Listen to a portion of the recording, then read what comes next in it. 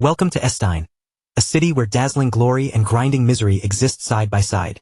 But this story does not open inside marble halls, noble mansions, or shining estates where the powerful gather in comfort.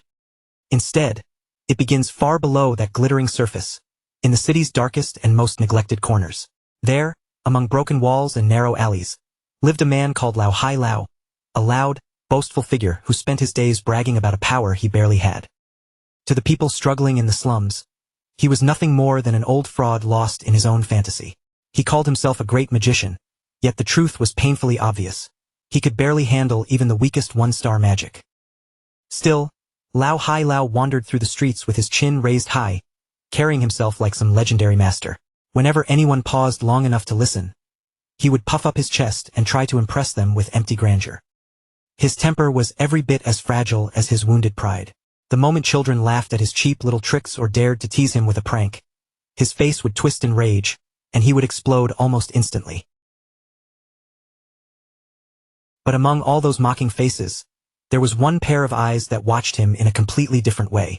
They belonged to a white-haired boy, quiet and calm, with a gaze far too steady for someone his age. His name was Derek. On the outside, Derek looked like just another poor child surviving in the slums. But hidden beneath that small body was a secret no one could imagine. His soul had crossed over from another world, and for reasons of his own, he chose to learn magic from that ridiculous old man, not because he admired him and not out of kindness. Their bond was never built on warmth or trust. It was a simple exchange of benefits, formed beside dim campfires on cold nights.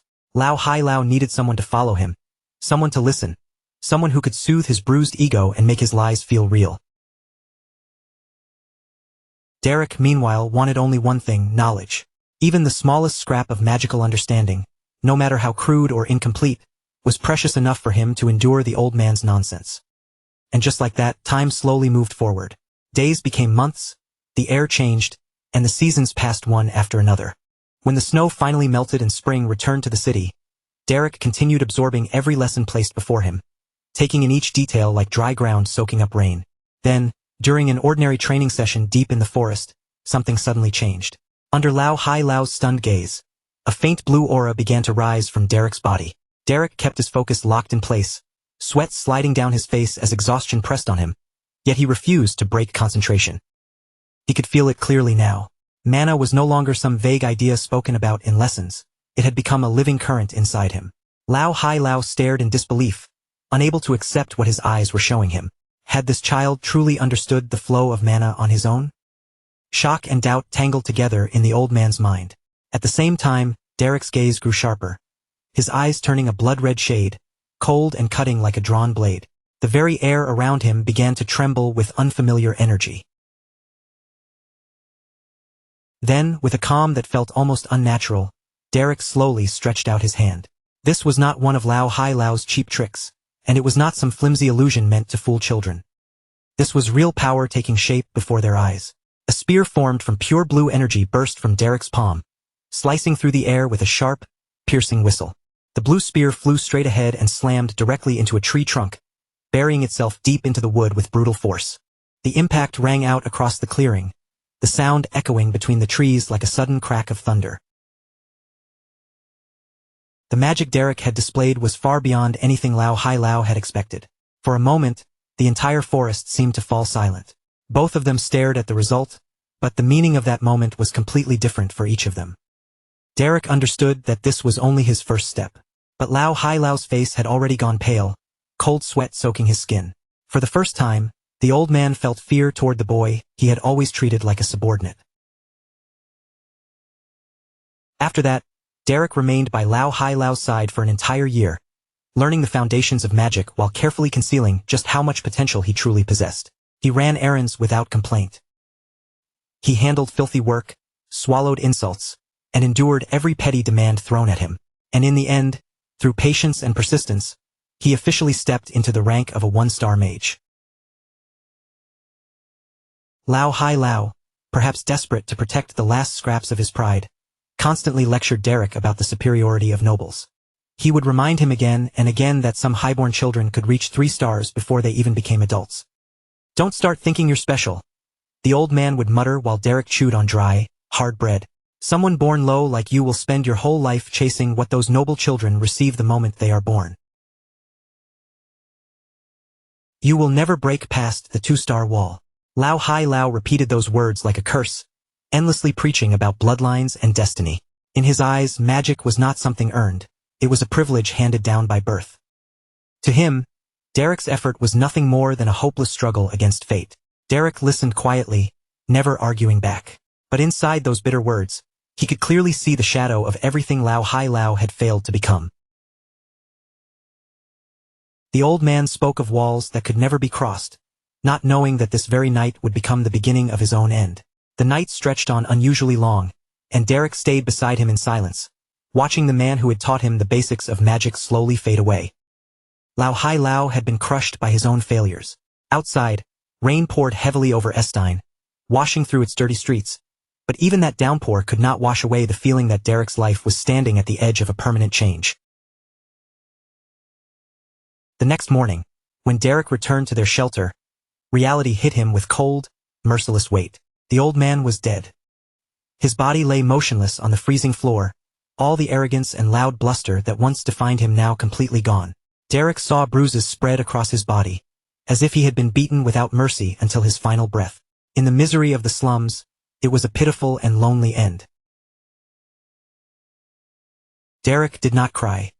He simply picked up a shovel, stepped into the rain, and began to dig. It was the last service he could give to the man who, in his own broken and flawed way, had been Derek's first guide in this world. Beneath the relentless rain, Derek dragged the body out and buried him, closing the chapter that had kept him hidden in the shadows. Then he stood before the grave, marked only by a rough wooden cross. There, Derek learned the truth. Lao Hai Lao had been caught trying to steal a 2-star spellbook from a warehouse, not because of simple greed, but because he had wanted to give it to Derek. No one else could understand why a washed-up old mage with nothing left would risk his life for something like that. But Derek understood. The old man had wanted to hand him the chance he himself had never received. In that lonely moment, with the truth settling heavily in his chest, a blue light suddenly appeared before Derek's eyes. A magical system unfolded in front of him, informing him that he had unlocked the basic knowledge of magic. He thought back to Lao Hai Lao's words about bloodlines, noble destiny, and the belief that a person's fate was sealed from birth. But now Derek saw the world differently. He had no noble blood because he did not belong to this world in the first place. He was an outsider, someone who had crossed into this kingdom from beyond its rules. And with a unique system now at his side, he was ready to challenge every law that tried to define him. Years passed, and Estine remained the same city of glittering heights and filthy shadows.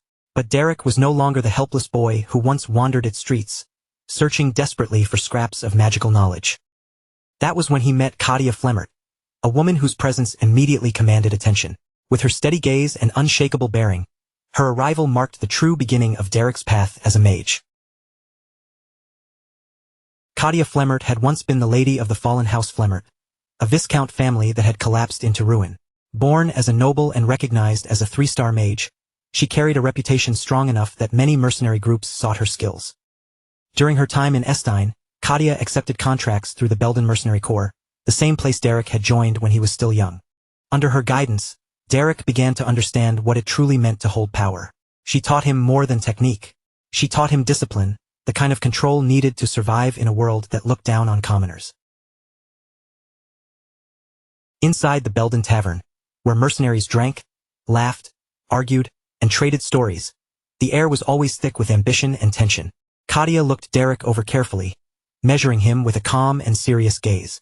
Then she told him that it was only natural for a mage to desire advancement, and that he, Derek, truly had the talent to reach higher.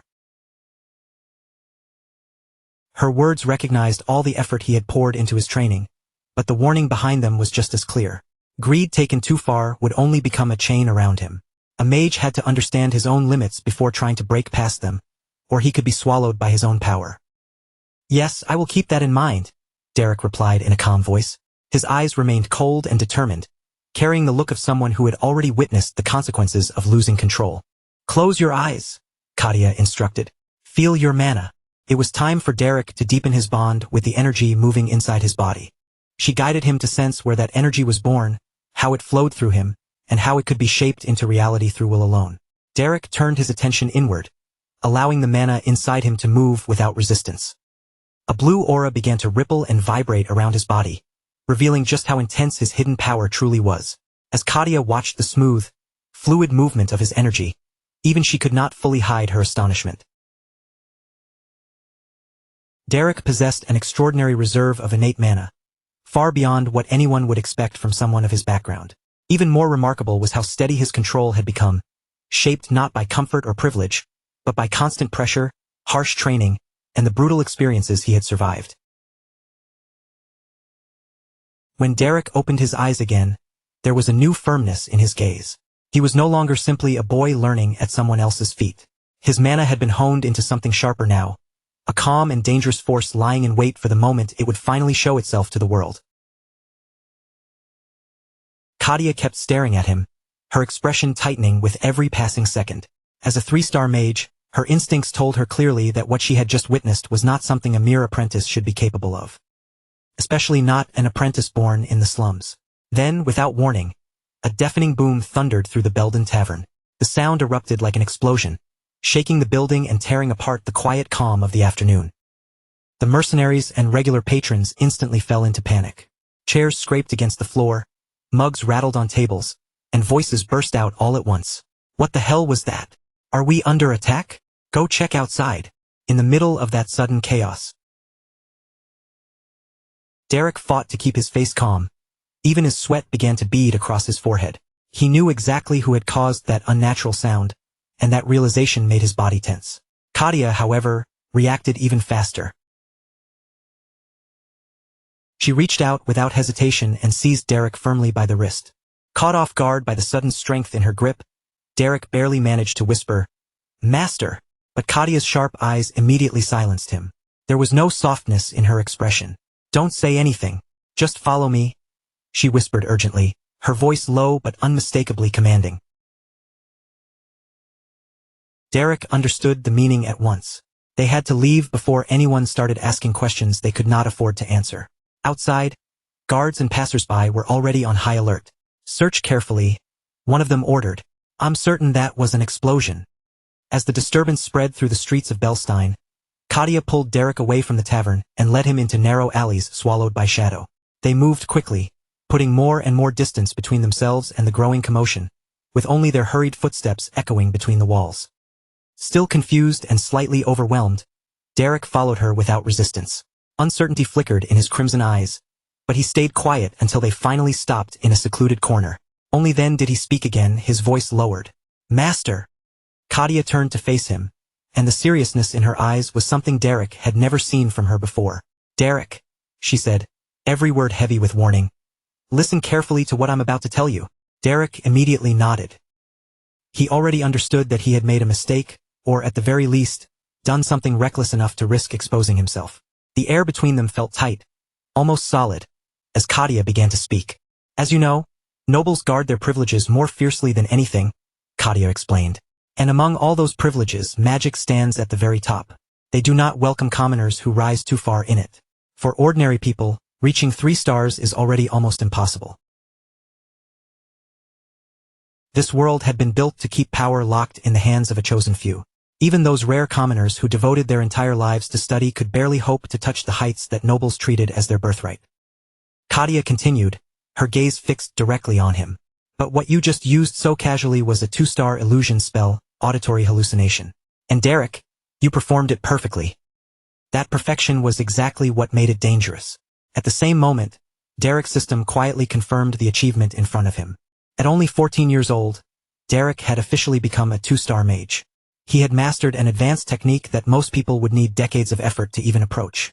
From that day forward, Katia stayed by his side as they traveled, teaching him not only spells and mana control, but also the etiquette, posture, speech, and refined manners of the noble society she had once belonged to.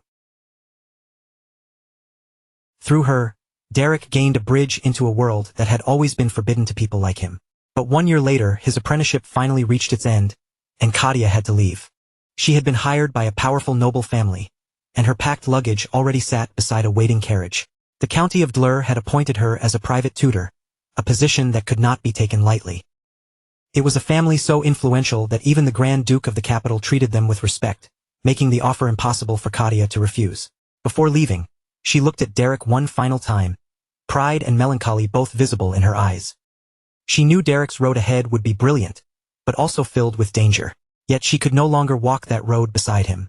For someone from a fallen house, becoming the magic tutor of such a high-ranking noble was a tremendous blessing, and with a gentle farewell,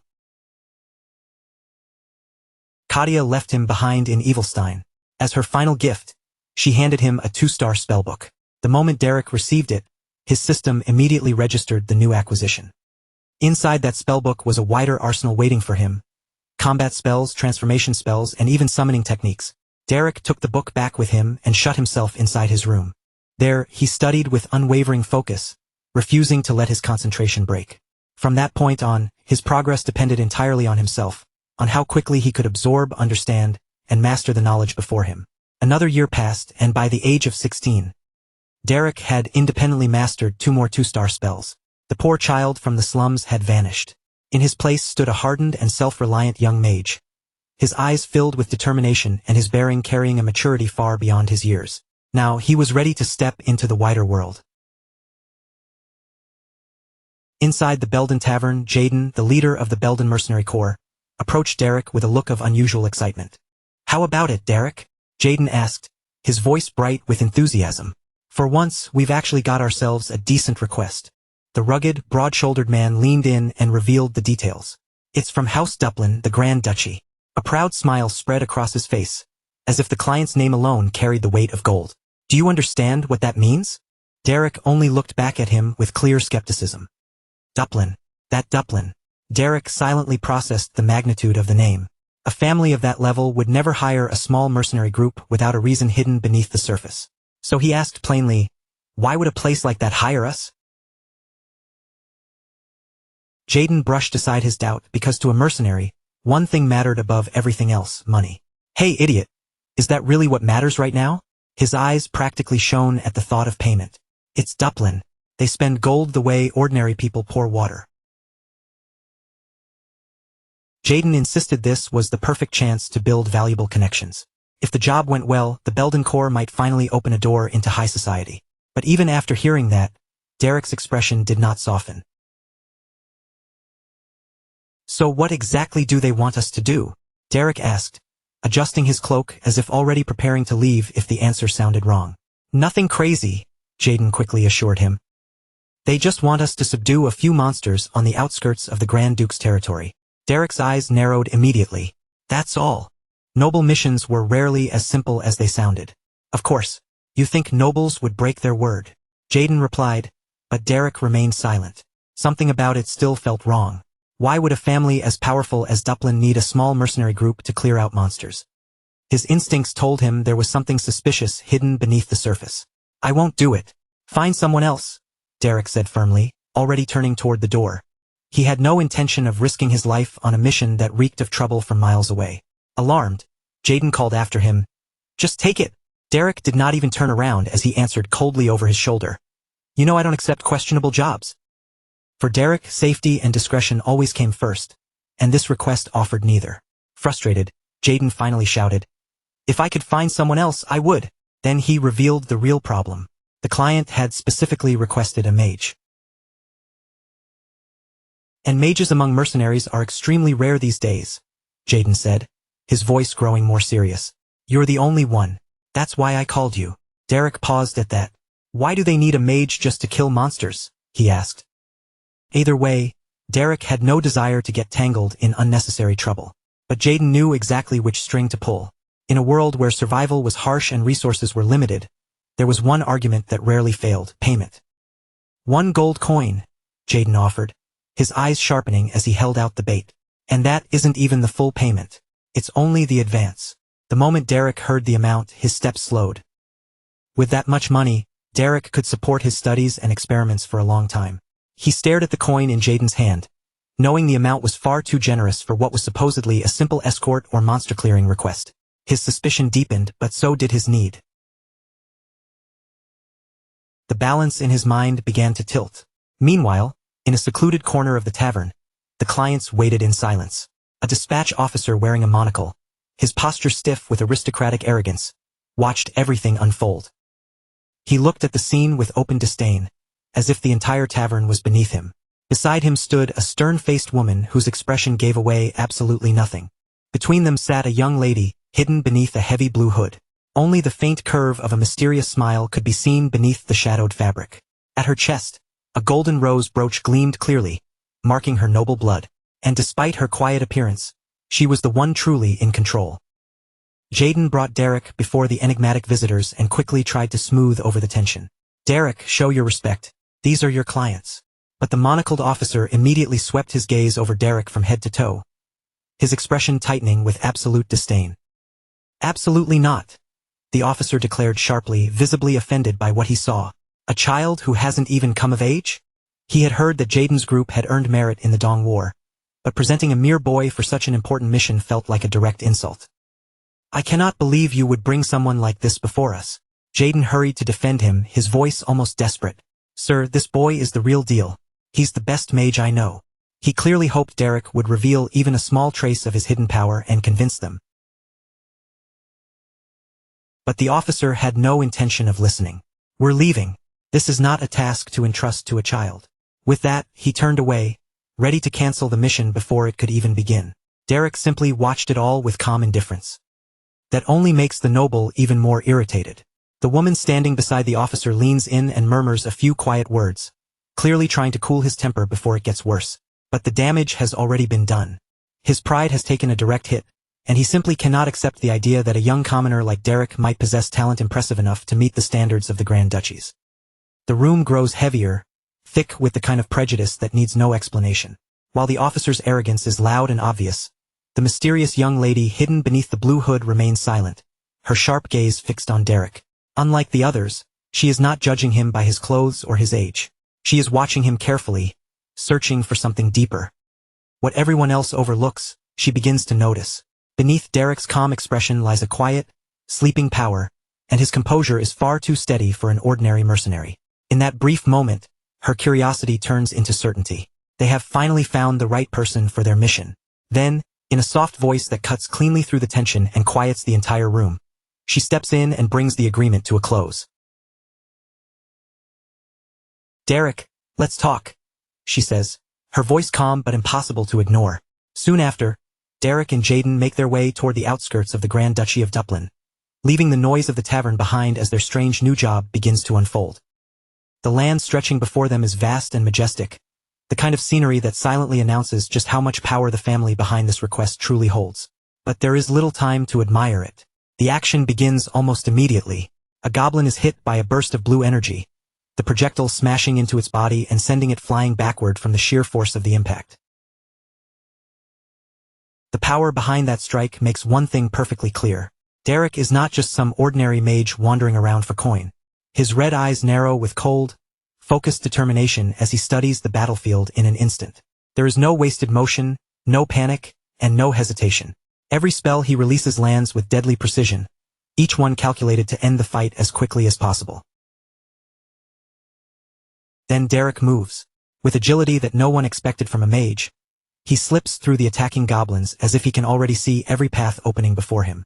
One goblin rushes too close, and Derek cuts it down in a single clean motion. Its head flies, blood spraying through the air, and in that brutal instant, the young mage proves he is just as dangerous at close range as he is when casting magic from a distance.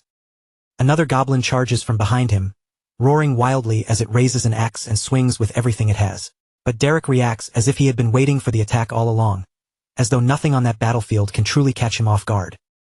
Even with the axe coming down toward him, Derek's expression barely changes. He does not flinch, does not stumble, and does not lose his calm. In one smooth motion, he blocks the strike, then turns the opening into a ruthless counterattack before the goblin can recover. The goblin hardly has time to understand what happened before it collapses, cut down by Derek's merciless efficiency. When the fighting settles, Derek stands among the scattered bodies with a chilling calm around him.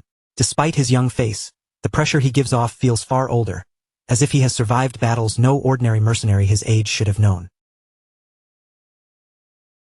Watching from a distance, the dispatch officer can only stare with his mouth slightly open, completely unable to hide his shock at what he has just witnessed.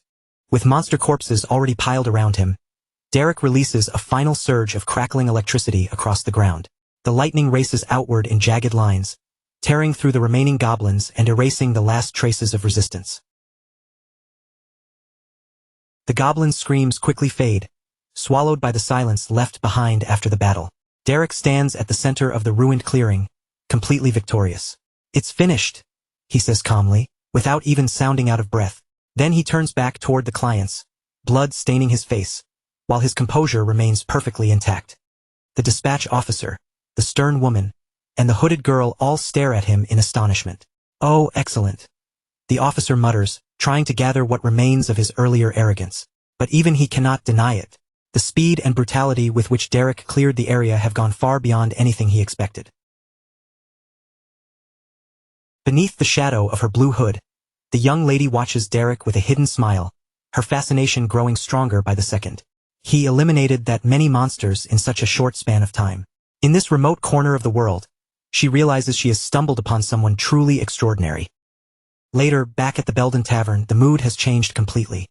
The tension from the mission fades into the familiar noise of mercenaries drinking, laughing, and arguing over one another. But tonight, there is only one topic everyone seems eager to talk about: Derek's unexpected success. Pauline, a strong-willed mercenary with a temper that flares easily, is furious. "So you've become a noble's dog now, Derek?" She shouts the accusation across the tavern, clearly feeling betrayed by his choice to accept a job from House Duplin. Jaden tries to calm her down before the situation gets out of hand, but Pauline is already far too angry to listen. "No matter how lowly we commoners are, we should never crawl around as a noble's dog." As her wounded pride pours out in a storm of anger, Pauline climbs right onto a table, drawing even more attention from the room. Then she turns her bitterness toward Jaden. "Derek didn't even tell you how much they're paying, did he? How much did they offer for him to throw away his pride and crawl at a noble's feet?" Jaden awkwardly tries to explain that crawling at anyone's feet was never part of the contract in the first place. "What? 1 silver? Pauline scoffs, immediately assuming Derek must have sold himself for almost nothing. Instead of answering right away, Jaden slowly raises one hand and spreads out 5 fingers, letting her guess for herself. A smug grin creeps onto his face as she keeps ranting, because he knows the real amount is far beyond anything she has imagined. He savors the moment just a little longer before finally revealing the truth. 1 gold. The second Pauline hears it, she practically screams. Her expression changes in an instant. The anger drains from her face, replaced by pure shock, and then her eyes begin to shine with the exact same greed Jaden had shown earlier. Her attitude flips so fast it is almost shameless. "Then please, let me crawl at their feet too," she pleads with sudden enthusiasm. Jaden immediately yells at her to shut up, insisting once again that crawling is not part of the job. Derek, meanwhile, watches the whole ridiculous exchange with obvious boredom. That night, darkness settles over Evilstein, wrapping the city in shadows, secrets, and quiet unease. Inside the tavern, the celebration continues with noise, drinks, and restless mercenary energy. But for Derek, the true mission has not even begun. He can already tell that something about those clients does not add up. Nearby, Pauline lies sprawled across a table, completely drained after her earlier outburst. "So, what was the request really about?" someone asks, breaking into the brief moment of calm Derek has managed to enjoy.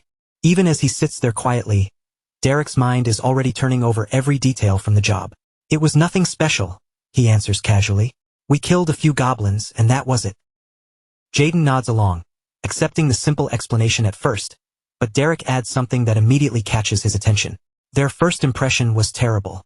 They acted like they had money, but all of them were lying. Jaden looks at him in surprise. "Seriously?" Derek begins laying out his reasoning with sharp, flawless logic. The so-called dispatch officer had demanded youth and social skill, yet he himself possessed neither. A real aristocrat would never behave with such awkward exaggeration, and that was only the beginning of the inconsistencies. Then there was the woman who claimed to be a kitchen assistant. Her hands were far too clean for someone used to heavy labor. Derek is certain of it now. None of them are who they say they are. As he recalls each suspicious detail, he quietly prepares himself for the moment when the truth inevitably comes to the surface. He remembers the woman's hands clearly. Soft, unscarred, and untouched by the kind of hard work a kitchen assistant would do every day. That single detail had been enough to confirm his doubts. And yet, when she handled the payment, her movements carried the natural authority of someone long accustomed to giving orders. As for the supposed officer, everything about him felt false. His gestures, his tone, even the way he chose his words seemed rehearsed, like someone poorly acting out a role they did not truly understand. Derek knows he is surrounded by lies, but rather than panic, his analytical mind has already begun planning the next move. His red eyes glimmer with both curiosity and caution. In this world, knowing too much can be every bit as dangerous as knowing nothing. So, for the time being, Derek chooses to play along. Jaden notices the thoughtful look on his face and gives him the kind of practical advice only a seasoned mercenary would offer. We're mercenaries, Derek. We don't need to investigate our clients. We do the job, take the money, and that's it. Derek quietly takes in Jaden's words. Jaden may act carefree, but he is not foolish. He understands the rules of their profession better than most. In their line of work, unnecessary questions often lead to trouble that no amount of money can fix. After a short silence, Derek nods. You're right. Evilstein and the lands around it are wild, dangerous places. Out here, survival and profit matter far more than uncovering noble secrets. As long as the coins keep coming, everything else can be pushed aside. The next day, beneath a clear open sky, the group returns to the lands of the Grand Duchy of Dublin. The scenery remains imposing, but beneath the beauty of the ancient forests, danger waits in every shadowed corner. The monster-clearing mission officially begins, and before long, it is already over. Derek walks calmly among the fallen goblin corpses, his composed expression standing in sharp contrast to the brutality around him. It's done, he tells the clients. The goblins won't be coming back for a long time. His efficiency is almost terrifying. Jaden comes over with a triumphant grin, while the dispatch officer looks across the cleared area with a mixture of awe and relief. Well done, the noble murmurs. Jaden, never one to forget what truly matters, immediately brings up the rest of the payment. Money is the one thing keeping this fragile alliance steady. The officer takes out 2 gleaming gold coins, and the sunlight catches their surface so brightly that the mercenaries can hardly look away. For what was supposedly a simple patrol task, the reward seems almost too generous. That only deepens Derek's suspicions. Jaden, on the other hand, nearly loses his mind with excitement. Derek, look at this. 2 gold coins. 2! He shouts, grabbing Derek by the shoulders and shaking him in disbelief. With this much gold, we could... Derek calmly cuts him off and tells him to lower his voice. Derek wants to speak with the clients properly, without Jaden's shouting turning the moment into a scene. The dispatch officer clears his throat and pulls his aristocratic composure back into place. He knows they have found someone valuable, and he has no intention of letting Derek walk away so easily. The mood changes again, the air suddenly turning far more serious. Derek, I truly value your abilities, the official says, fixing his gaze on the young mercenary. I would like to entrust you with a new request. Would that be acceptable? The offer catches both Derek and Jaden off guard. Jaden clearly had not expected the official to be so direct. He listens closely, his hand still resting on Derek's head from his earlier excitement, while Derek silently measures the weight behind those words. Both of them understand what this means. A personal mission from House Dublin could become a path to fortune, or it could just as easily be a death sentence dressed up as opportunity. For the first time, real interest flickers in Derek's eyes. Then the official states the price, and for the mercenaries, the entire world seems to freeze. For this request, the Grand Duchy will pay 15 gold coins. Will you do it? He asks, fully aware that someone from the slums would find such an offer nearly impossible to refuse. In that moment, everything depends on Derek's answer. Derek's gaze hardens with determination. He understands that accepting this contract means stepping into something far more dangerous than a simple monster hunt. But he gives his answer without hesitation. Yes, and with that single word, the contract is sealed. What began in the shadows of Evilstein has now become something much larger. A carriage rolls along the winding road, carrying Derek toward one of the most powerful estates in the kingdom. The journey has already been long, but the true trial waiting ahead of him is only beginning. Before them rises the imposing Dublin residence, the very heart of the Grand Duchy.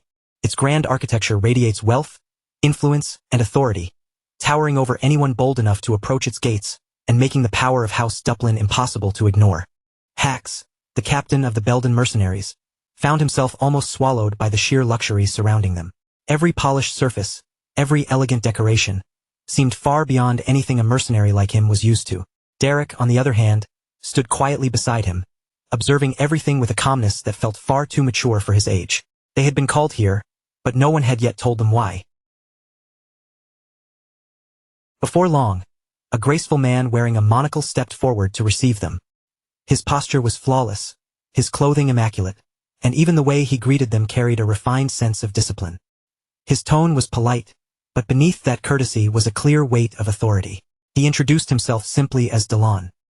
Delon then revealed that he was the Grand Butler serving directly under Duke Duplin. With a composed bow, he apologized for having hidden his position earlier, explaining that the nature of his duties had required discretion. The moment Hax heard this, his expression tightened. He had never imagined that someone so high in the Duplin household would personally come out to welcome them. Derek, however, did not react outwardly. He remained still, his eyes quietly moving over the people before him, carefully weighing the meaning behind this unusual reception. Soon after, a stern yet dignified woman appeared and joined Delon's side. She introduced herself as Katerina, the head maid of Duke Duplin's household. With both the Grand Butler and the head maid now standing before them, it was clear that two of the mansion's most important staff members had come to greet them in person. Derek gave a respectful bow and introduced himself with proper formality. Beside him, Hax could barely hide his disbelief that people of such standing had appeared merely to receive them. Yet Derek, though calm on the outside, was just as surprised within. This welcome was far too grand for an ordinary summons. He had expected minor officials at most, perhaps a servant or a low-ranking aide. Instead, the Grand Butler and the head maid themselves had come forward. That could only mean the person who called them here held extraordinary importance within the house. Just then, the sound of steady, firm footsteps drew everyone's attention. Another presence approached from deeper within the mansion, and the entire atmosphere changed in an instant, as if the air itself had tightened around them. Derek's body tensed slightly. The moment he sensed that shift, he understood that this newcomer was most likely the true reason behind their invitation. A figure wrapped in blue came to a stop before them, carrying an aura that demanded attention without a single word. Her bearing was unmistakably noble, and her elegance seemed completely effortless. Hax stared at her in silence, momentarily unable to find his voice under the pressure of her presence. Her long dark hair stirred softly in the breeze, framing her composed face. She did not need to raise her voice or make any dramatic gesture. Simply standing there was enough to command the entire space and pull every gaze toward her. Derek recognized her immediately. She was the same woman he had seen before, the one whose power and beauty were both impossible to ignore, leaving a deep impression even after a brief encounter. She introduced herself as Aislinn Alner Duplin, the eldest daughter of the Duplin family. Then, without wasting time on unnecessary ceremony, she presented Derek with a proposal he never expected. She wanted him to become the magic tutor of her younger sister, Dyla. A cold chill ran down Derek's spine. He had planned to stay unnoticed, to keep his abilities hidden as much as possible. Yet now, in the heart of a noble mansion, he was being asked to teach magic to a young noble lady, placing his craft directly under the family's gaze. But inside the mansion, peace was nowhere to be found. While Derek was being led toward a new role, a fierce family conflict was already on the verge of exploding inside Duke Duplin's office. The office doors suddenly slammed open with a violent crash, breaking the heavy silence and sending the sound echoing through the room. Rick stormed inside without the slightest concern for protocol. His face was dark with anger as he demanded that his father and his brother Valerian face a serious problem that could no longer be brushed aside. Duke Duplin lifted his eyes from the documents on his desk, his expression already sharp with irritation at the interruption. He ordered Rick to conduct himself with the dignity expected of his rank, but Rick refused to back down and pushed forward with his accusation. He pointed toward a maid kneeling on the floor, her shoulders shaking as she sobbed uncontrollably. Rick shouted that the one who truly needed to behave with dignity was Dyla, who had once again mistreated a member of the staff he had personally hired. The woman could not stop crying. Her face was pale, her body trembling, and every tear carried the weight of fear, humiliation, and helplessness. She was yet another victim of the young lady's unchecked cruelty. Valerian, the blonde-haired brother, tried to control the situation with a cold and measured tone, telling Rick to lower his voice because they were in the middle of an important discussion. But Rick had already reached his limit, and decorum meant nothing to him now. He revealed that more than 10 servants had resigned in the past month alone because of Dyla, who destroyed whatever she pleased and still faced no consequences for her actions. At last, Rick turned his anger directly on his father. His voice rose as he demanded to know how long the Duke intended to keep ignoring the behavior of that bully. The air inside the office grew suffocating, and the conflict had reached a point where even Duke Duplin could no longer pretend it was insignificant. Valerian's patience finally snapped, and he ordered Rick to stop at once. The Duke's office, once meant for calm decisions and noble authority, had turned into a battlefield of words between a father and his sons. With an icy stare, Valerian commanded his brother to be quiet and leave immediately. The tension between them pressed down on the room so heavily that it felt almost physical. Rick fell silent for a brief moment, but the frustration in his eyes burned even brighter. He could not accept that his family continued to look away from the chaos their younger sister left behind again and again. He argued bitterly that even if Dyla had become a complete disaster, the family still had Icilian to protect and preserve the honor of the Duplin name. Then, in a voice hardened by exhaustion and anger, Rick suggested something unthinkable. Dyla should be sent away. His patience had completely run out, and he no longer saw any other way to stop the damage. Duke Duplin's eyes flared with fury. His voice cut through the room like a blade as he reminded Rick that he was not the one who held the authority to make decisions in this household. Rick still refused to retreat. He insisted that he had already asked the butler to investigate a monastery, suggesting that Dyla dedicate herself to God's will before she ruined the Duplin family beyond repair. The mention of the family's reputation was the final spark.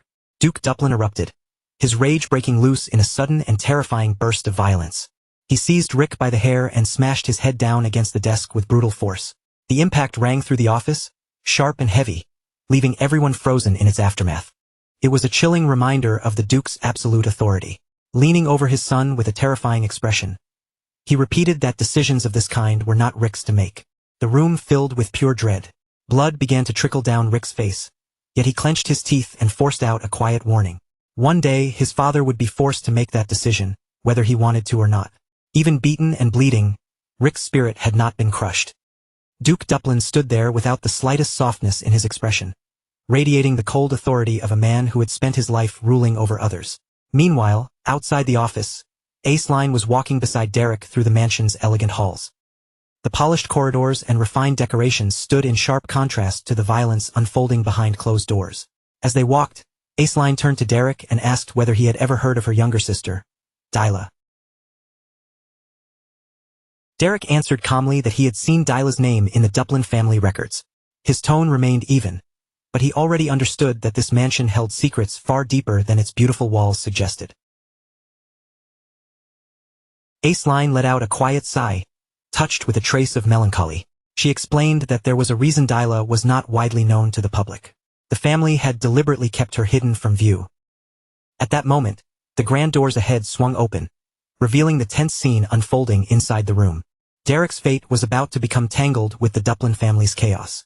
Inside, Valerian looked surprised to see Aceline arrive, especially with an unfamiliar young stranger accompanying her.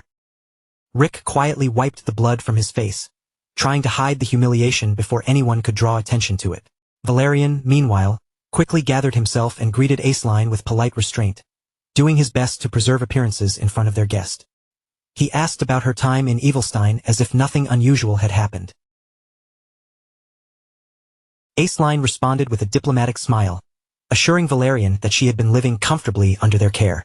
Her voice was smooth and controlled, giving away nothing more than she wished to reveal. Even so, her eyes quickly swept across the room, taking in the tension, the shaken maid, and the traces of violence that had not been fully hidden. Noticing Derek's observant gaze, Valerian hurried to explain that Rick had only suffered a minor injury and suggested that they continue the conversation later. It was an obvious attempt to cover up what had just happened, a thin veil thrown over the brutality of their father's actions. Derek said nothing. His red eyes quietly examined every detail in the room, from the blood on Rick's face to the uneasy expressions around him.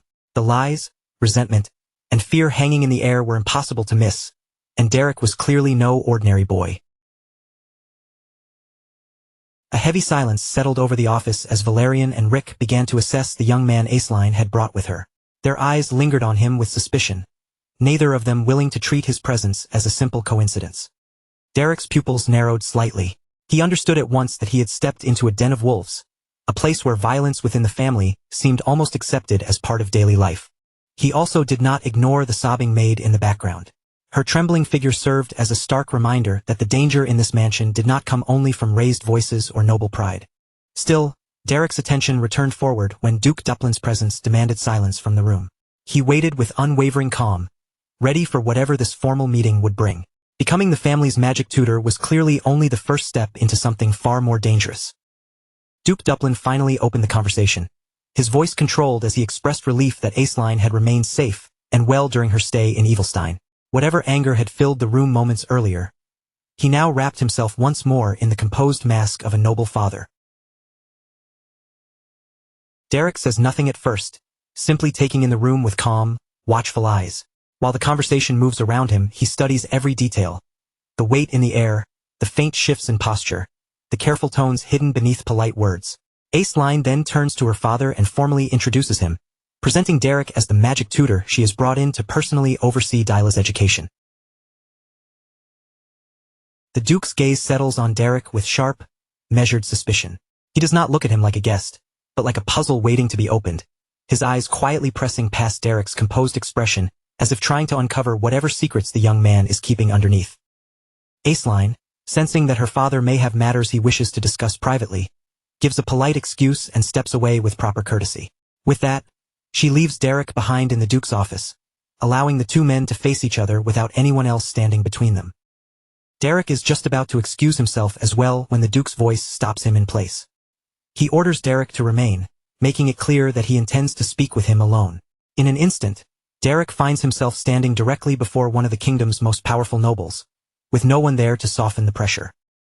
Derek keeps his face unreadable, his posture steady and controlled.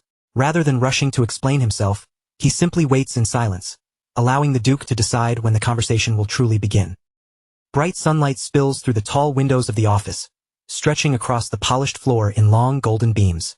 Yet even with the room bathed in warmth, the silence between them feels cold, heavy, and intentional. The Duke lowers his eyes and returns to his writing for a while, letting the scratch of his pen fill the space instead of his voice. It is a quiet show of pressure, forcing the young mercenary to stand there beneath the weight of the room. At last, the Duke breaks the silence and asks Derek how old he is.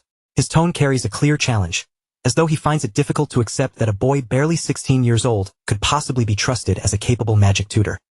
Derek answers without hesitation, confirming his age in a short, controlled reply. The Duke's probing tone does not shake him, and not even a flicker of discomfort crosses his face.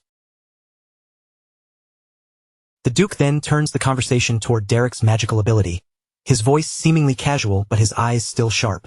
Derek keeps his answer modest, claiming that he only has basic knowledge of first-level magic. That answer draws a soft chuckle from the Duke, an unexpected reaction that immediately makes Derek more alert.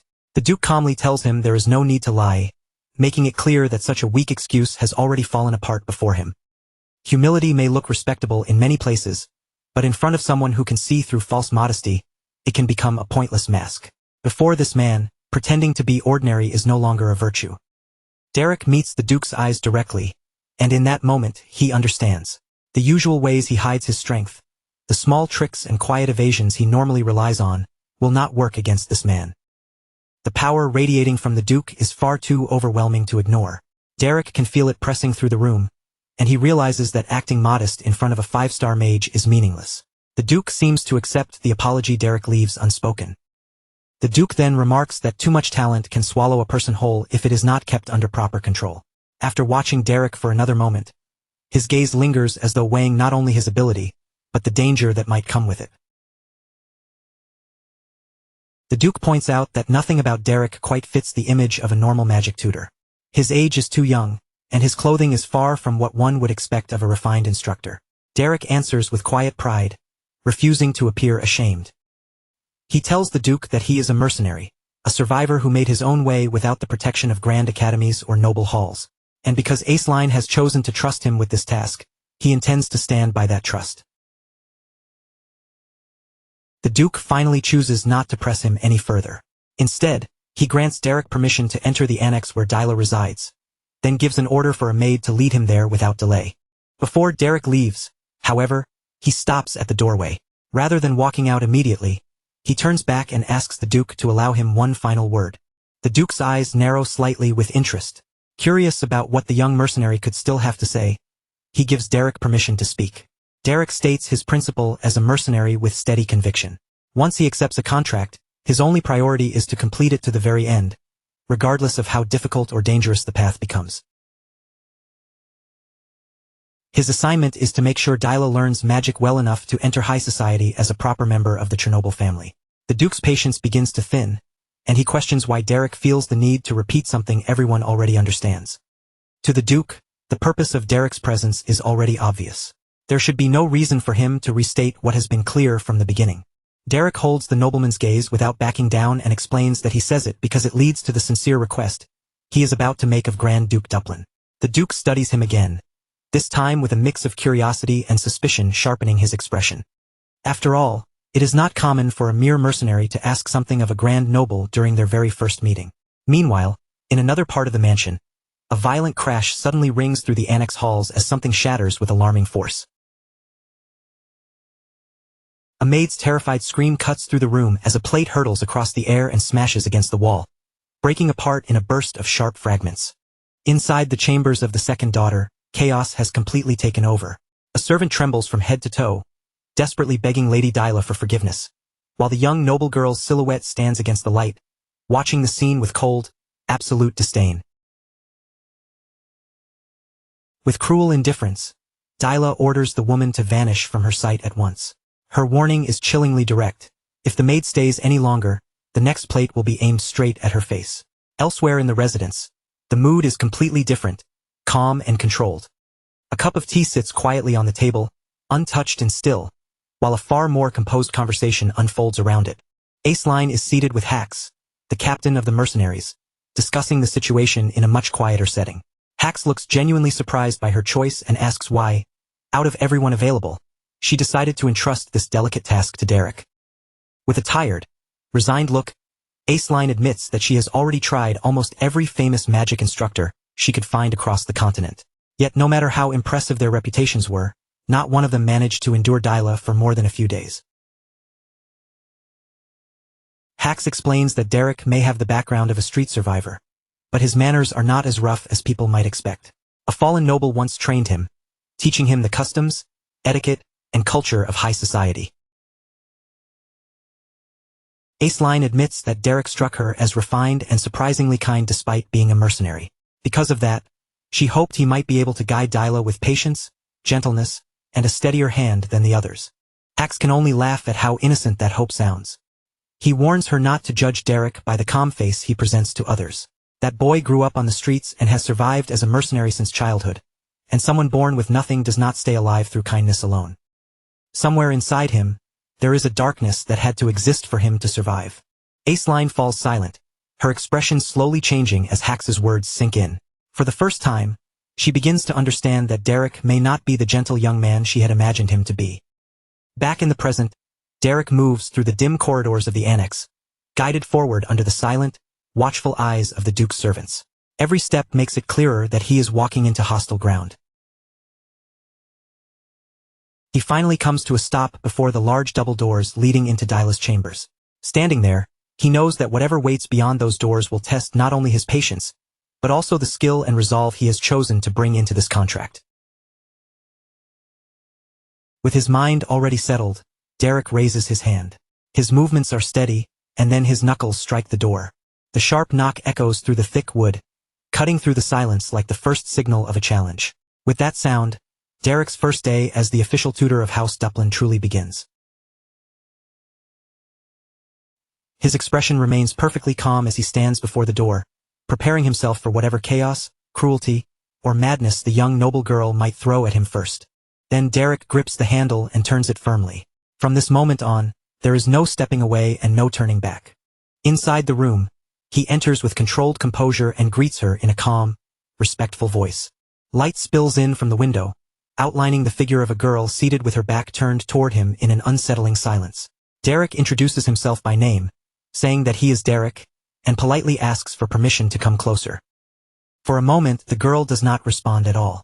Then Dyla finally speaks, her voice already carrying the weight of command as she orders him to approach. She still has not turned to show him her face, but her tone alone feels like a direct challenge.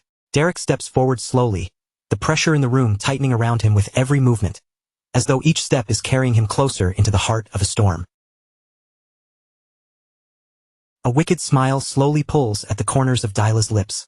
In her eyes, this new tutor is not a teacher worth respecting, but just another toy she can break apart for her own amusement. Dyla's endless boredom twists into cruel entertainment. Without the slightest warning, she suddenly flings the contents of her teacup straight toward Derek's face, using the act as both a welcome and a declaration of control. The water splashes across Derek's face and runs down his chin, soaking into his clothes. Yet he does not flinch, does not glare, and does not even wipe it away. His expression remains cold and unchanged, as if the attack is nothing more than a minor inconvenience. Dyla bursts into mocking laughter, clearly delighted by the sight. With an exaggerated show of concern, she taunts him over the miserable state of her new tutor, acting as though she has already won the first round. She looks him over with open disgust, comparing him to a filthy sewer rat that had somehow crawled into her private chamber. Her insults keep spilling out without pause as she questions whether he is really the mercenary the butler spoke of, or just some stray animal from the slums searching for a roof over its head. Then, with a graceful but poisonous smile, she rises from her seat, every movement dripping with elegant malice. To her, Derek is not a person standing before her. He is only something new and unpleasant that has wandered into her room, a toy she can break apart for amusement whenever boredom takes hold. With sudden, reckless force, she sweeps furniture out of her way, shoving chairs and objects aside as if the entire room exists only to suffer her temper. Her pent-up anger bursts outward, lashing against anything close enough for her hands to reach. Without even a moment of hesitation, she snatches up a bucket and flings everything inside straight over him. Dirty water splashes across Derek from head to toe, and she curls her lips in a cruel sneer, saying that being soaked in filth is the perfect look for someone born as low as him. Water trails down Derek's pale hair and drips slowly from his chin, yet he remains completely still. Not a word leaves his mouth, and not even the slightest complaint escapes him. That calm silence only fuels Dyla's irritation even more. Instead of feeling satisfied, she glares at him with growing annoyance, arrogantly complaining that she has already run out of water and cannot continue humiliating him the way she wants. Cruelty comes to Dyla so easily that she does not even pause to think about the damage she leaves behind. Through the soaked strands of his white hair, Derek's red eyes shine faintly, cold and dangerous, carrying an intensity that cuts through the room like a blade. There is no surrender in Derek's stare, no fear, no pleading, only a chilling look of silent observation. For one brief moment, Dyla feels a sharp flicker of intimidation under that gaze. But when she realizes she has failed to make him afraid, her confusion twists almost instantly into defensive rage. "How dare you look at me like that?" she screams, her voice cracking with wounded pride. Then, unable to tolerate his calm any longer, she drives a violent kick straight into him. Her desperate need to prove her dominance pushes her past insults and into outright violence. The impact knocks Derek to the floor, but even as his body hits the ground, he does not cry out, does not groan, and does not give her the reaction she craves. Dyla stands over him as if towering above a defeated insect, trying to convince herself that everything is still under her control. She mutters vicious insults beneath her breath, but each silent second from Derek makes her frustration sharpen, because his mind refuses to bend. The perfect mask of superiority she clings to becomes harder to maintain with every passing moment. Covering her nose in exaggerated disgust, she looks down at him and mocks his origins from the streets, as if even breathing the same air is beneath her. Her hatred for anything she considers inferior is the only tool she knows for protecting her fragile pride. As Derek begins trying to rise, Dyla grabs one of her shoes and hurls it at him, striking him without the slightest hesitation. She will not even allow her victim the smallest scrap of dignity. Leaning against the table with casual arrogance, she watches him endure her abuse, her eyes filled with open contempt as though his suffering is nothing more than entertainment. In Dyla's mind, Derek is nothing but trash unlucky enough to stumble into her path. With a cynical smile, she orders him to remember his place, mocking the absurd idea that someone like him could ever teach anything to a noblewoman of her standing.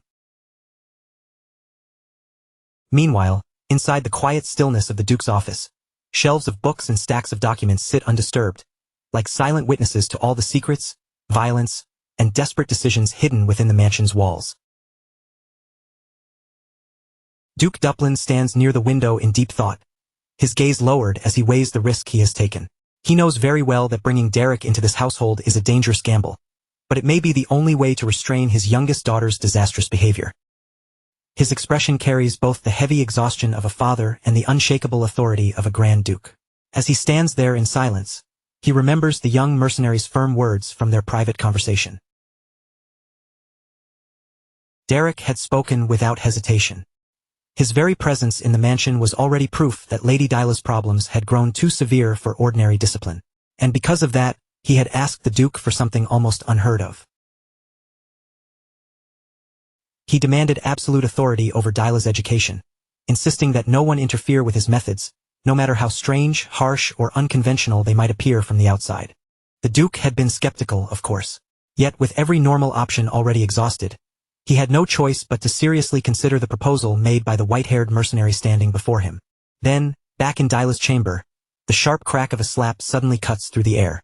Derek's patience has reached its end. His gloved hand strikes Dyla across the face, and the sound echoes through the room, shattering the image of superiority she had tried so hard to protect. That carefully maintained facade breaks apart in an instant. Dyla collapses to the floor, one hand flying to her cheek, the shock of being struck hitting her even harder than the pain itself. Derek calmly adjusts his glove as if nothing remarkable has happened, and that composure is more terrifying than any outburst could have been. He stands over her like an unmoving shadow, his presence filling the chamber and taking control of every inch of the room. The silence that follows feels heavier than any scream. For the first time in her life, Dyla is facing someone who does not tremble before her family name or bow to her tantrums. Her hand shakes against her burning cheek, and the humiliation cuts far deeper than the sting of the blow. Absolute disbelief floods her eyes. Her mind refuses to accept that a mere commoner has crossed the sacred line between nobility and everyone beneath it. But Derek's cold red gaze pierces straight through her outrage, and he gives her one simple, undeniable order. Stand up. In this annex, the Duke's rules no longer protect her. From this moment on, only the law of her new tutor holds power. 3 years earlier, beneath a clear sky during a quiet carriage ride, a younger Derek once turned to his teacher, Katia Flemmert, and asked a difficult question. What should someone do when they must teach a stubborn student who refuses to appreciate kindness? Katia Flemmert paused for a moment, her calm gaze hiding a will as hard as steel. She answered that she would first try to understand and accept that student. Derek, however, could not fully believe it. To him, the answer sounded far too gentle and idealistic.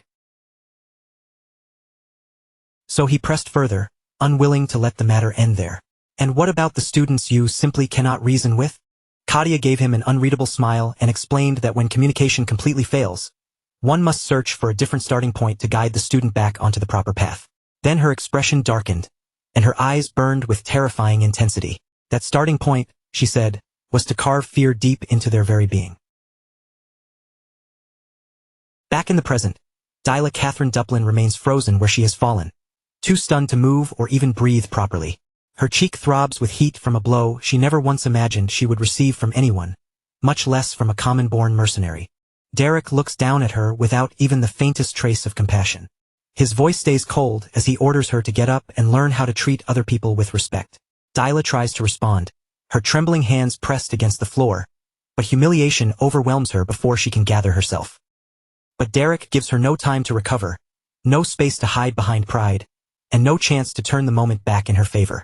With swift, precise movement, he suppresses the first sign of rebellion before it can even fully take shape, cutting off her resistance the instant it begins. How dare you? A nobody like you! Dyla screams, her wounded pride spilling out in fury. But before her outrage can rise any further, another slap rings sharply through the chamber. Derek is not playing a game, and there is no trace of hesitation in him. He came to this mansion with a clear mission, and he will not tolerate disrespect from the student placed under his authority. His red eyes glow with deadly intent as he makes it clear that he will not repeat his warnings forever. From now on, respect is no longer a choice, it is the rule. Even through the pain, however, Dyla forces a malicious smile onto her lips. She still believes she holds the upper hand. In her mind, the moment the household staff learns what this commoner has done, everything will turn against him. So she begins screaming for the grand butler, accusing the commoner of daring to lay hands on her. Moments later, Delon rushes into the room in horror, his face tightening the instant he sees the scene before him. He can hardly believe his eyes. The young lady has been struck inside her own chamber, and the mercenary stands there without fear. Delon immediately turns on Derek, his voice sharpening as he threatens him for what he has done.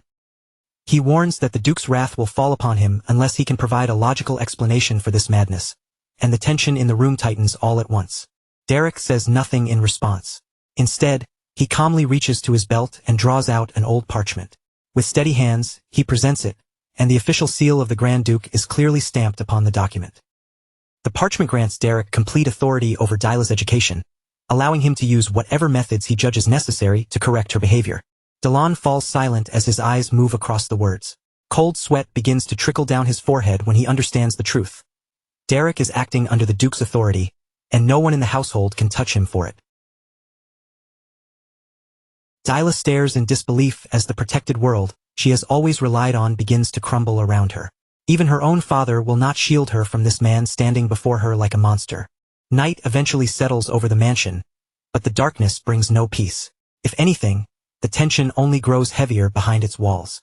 Under the pale glow of the full moon, the corridors still seem to tremble with the aftermath of the conflict.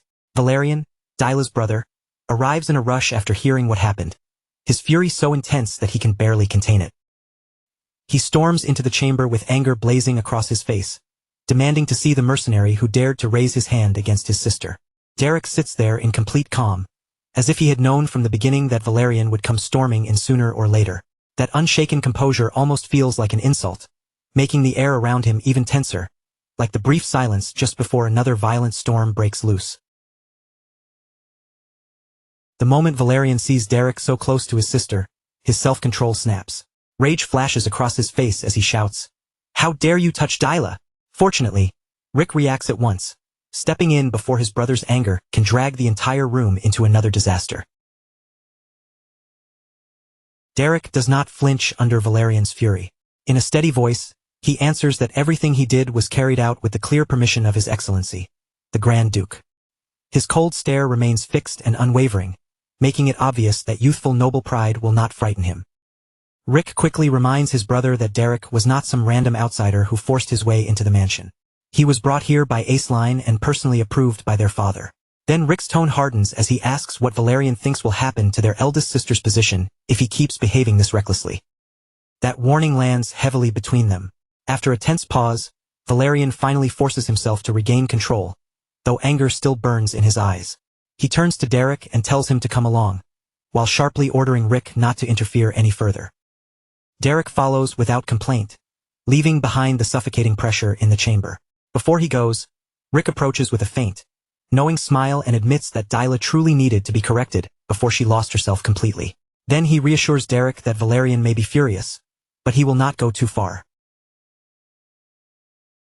Derek listens in silence, taking in every word while quietly measuring the complicated bonds within the Duplin family. Behind all their anger and pride, there are fractures here that are far deeper than they first appear. Even in the middle of all this chaos, Derek can tell that some members of the household understand just how severe Dyla's condition has become. As they move down the corridor, Rick lets out a tired breath, clearly frustrated by something he still cannot fully understand. He cannot see why Valerian continues trying so hard to protect someone who seems almost beyond saving. And in a dim, forgotten corner of the mansion, an old doll rests quietly beneath a thin beam of moonlight, like a small, silent remnant of a childhood that has long since disappeared. That abandoned doll feels like a quiet reminder of the innocence Dyla appears to have lost.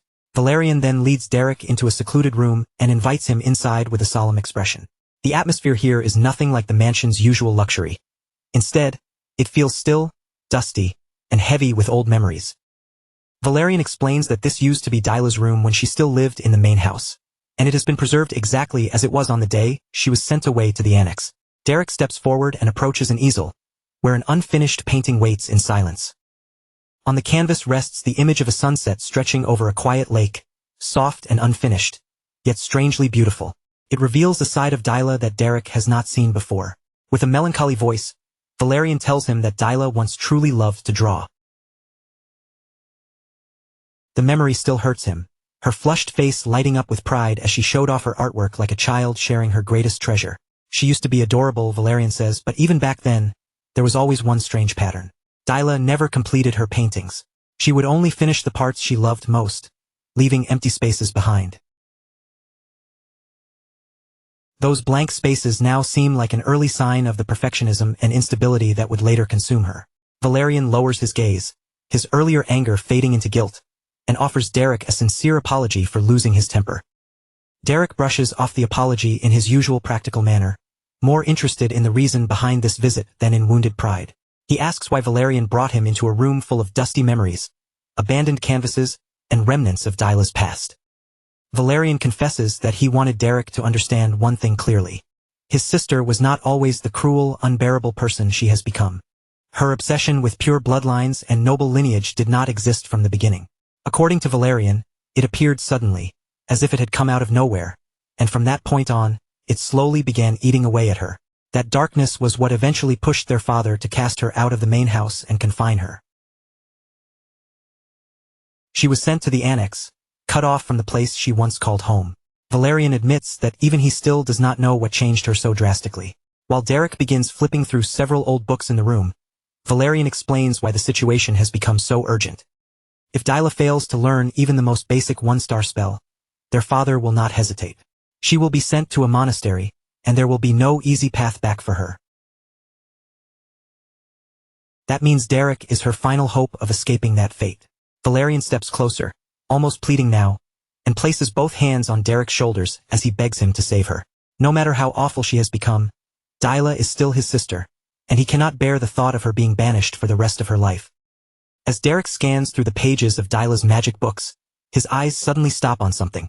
His expression shifts slightly, and he murmurs under his breath, "Wait a second, the margins are not empty at all. They are filled with careful, detailed notes, proving that Dyla had not completely abandoned magic the way everyone assumed. In secret, she had still been studying, trying to grasp the theory by herself." Derek asks whether these books are theoretical texts from the School of Regulations. Valerian confirms it, explaining that they are mandatory foundations for any noble who wishes to begin learning magic properly. A new light flickers in Derek's red eyes. Beneath Dyla's arrogance, hatred, and cruelty, there is still a small spark of determination left inside her.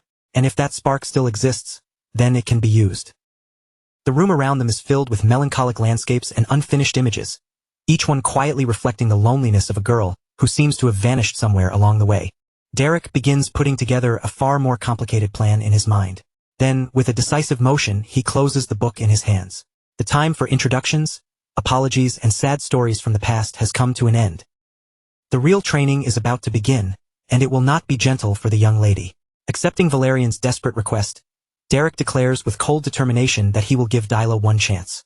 From this point on, the true lesson begins. Night settles over the Dublin mansion, wrapping the entire estate in a heavy silence that feels darker and more ominous than usual.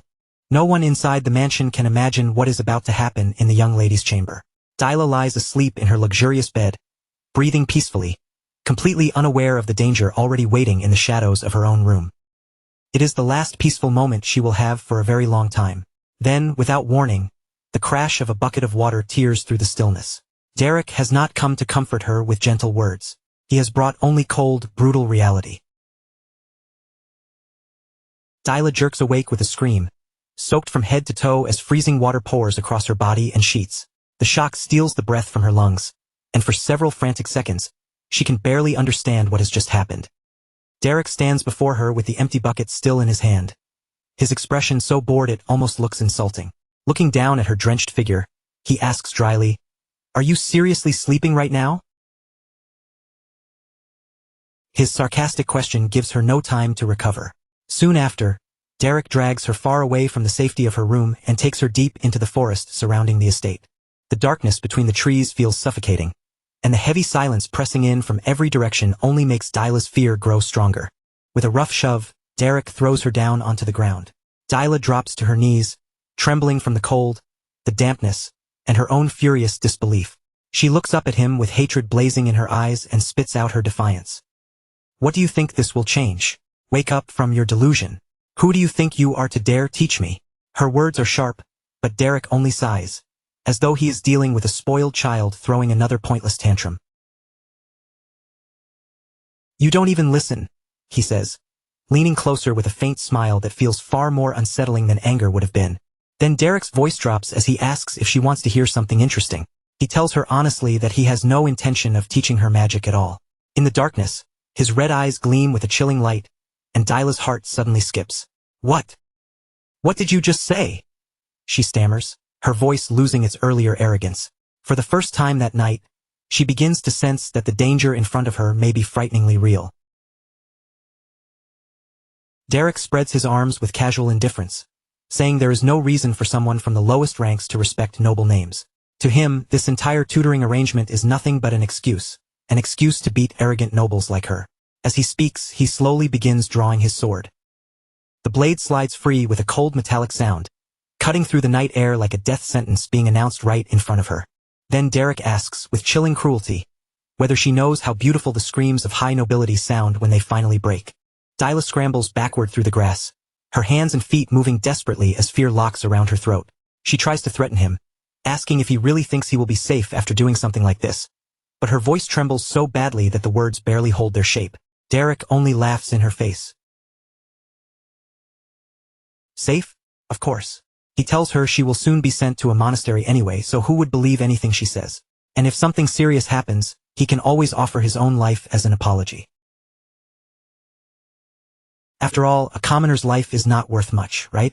With those words, he throws her own prejudice back at her like a blade. Then, wearing a twisted grin, he even suggests that he could simply run away afterward. In his words, removing the Duplin family's greatest headache would practically be doing them a favor. That statement tears through Dyla's last bit of composure, and absolute panic rushes over her. This is no longer a lesson in her mind. It feels like an execution. Terror screams through her thoughts as she realizes or believes that she is going to die, that Derek is truly going to kill her here in the dark. Without looking back, Dyla bolts into the darkness of the forest, running as if survival itself depends on every step. Derek watches her flee with the cold, patient gaze of a predator that has only just begun its hunt. The true game of terror has only now started. Dyla races wildly across the open field, her heart pounding so hard it feels like it might burst from her chest. She understands that if she tries to run back across the exposed ground, Derek will catch her within seconds. Her only chance is to disappear among the trees and use the forest to break his pursuit. With fear driving every breath, she fixes her eyes on the dark tree-line and clings to one desperate thought. If she can reach the woods, she will be safe. Even while terror claws at her chest, Dyla convinces herself that she still has an advantage. She believes she knows these grounds better than Derek ever could, and if she can just circle back to the mansion, she can report that mad mercenary and turn the entire household against him. Even in the middle of fear, her arrogance begins to rise again. When she returns, she tells herself, she will have him executed without mercy. He will be the one to die, not her. But just as that cruel thought flashes through her mind, a blinding light bursts open in the distance, and a wave of scorching heat rips through the night. Far ahead in the darkness, a sphere of pure fire begins to form, burning so brightly that it tears through the shadows of the forest and paints the trees in a terrifying glow. In the middle of a clearing, Derek stands perfectly calm, his posture relaxed and one hand lifted toward the night sky, as if this terrifying display is nothing unusual to him. He is casting magic far beyond what any ordinary mercenary should be capable of using. Dyla freezes on the spot, her eyes widening in disbelief as the spell takes shape before her. Fireball, she whispers, recognizing it instantly. The fear she felt earlier is nothing compared to the shock crushing her now. Fireball is a 2-star spell. How can that bastard possibly use magic at that level? In that moment, Dyla realizes she has made a terrible mistake by underestimating him. Derek's lips curve into a predator's smile, as if he is savoring every flicker of terror spreading across his prey's face. Then, without the slightest hesitation, he hurls the blazing sphere forward. The fireball roars through the air, ripping straight toward Dyla like a burning judgment sent to swallow her whole. Dyla can only stare in horror as death races closer and closer. The flames reflect inside her trembling pupils, and for one unbearable instant, the entire world seems to slow around her. With a desperate scream, she throws herself down onto the ground, using every bit of instinct she has left to escape the blast before it can consume her. The fireball tears past her by a narrow margin, flooding the forest with violent orange light. A heartbeat later, It detonates with a thunderous boom that shakes the night apart. Fire and smoke surge upward in a towering pillar of destruction, and the earth beneath Dyla trembles from the force of the explosion. She lies sprawled on the ground, gasping for air, her entire body shaking uncontrollably. That single attack shatters her completely. The proud noble lady who looked down on everyone is gone, stripped away by fear, leaving behind only a terrified girl struggling to survive. Derek walks toward her slowly, his red eyes glowing through the darkness. With a cruel smile and an almost casual tone, he looks down at her and remarks, "Well, looks like I missed." And in that moment, Dyla understands that this nightmare has not ended at all. It has only just begun. Beneath the enormous full moon hanging over the estate, a hunt has truly begun. One that will forever change the fate of the so-called Devulus. Dyla turns and runs again, driven by nothing but panic. Branches whip across her skin, tearing at her arms and face, while the uneven ground bruises her feet with every desperate step. But fear keeps pushing her forward. Her breathing comes out ragged, cold sweat slides down her face, and for the first time in her life, she feels completely cornered and helpless. Then, with a sharp crack, her foot catches on a hidden root beneath the leaves. She loses her balance and crashes heavily onto the damp earth. All the elegance and dignity of nobility have vanished from her. In their place, only raw survival instinct remains, forcing her body to move even when pride can no longer protect her. A pained cry slips from her lips as she struggles against exhaustion. Her body is reaching its limit, but the man chasing her has no intention of granting her even a single moment of mercy. Suddenly, the air itself splits open.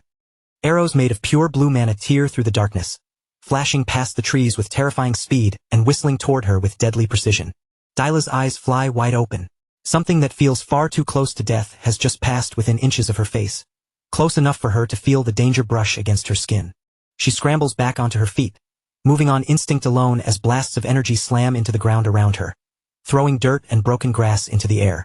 The mana strikes are already far too close, a chilling reminder that she is not being chased by some ordinary tutor. She is facing a seasoned warrior who knows exactly how much pressure he can put on her without letting her escape. Derek steps out from the shadows, walking with a calm so effortless that it almost feels insulting. Watching her struggle to stay upright, he comments lightly, "You're pretty fast." He says it as if this entire nightmare is nothing more than a childish game. Dyla glares back at him, hatred and terror twisting together in her eyes. She still cannot believe that anyone would dare treat her like this, and even with her body exhausted, she forces herself to run again. She refuses to surrender to a commoner who has dared to challenge her pride so completely. Derek watches her retreating figure in silence, knowing that this chase is not merely punishment. It is a lesson meant to burn itself deep into her soul. Inside Dyla's mind, everything has fallen into chaos. How much longer does she have to keep running? Can she really escape him at all? Every breath scorches her lungs, and each inhale feels like swallowing fire while her strength drains away step by step. No matter where she turns, Derek's presence seems to surround her. He feels less like a man chasing her and more like an inescapable shadow moving through the forest itself. Derek kneels and places one hand against the forest floor, quietly channeling his mana into the earth beneath him. He does not need to see Dyla with his eyes to understand exactly where his prey is heading. In the darkness, even the forest seems to answer him. His red eyes glow with a predatory intensity, sharp and merciless enough to freeze the blood of anyone who meets his gaze. As he senses the forest around him, Derek realizes something important. This is the same forest Dyla once painted, and that thought begins to shift his understanding of her. She is not simply a spoiled child throwing tantrums. He remembers one of her artworks, a piece filled with life even though others dismissed it as a failure. To everyone else, it may have looked incomplete, but Derek had seen the truth hidden inside it. Dyla feels mana in a raw and untamed way. "Definitely," he murmurs, finally finding the key that may unlock the young noble's real potential. Then, with a desperate cry, Dyla makes one final attempt to defy him. She lunges straight at Derek with a rock clutched tightly in both hands, screaming with every bit of rage and fear she has been holding inside. But Derek does not even blink. His hand simply moves toward the hilt of his sword. The motion is so fast that the human eye can barely follow it. In the next instant, a sharp metallic clank cuts through the forest. With one smooth and lethal movement, Derek deflects her attack completely. The rock flies from Dyla's hands and disappears into the darkness, leaving her disarmed, helpless, and utterly outmatched by the overwhelming skill of her tutor. She freezes where she stands, breathing hard, her shattered pride unable to hold itself together any longer. In the suffocating silence that follows, the fierce mask of the Devuless finally begins to crumble, revealing a vulnerability that marks the first true step toward her transformation. Derek studies her carefully, and despite everything, he cannot deny her tenacity. In a deep, steady voice, he says, "I'll admit, your spirit is admirable." He knows it could not have been easy for her to attack him, especially after realizing she could not outrun him. But her last burst of resistance is spent, and Dyla finally collapses to the ground. Her hands sink into the damp earth as she struggles to pull air into her lungs. Her body is exhausted almost beyond movement, but the weight crushing her mind is even heavier. Derek approaches slowly, every step deliberate, his red eyes gleaming faintly in the dim forest light. "You don't even have the strength to run anymore," he declares coldly, making it painfully clear that the game is over. Then, with precise and merciless control, he points the tip of his sword directly at her throat and asks, "Any last words?" Under the moonlight, the scene carries the unmistakable weight of an execution. Yet to Derek's surprise, Dyla lets out a small laugh. It is bitter, fragile, and laced with self-loathing, but traces of her broken pride still remain inside it. "Do you think I'm going to apologize?" she shouts, her wounded pride burning fiercely in her eyes. She stares straight at him and adds, "Unlike you low-born people, I do not crawl. Just kill me." Derek falls silent for a moment. Then he asks the question that cuts straight to the heart of everything. Why is she so obsessed with lineage? Does she want to know what is truly hiding behind that mask of superiority? The question echoes through the dark forest and settles heavily between them. Dyla turns her back to him, but even from behind, the trembling of her shoulders exposes a truth she has never dared to say aloud. Then, in a broken voice, she asks, "What would I have left? If her great lineage is taken away from her, what else does she even have?" The facade of the Devuless continues to fall apart beneath Derek's relentless gaze. Years of frustration burst out of her all at once. "Magic, magic, magic," she repeats like a painful mantra, wrapping her arms around herself as she suddenly looks small, miserable, and painfully alone. Real tears spill from her blue eyes at last. "Do you think I never tried?"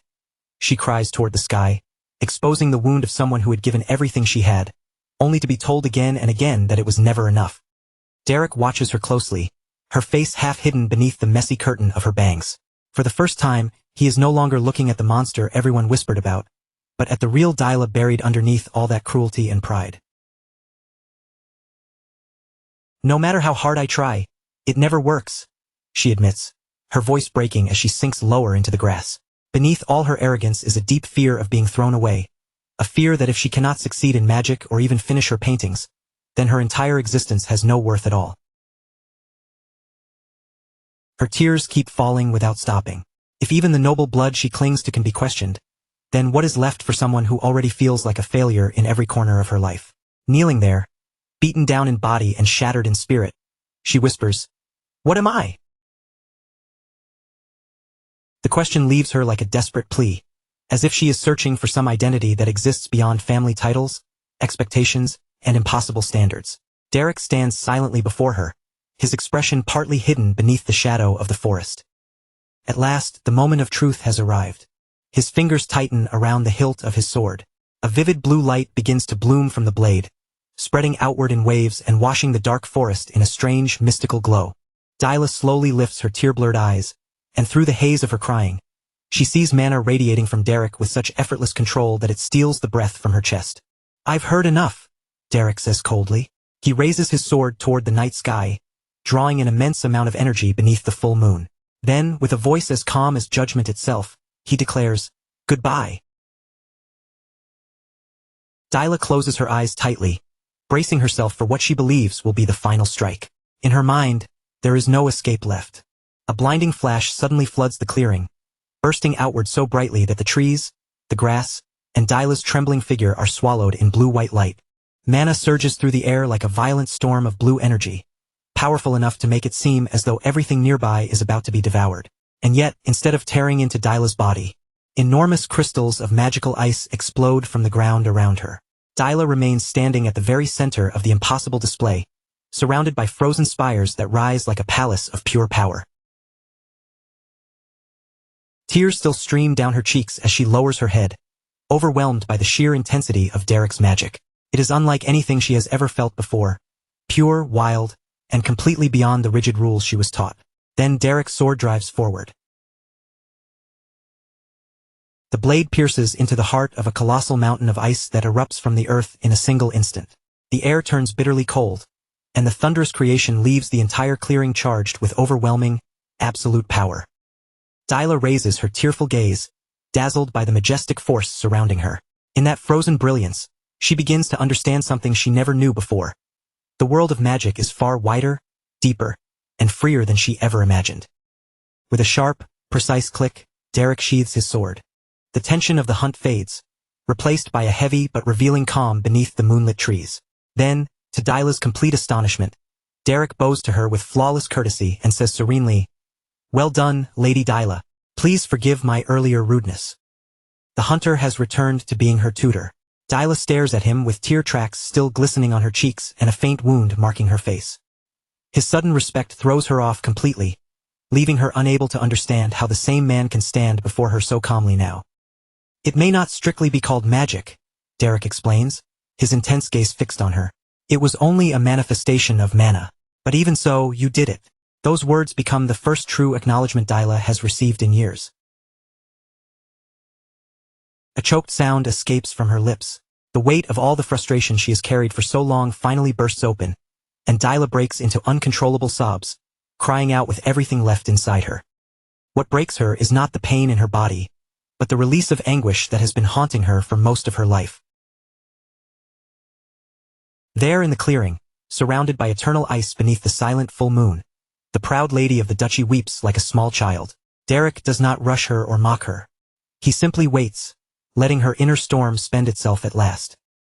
Above them, the moon hangs quietly in the sky, witnessing the end of an era buried in shadows and the beginning of something Dyla never believed could exist for her. Derek kneels in front of her so their eyes are finally on the same level. In a calmer voice, he reveals the truth. "That means you belong to the school of the wild." It is a concept Dyla has never once heard in all her rigid lessons. As Derek carefully bandages her wounds, he explains that most nobles study through the school of regulations, but her nature is fundamentally different from theirs. Trying to force herself to follow those rules was her greatest mistake. Dyla listens in silence, slowly understanding his meaning. All this time, she had been trying to wear clothes that were never made for her, and that was exactly why nothing ever worked. "How did you know?"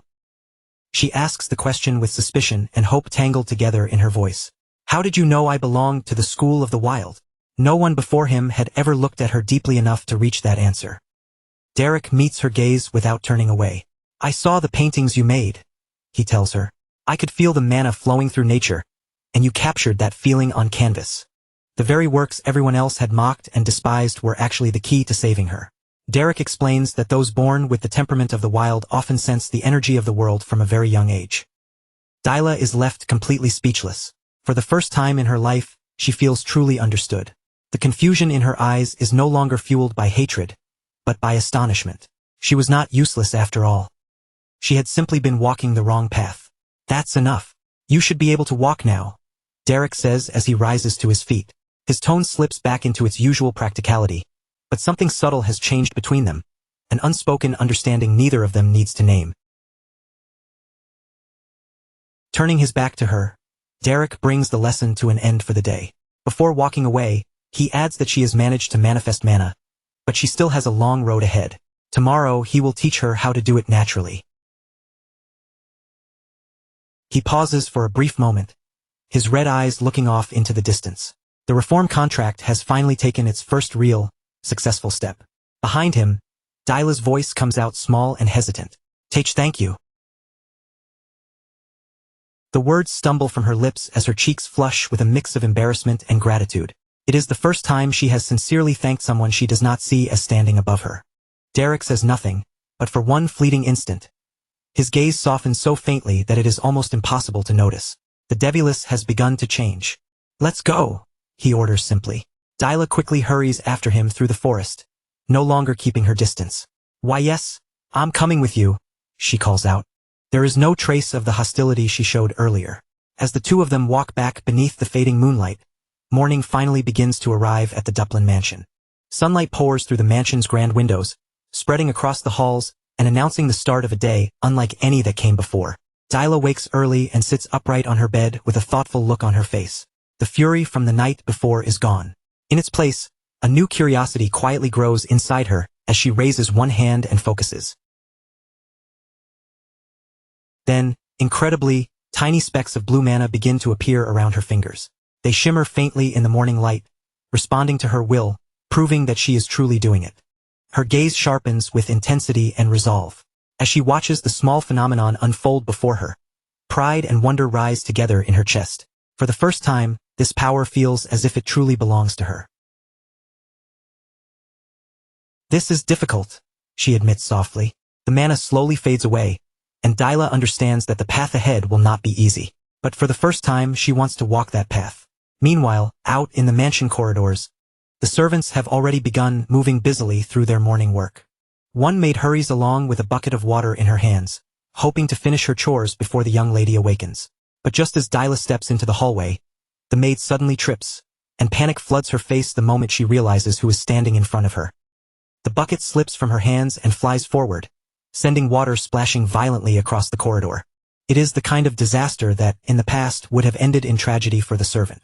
Dyla's dress is soaked completely, with droplets sliding down the fine silk and dripping onto the floor. A heavy silence grips the hallway as everyone waits for the rage that usually follows. The maid turns pale and stammers, "Lady Dyla, I am so sorry." The maid trembles where she stands, already bracing herself for the punishment she believes is inevitable. Dyla looks at her coldly, and that icy gaze freezes everyone in place. The servants hold their breath, waiting for the familiar storm of the young noble's anger. The maid collapses to the floor, begging for forgiveness and declaring that her mistake is worthy of death. But to everyone's absolute shock, Dyla only says, "Watch where you're going." Her tone is still dry and sharp, but there is no violence behind it. As Dyla walks away down the corridor, the maid remains collapsed on the floor, staring after her in complete confusion. What just happened? Why did she not hit me? Around her, the other servants watch Dyla's retreating figure with wide eyes, whispering nervously among themselves. They cannot help wondering what happened last night after Dyla left the mansion halls. One thing is painfully clear to everyone watching.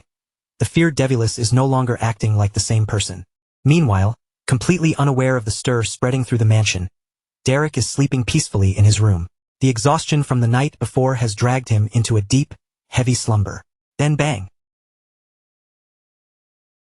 A series of loud knocks rattles his door hard enough to shake the frame. "Derek! Derek!" A commanding voice calls from the other side. The noise jolts him awake, and his mood immediately turns sour. Sitting up slowly, Derek rubs his eyes with clear irritation, still half trapped in sleep as he wonders what could possibly be happening this early in the morning. Outside his door stands Dyla, impatient and restless, with the butler waiting at her side. Without any greeting, she demands, "Teach me how to control the mana I manifested. I tried doing it on my own, but it isn't working." The butler, a stern man wearing a monocle, freezes the moment he hears those words. She manifested mana? His chest swells with emotion, but Dyla has no patience for sentimental reactions and refuses to wait even a second longer. "You said you would teach me today, so hurry up and start the lesson," she insists, her voice sharp with urgency and stubborn expectation. She knocks firmly on the door again, trying to force an answer out of him. From inside the room, Derek lets out a heavy sigh and replies simply, "Come back in the afternoon." Then he pulls the blanket back over himself, completely ignoring her persistence. Beside her, the butler quietly wipes tears of joy from his eyes, deeply moved that the young lady has finally shown a true interest in magic after everything that has happened. Dyla clicks her tongue in annoyance at her tutor's unbelievable audacity. "Who do you think you are, making me wait? Open this door right now and teach me," she shouts, kicking the wooden door with all the strength her anger can gather. Derek merely shifts under the blanket and settles more comfortably into bed, closing his eyes with a tired little smile. From the hallway, Dyla's furious voice continues to ring out, "Open the door, you crazy bastard!" Her voice echoes sharply down the hall, making the servants flinch in the distance. The real education has only just begun, and a new day rises over the imposing Dublin mansion with an atmosphere that feels strangely different from before.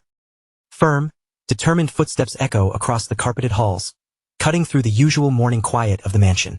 In corners and along the corridors, the maids whisper to one another as rumors spread at an incredible speed. They say the feared Lady Dyla has not broken a single dish all day. And even more shocking than that, the news rushes through the estate like wildfire. Lady Dyla has awakened her magical power. Hearing the murmurs, Rick, the Duke's son, suddenly stops in the corridor, his attention caught at once. His expression darkens slightly at the mention of his sister's sudden change.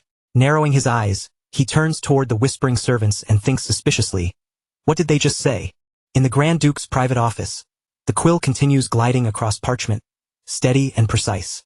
Momentarily removed from the commotion outside, Grand Duke Duplin presides over a serious meeting with his sons. There, the news is confirmed. After questioning the butler and several servants himself, the Grand Duke now knows that Dyla's awakening is real. Behind his glasses, the Grand Duke exhales with quiet relief. After so much chaos caused by his daughter, at last, something hopeful has happened. But Rick does not share his father's optimism. With a cold, cautious gaze, he warns them not to draw conclusions too quickly from nothing more than a small spark of magic. Another brother responds more encouragingly, reminding Rick that their sister has awakened her magic and that, at the very least, she deserves some praise for that achievement. The Grand Duke watches the exchange without interrupting, his eyes calm behind his glasses as he carefully weighs both sides of the situation. Rick remains firm and unswayed. He reminds them of all the damage Dyla has caused over the years and argues that one small achievement should not be enough to spare her from being sent to a convent. Faced with his eldest son's severity, the Grand Duke sinks into thoughtful silence, his expression unreadable as he returns to his work. Far away from that tense family discussion, bright sunlight spreads across the mansion gardens. Inside her room, Dyla Catherine Duplin does not look like the promising prodigy everyone is now whispering about. She sits on her bed with her back turned, shoulders stiff, clearly sulking. Derek, her silver-haired tutor, watches her patiently from nearby. With a dry edge in his voice, he asks, "Are you pouting again?" Dyla immediately replies, "I'm not pouting. I'm angry," she insists without even turning around, puffing her cheeks stubbornly like a child determined to protect what little pride she has left. Derek scratches his head with a weary expression, already familiar with this troublesome attitude. Acting spoiled will not change anything about her training, he warns her plainly. Dyla, following her own peculiar logic, stubbornly insists that this is not pouting at all. She is genuinely, seriously angry, and she wants him to understand the difference. Derek steps a little closer, his tone remaining calm and steady. In this world, he tells her, everything has order, and no amount of frustration on her part will make magic easier to control. "I told you, I'm not pouting," she finally snaps, spinning around to glare at him with all the fury her small, stubborn frame can muster. Derek says nothing at first. He simply stares at her with those intense red eyes, and that silent gaze alone carries enough pressure to intimidate almost anyone. Under that unwavering look, Dyla's resistance gradually weakens. At last, she mutters softly that maybe she is pouting after all. Even though her wounded pride still burns, Derek grips his belt firmly and shifts the mood back toward training. Before they continue practicing, Derek needs to warn her about the real danger of the power that has now awakened inside her. Manifesting magic does not mean she can wield it freely. Without proper control, that power could easily turn against her, and this is something Derek understands from bitter personal experience. Rest is just as important as learning, Derek states firmly, before reminding her that she must also continue studying. Annoyed, Dyla mocks him by calling him a stiff magic professor. In that instant, the air in the room changes. Derek's eyes darken with a somber red glow, and he coolly asks whether she would prefer that he teach her in a less stiff manner. A chill runs straight down Dyla's spine. The memory of Derek chasing her through the forest like a predator rises vividly in her mind, reminding her that this dangerous teacher is someone she should never underestimate. Intimidated despite herself, she quickly sits down and huffs, trying to salvage her pride with a small, stubborn, humph. Forget it. Although her flushed cheeks betray her nervousness, Derek continues with the practical lesson. He demonstrates how to manifest magic in his hand, assuring her that once she masters the basics, she will be able to advance to one-star magic quickly. The School of the Wild is ideal for self-directed study, Derek explains calmly as mana gathers and shifts in his palm. The blue energy shimmers softly in the air while he tells her that this path offers far more freedom than the rigid, suffocating school of regulations. There are no endless rules binding a person's instincts and no strict frameworks choking natural talent. Derek observes Dyla with calm honesty and admits that her uninhibited personality fits surprisingly well with the school of the wild. His words catch her completely off guard. He adds that beyond her free-spirited nature, the bloodline of the Duplin family gives her overwhelming talent, a power that only needs the right guidance and direction under his supervision. Dyla listens in total silence, drawn in by every word he says. For the first time in her life, someone is not just criticizing her flaws, but recognizing the genuine potential hidden inside her.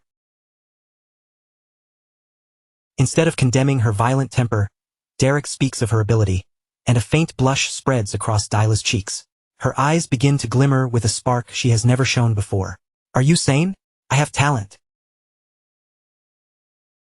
She murmurs the question almost to herself, a strange warmth blooming in her chest from the unfamiliar compliment. Derek confirms it without hesitation, explaining that conjuring an ice barrier instantly is proof of remarkable innate ability. Excitement starts bubbling inside Dyla, and she begins to wonder if she might actually be some kind of prodigy genius.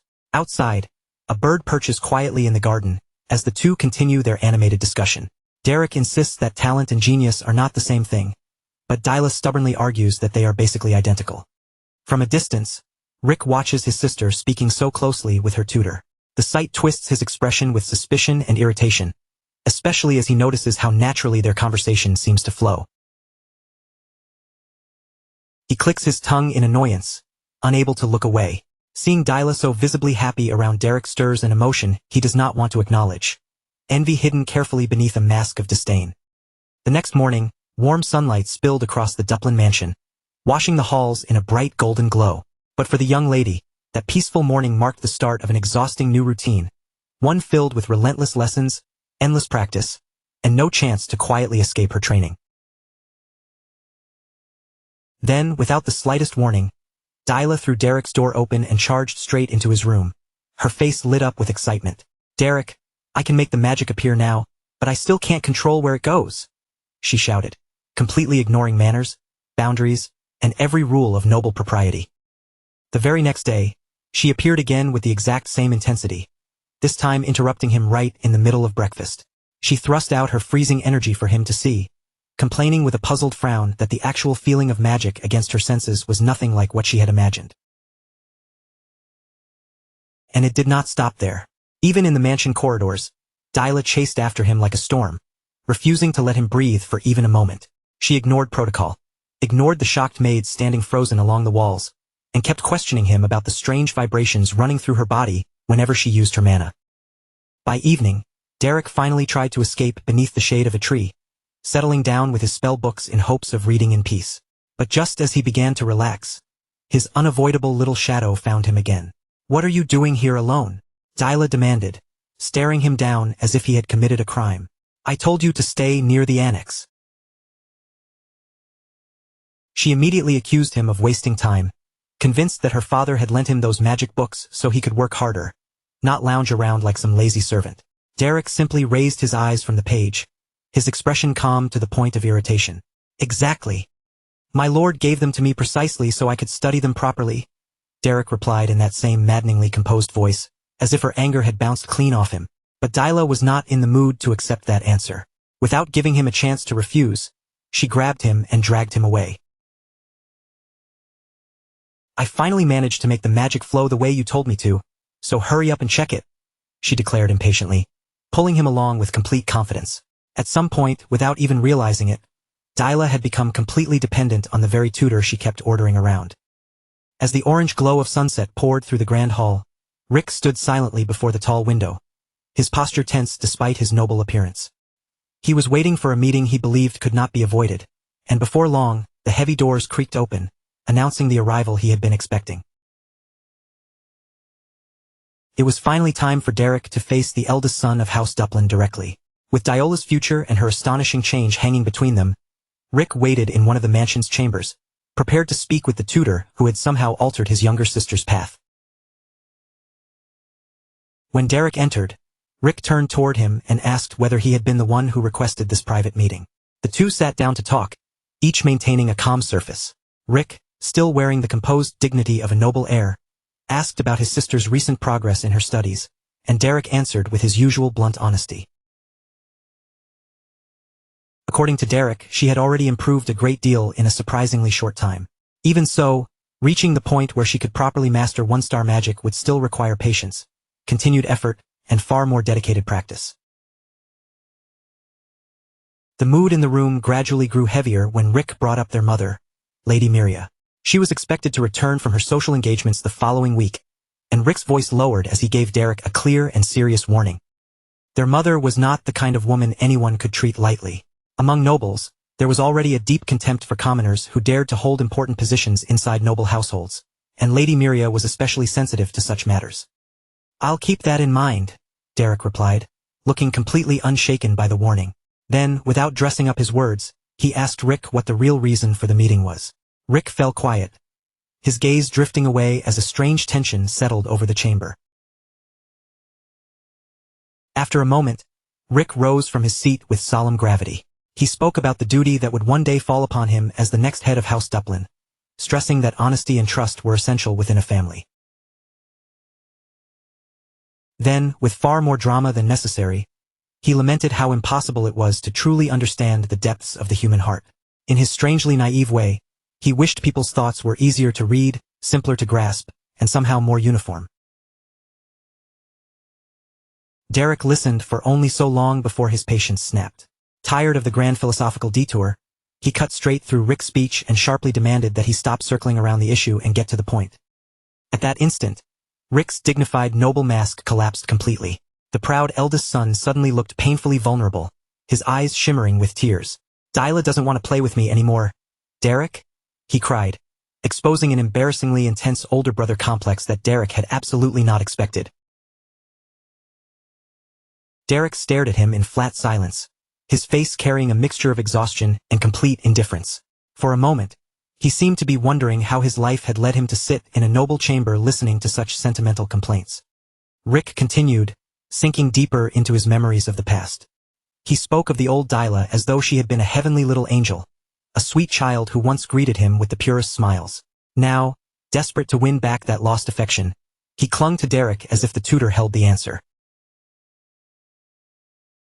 With a pleading look and a voice full of desperation, Rick begged Derek to reveal whatever magical secret had allowed him to gain Dyla's attention, hoping there was some way to make his sister favor him again. Meanwhile, somewhere out in the mansion corridors, Dyla was running at full speed in search of her tutor. She shouted Derek's name again and again, completely ignoring the maid hurrying after her and trying desperately to make her stop. Back inside that ridiculous private meeting, Rick confessed something even more absurd. He admitted that he had stayed awake late into the night, learning from the servants how to sew rag dolls, all for the sake of making his little sister happy. Then, with completely misplaced pride, Rick revealed the finished doll. Unfortunately, instead of looking like a heartfelt gift, it resembled some cursed object dragged out of a haunted attic. "Don't you think it captures my dear Dyla perfectly?"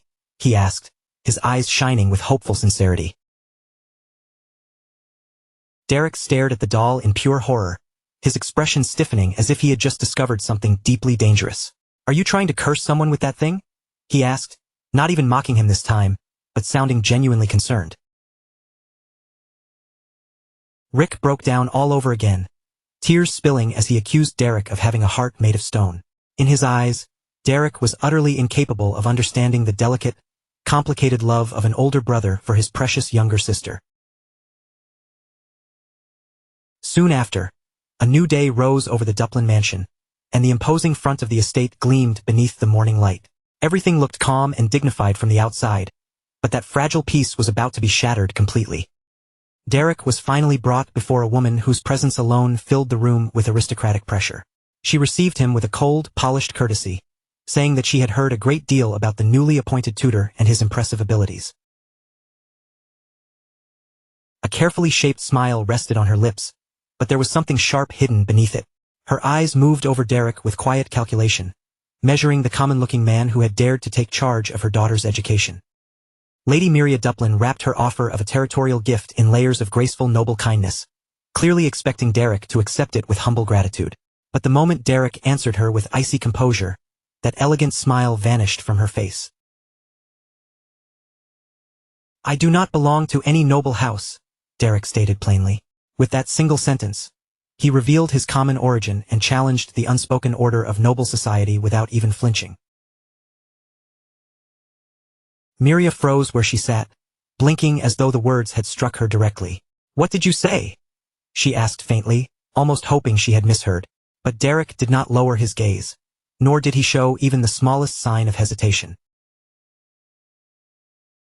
Derek repeated himself firmly, his voice so calm that it seemed to chill the air between them. "I am a commoner." There was no shame in his tone, no apology, and no attempt to soften the truth. Lady Miria's face twisted with pure aristocratic horror and disgust. A commoner had not only entered her home, but had also taken the position of her daughter's tutor. In that instant, the room became a battlefield, and his declaration marked the beginning of open social war. But to understand how this painfully uncomfortable confrontation came to be, the story must step back in time. Exactly 1 week before this encounter, Derek had just arrived at the Grand Duke's residence, unaware of the storm waiting for him inside. The mercenaries who had accompanied him, his comrades in arms from the road, were preparing to leave him behind at his new post. Their carriage waited nearby, ready to carry them away from the noble estate. Aceline of Loner Duplin gave him a gentle farewell smile, explaining that she still had matters of her own to handle. Evilstein entrusted Derek to take care of himself, believing he could survive even in a place as troublesome as this mansion. Standing before this nest of nobles, Derek answered with a simple, dry, "Understood." His coldness was almost legendary. Even when his friends were about to leave him behind in an environment completely foreign to him, he showed barely a flicker of emotion. Jaden, the mercenary leader, stepped forward and patted Derek on the shoulder with a teasing grin. He scolded him for giving such a heartless reply and reminded him that they were leaving an important task in his hands, so he ought to show at least a little more feeling. They told Derek to finish the job quickly and come back, warning that if Pauline found out he had stayed behind, she would undoubtedly cause an enormous uproar. With one final call of "We're counting on you," the carriage finally rolled away, leaving Derek alone before the mansion's imposing walls. And there he stood, like a lone wolf stepping straight into a golden cage, surrounded by polished elegance, hidden rules, and refined predators waiting behind noble smiles. As the carriage moved farther from the estate, Aceline suddenly covered her mouth in alarm. She had forgotten something crucial, a small warning that could make Derek's life inside the mansion much more complicated. Their mother was returning the following week. Even worse, Aceline realized she had completely forgotten to warn Derek about her. Jaden looked at her in confusion, unable to understand why she seemed so shaken. Was it truly necessary to warn a hardened mercenary about one noble mother? After all, Derek had faced monsters far more terrifying than some highborn lady, or so Jaden assumed. But he did not know Miria. Aceline tried to explain, her expression troubled, though the right words refused to come easily. "My mother is a bit," Aceline murmured, trailing off as if even saying it aloud was difficult. Memories of the lady of the house's explosive temper seemed to echo around her, almost as though Miria's furious shouting from the past could still be heard in the air. And then came the scene that proved exactly what Aceline meant. Miria's angry footsteps thundered through the mansion corridors, each step sharp and heavy. She was heading straight for her husband's office, ready to burst inside like a hurricane wrapped in noble elegance. Burning with indignation like a goddess of wrath, Miria stormed into the room, livid after learning that a commoner had been appointed as Dyla's magic tutor. To her, this was not a simple staffing decision. It was a disgrace so severe that it stained the dignity of the family for generations. Grand Duke Duplin, however, remained enviably calm. Without even lifting his eyes from the paperwork before him, he simply asked her to lower her voice. He had known from the start that this decision would cause trouble, but to him, results mattered more than bloodline. Miria had no intention of calming down. She reminded him sharply that this was about Dyla, their beloved youngest daughter. In her mind, it was unthinkable to leave her child's education in the hands of someone who wandered the world as a mercenary. The Grand Duke slowly removed his glasses, the weariness in his face making it clear that this argument had already gone in circles far too many times. He understood perfectly well why his wife despised the idea of commoners occupying important positions, but his decision had not been made on a whim. There were solid reasons behind choosing Derek. In a firm voice, he reminded Miria that every tutor of proper noble blood had already given up on Dyla long ago. Since the nobility had failed her one after another, he had turned to an outside solution, and that solution had come with unexpected merit. These days, Finding a capable magic instructor was no easy matter, and Derek had not arrived at their house by simple coincidence. Derek had been personally recommended by Aceline herself. Even with that explanation, Miria remained completely unconvinced, pressing a hand to her forehead as frustration tightened her expression. She insisted that a family of their status had to preserve at least the minimum dignity expected of nobles. In her eyes, this was not only a question of talent or usefulness.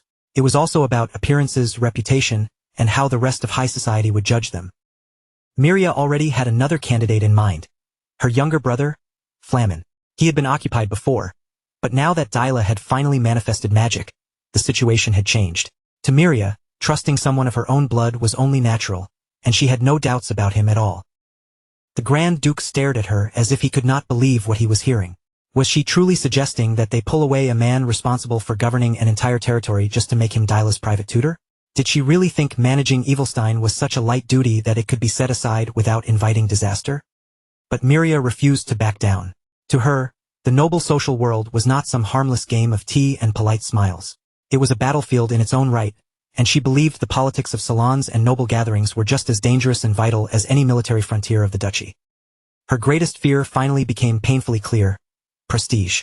If Dyla made her debut in high society while being taught by a nameless commoner, Miria was certain her daughter would be mocked, whispered about, and turned into the laughingstock of the entire aristocracy. Just then, the doors suddenly swung open, cutting straight through the heated argument and freezing the tension in the room for a brief instant. A new figure stepped in to calm the chaos. Valerian, a handsome young man with shining golden hair and a gentle expression. In a soft tone, he asked his mother to calm herself, hoping she had not come all this way only to argue with his father. But Miria had no intention of letting the issue disappear so easily. Turning her gaze toward her son, she insisted that the true question was whether this commoner mage truly possessed the ability and qualities needed to teach Dyla. To her, the problem was not only protocol or social rank. It was also whether Derek was competent enough to stand in that role at all. The tension inside the office grew so sharp it felt as though a blade had been drawn between them. Every gaze shifted toward the entrance as another shadowed figure approached, and the atmosphere sank even heavier. It was Rick. Miria greeted him with visible relief and pride, clearly expecting her eldest son to stand on her side against the commoner tutor. Rick walked into the room with a cold, controlled composure, his expression calm enough to hide whatever he was truly thinking. He admitted that a commoner teaching a noble was certainly not normal. But then he added that if the man truly possessed the proper qualifications, perhaps the matter was not as grave as their mother believed. It was a surprising statement, but there was a trap folded neatly inside it. Rick suggested testing Derek's abilities himself, proposing a magical duel as the cleanest way to settle his mother's doubts. It was a direct and dangerous challenge, and the Grand Duke shut it down at once. Enough! His voice left no room for argument. He assured them that Derek was a genuine mage whose level did not need to be questioned, and that he trusted the recommendation that had brought Derek to the mansion. Rick fell silent, but the green light in his eyes carried an unsettling sharpness. On the surface, he appeared to accept his father's judgment, yet beneath that calm face, his mind had already begun preparing the next move in this quiet struggle for control. If Derek was truly as capable as everyone claimed, then there was another way to prove it. They could test Dyla. If the teacher was excellent, then the student's improvement should be clear. The logic sounded flawless, but its cruelty was impossible to miss. Valerian looked stunned, unable to understand where Rick was trying to lead the conversation. Why had he suddenly become so interested in their younger sister's abilities? Rick, however, remained cold and relentless. If Derek really was an extraordinary teacher, then Dyla should already be showing remarkable progress. So Rick proposed that he personally duel Dyla and verify those results himself, turning what sounded like an examination into a trap aimed directly at his sister. The Grand Duke said nothing for a moment, carefully weighing the bold and malicious suggestion his eldest son had just placed before him. He knew better than anyone that Dyla had only just begun her training. A duel against Rick could crush her completely. Still, Rick turned and left the office with firm, deliberate steps, leaving a trail of uncertainty behind him. Valerian rushed after him, shouting his name in disbelief, while the tension within the family reached a point that could no longer be ignored. "What the hell are you thinking? A magical duel?" Valerian demanded, catching up to him. To him, forcing an experienced mage like Rick to face their novice sister was pure madness.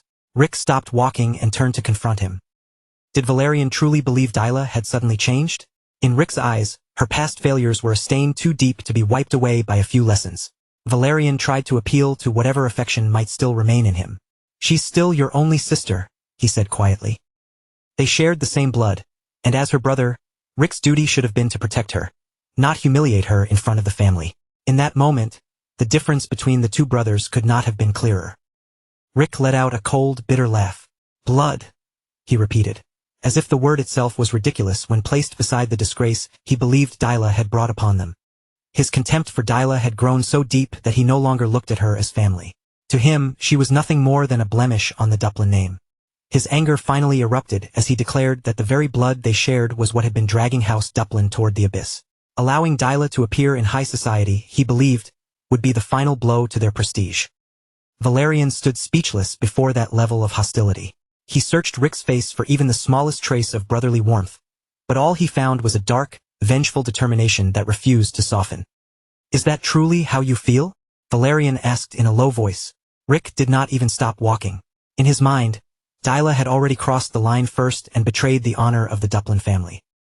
According to Rick's twisted judgment, the best future for her would be permanent confinement in the annex, kept out of sight and hidden from the world. Valerian remained silent, his heart heavy, because he understood that Rick's words were not empty threats. They were a sentence, and the distance between the brothers only grew deeper. Rick cast one final glance over his shoulder, and the look in his eyes carried contempt far beyond an ordinary family quarrel.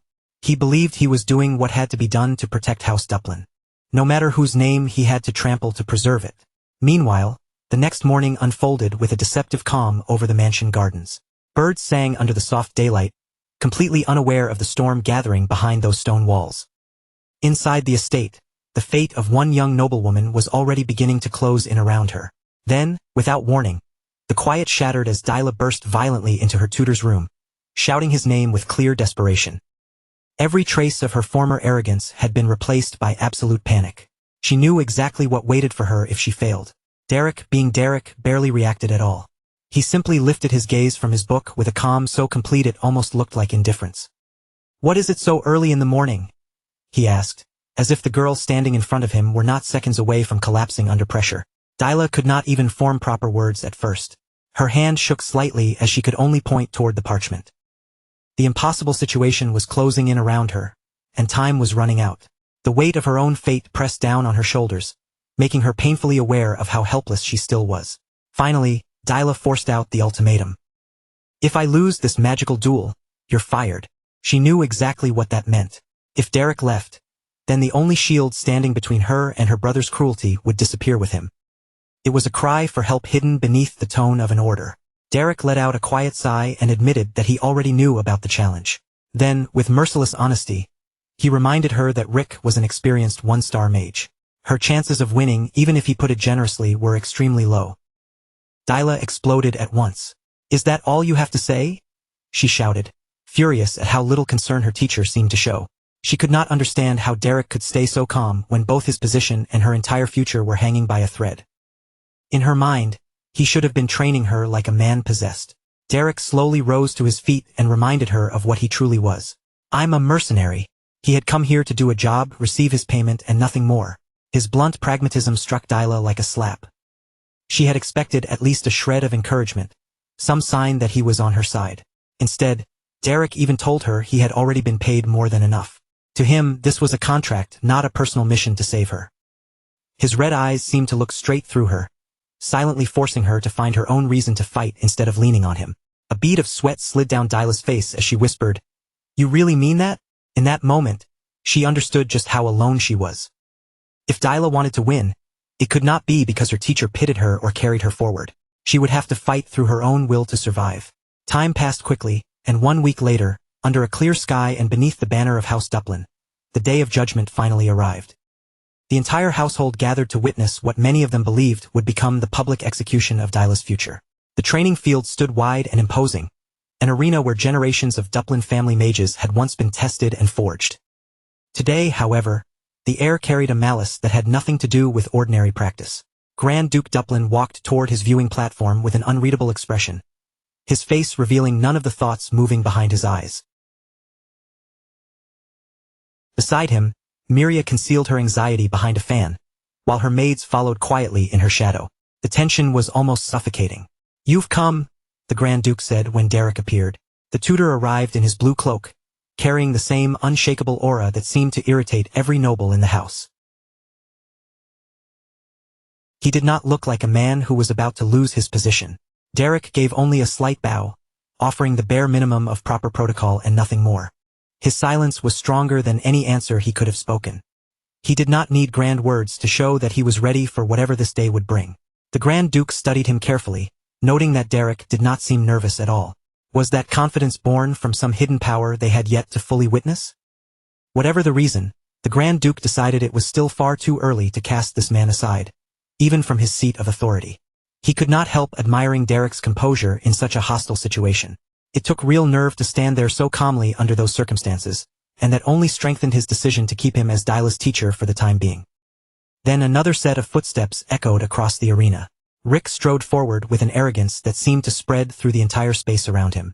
Each step of his boots struck the ground in a sharp military rhythm, announcing his arrival before he even opened his mouth. Rick's cape snapped in the wind behind him as his hand tightened into a fist. The violence inside him barely held back beneath that polished noble exterior. To him, this was not simple practice, and it was never meant to be a friendly duel. This was the moment he would finally erase the stain he believed his sister had become. As his eyes swept across the field, a cold smile slowly formed on his lips. His goal was terrifyingly clear. He intended to break Dyla so completely that no trace of mercy would remain between them. Those green eyes, filled with contempt, narrowed as he took his position in the arena, and every silent thought inside him felt like a declaration of war. Dyla, I will make you regret your past to the marrow of your bones. While Rick's hatred burned across the open field, Dyla was still walking through the shadowed corridors of the mansion, moving step by step toward the fate waiting for her outside. Her footsteps echoed through the quiet hallway, each sound marking what might become her final walk as a respected young noble of House Duplin. Beneath the shadow of her red hood, fear flickered in her eyes, but hidden inside that fear was a small, stubborn spark of rebellion. Derek's harsh words still circled in her mind, forcing her to wonder whether she truly had to stand alone against her own brother. Her voice shook as she faced Derek one more time. Do you really mean it? She asked, unable to accept that he could care only about his payment while her entire world was tipping toward ruin. She searched his face desperately, looking for even the faintest trace of warmth or humanity. Derek kept his distance from her, not only with his body, but with his expression as well. In that flat, unreadable tone of his, he told her that her magical growth had already begun. Even if she could not properly use one-star magic right away, it would not be long before she reached that point. It was not comfort. It was a cold, technical judgment. He reminded her that her potential had not appeared by accident. Whether she liked it or not, the blood of House Duplin flowed through her veins. Dyla froze, stunned by the words. Why would a man who clearly despised noble titles suddenly mention her lineage? She could feel that there was something deeper hidden behind what he was saying. Then Derek turned away and finally revealed the heart of his teaching. His way was the school of the wild, not a graceful path built on inherited lessons or refined noble etiquette. It was a path of self-study and survival, a brutal way of learning where you had to bite first before the world sank its teeth into you. Overwhelmed by fear, anger, and confusion, Dyla burst into tears. Why are you telling me this now? She cried, unable to bear it while the duel against Rick was already looming over her. The pressure of facing Rick was already more than enough, and now Derek was forcing her to swallow a lesson about savage survival on top of it. Dyla stood there trembling, pushed so close to collapse that one more word might have broken her. Derek said nothing for a long moment. His red eyes watched every tear, not with pity, but with the cold focus of a craftsman studying a blade that had not yet been tempered. He knew this pain was necessary. Lowering her head, Dyla finally stopped hiding from herself. I know I'm not a good student, she admitted, her voice small and raw.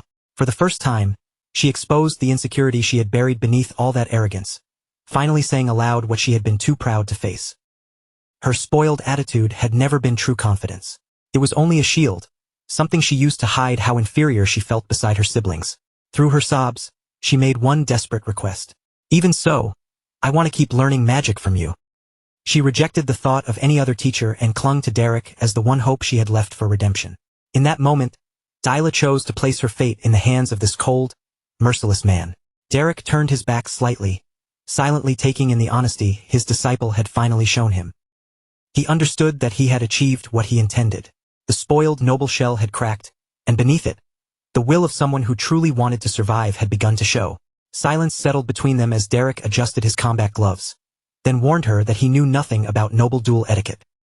He had never participated in one of those refined noble contests, and he had no intention of following their ridiculous rules now. His methods were not elegant, not ceremonial, and certainly not gentle. They were direct, practical, and far more dangerous. Derek looked straight into her eyes with a fierce intensity that made her breath catch.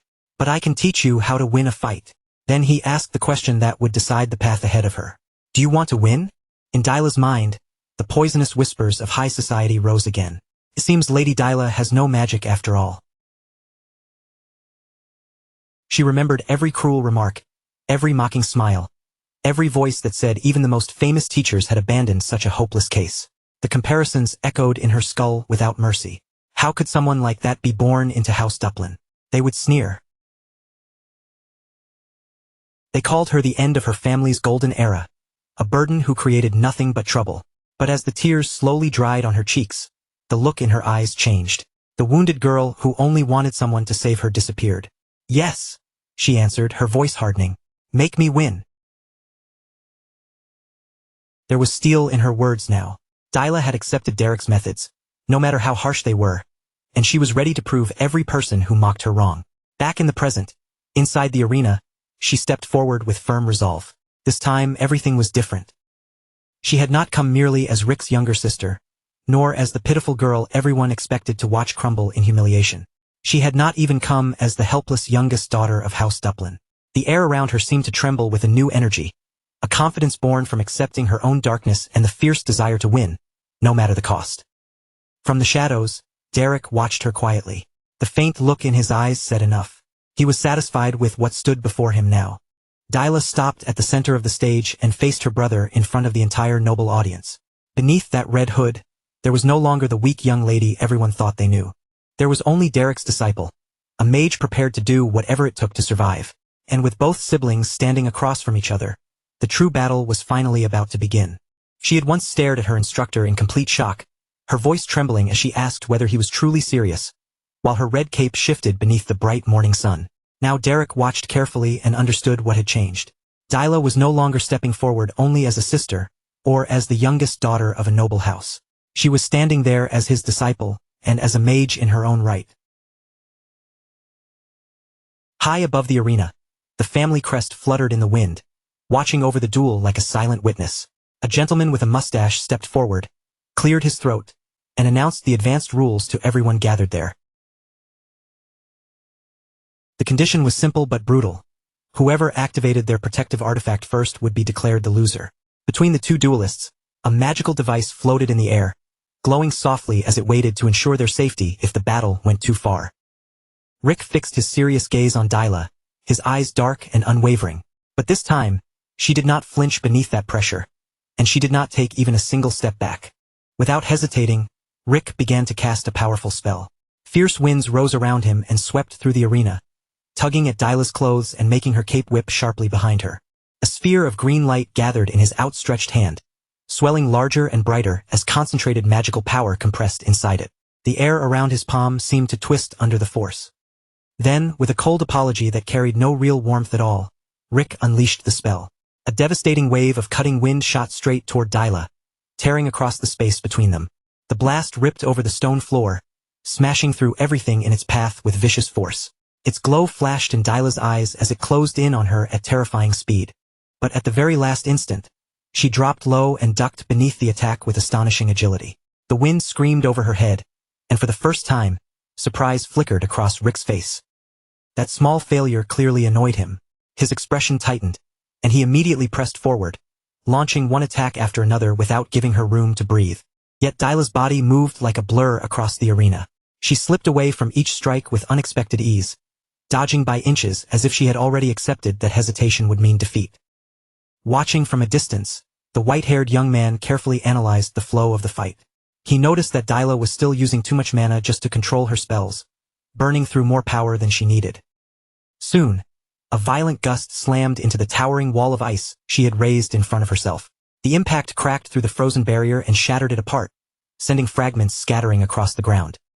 Rick mocked her at once, saying that what she had created could not even be called a proper spell. To him, it was nothing more than raw mana crudely forced into the shape of ice. Preparing an even stronger attack, Rick declared that cheap tricks like hers would be crushed. Several spheres of energy streaked toward Dyla's position, racing straight at the barrier while she remained behind the broken ice. In that critical instant, a memory rose sharply in Dyla's mind, cutting through the roar of the arena and the pressure bearing down on her. She remembered her instructor's voice, cold and practical, reminding her that mercenaries did not care about honor or pretty rules. They cared about one thing only: victory. Back then, she had worried that people might hate her even if she managed to win. Derek had simply asked whether she could accept that, as long as she achieved the goal she truly wanted. Now, standing in the middle of the duel with danger rushing toward her, Dyla had already chosen her answer. Her resolve hardened, and fear no longer controlled her feet.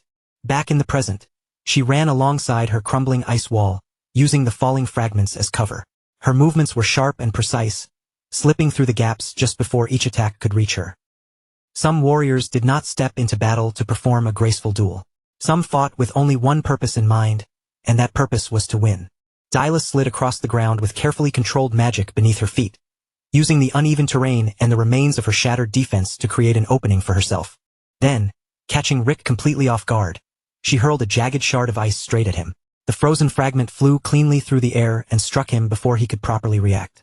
Dyla's eyes blazed as she prepared to move again, her confidence rising with that hit. But Rick answered with a confident smile of his own, his expression saying he still believed the duel was already decided. "This is the end for you." A razor-sharp blade of wind surged toward her with terrifying speed. With no time to block it properly, Dyla threw herself flat against the ground, pressing her body low as the attack swept over her. The wind blade smashed into the arena behind her, blasting the stone apart and sending a thick cloud of dust rolling into the air. In an instant, the field was swallowed by haze, hiding everything from view.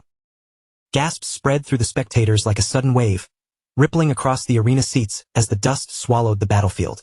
A woman cried out Dyla's name in panic, her voice cracking as she begged for the duel to be stopped before the girl was hurt any further. Terrified that Dyla had been struck by the attack, Miria nearly rose from her seat, but the man beside her ordered her to sit back down. His voice remained firm as he stated that the protective artifact had not activated yet. And because that artifact had not reacted, the match was still valid. No matter how frightening the impact looked, the duel had not reached its end.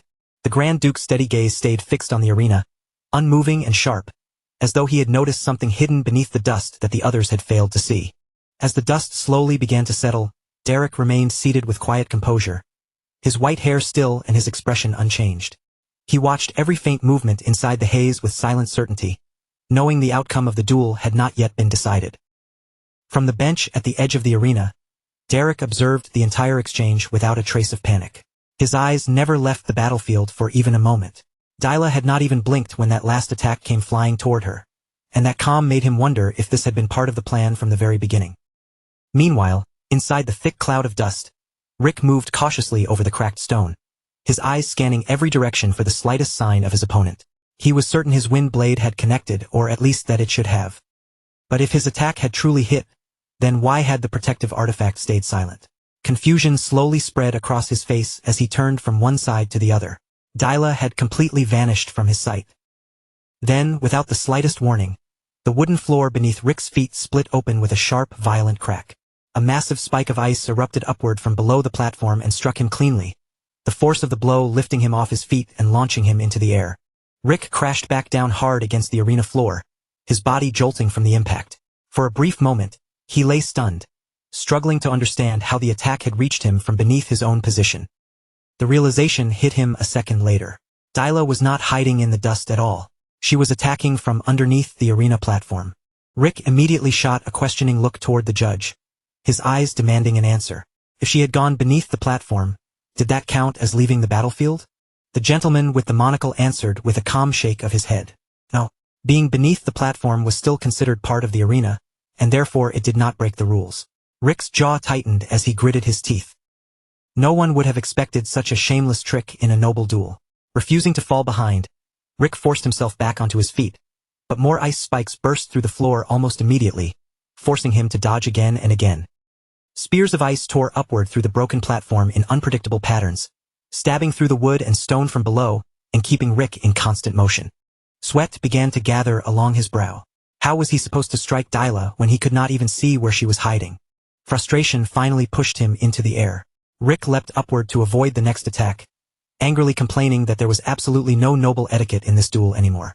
From above, he stared down into the dark hole in the shattered floor and called out Dyla's name. For a brief instant, something almost like concern flickered through his voice. Then, from inside that broken opening, she appeared.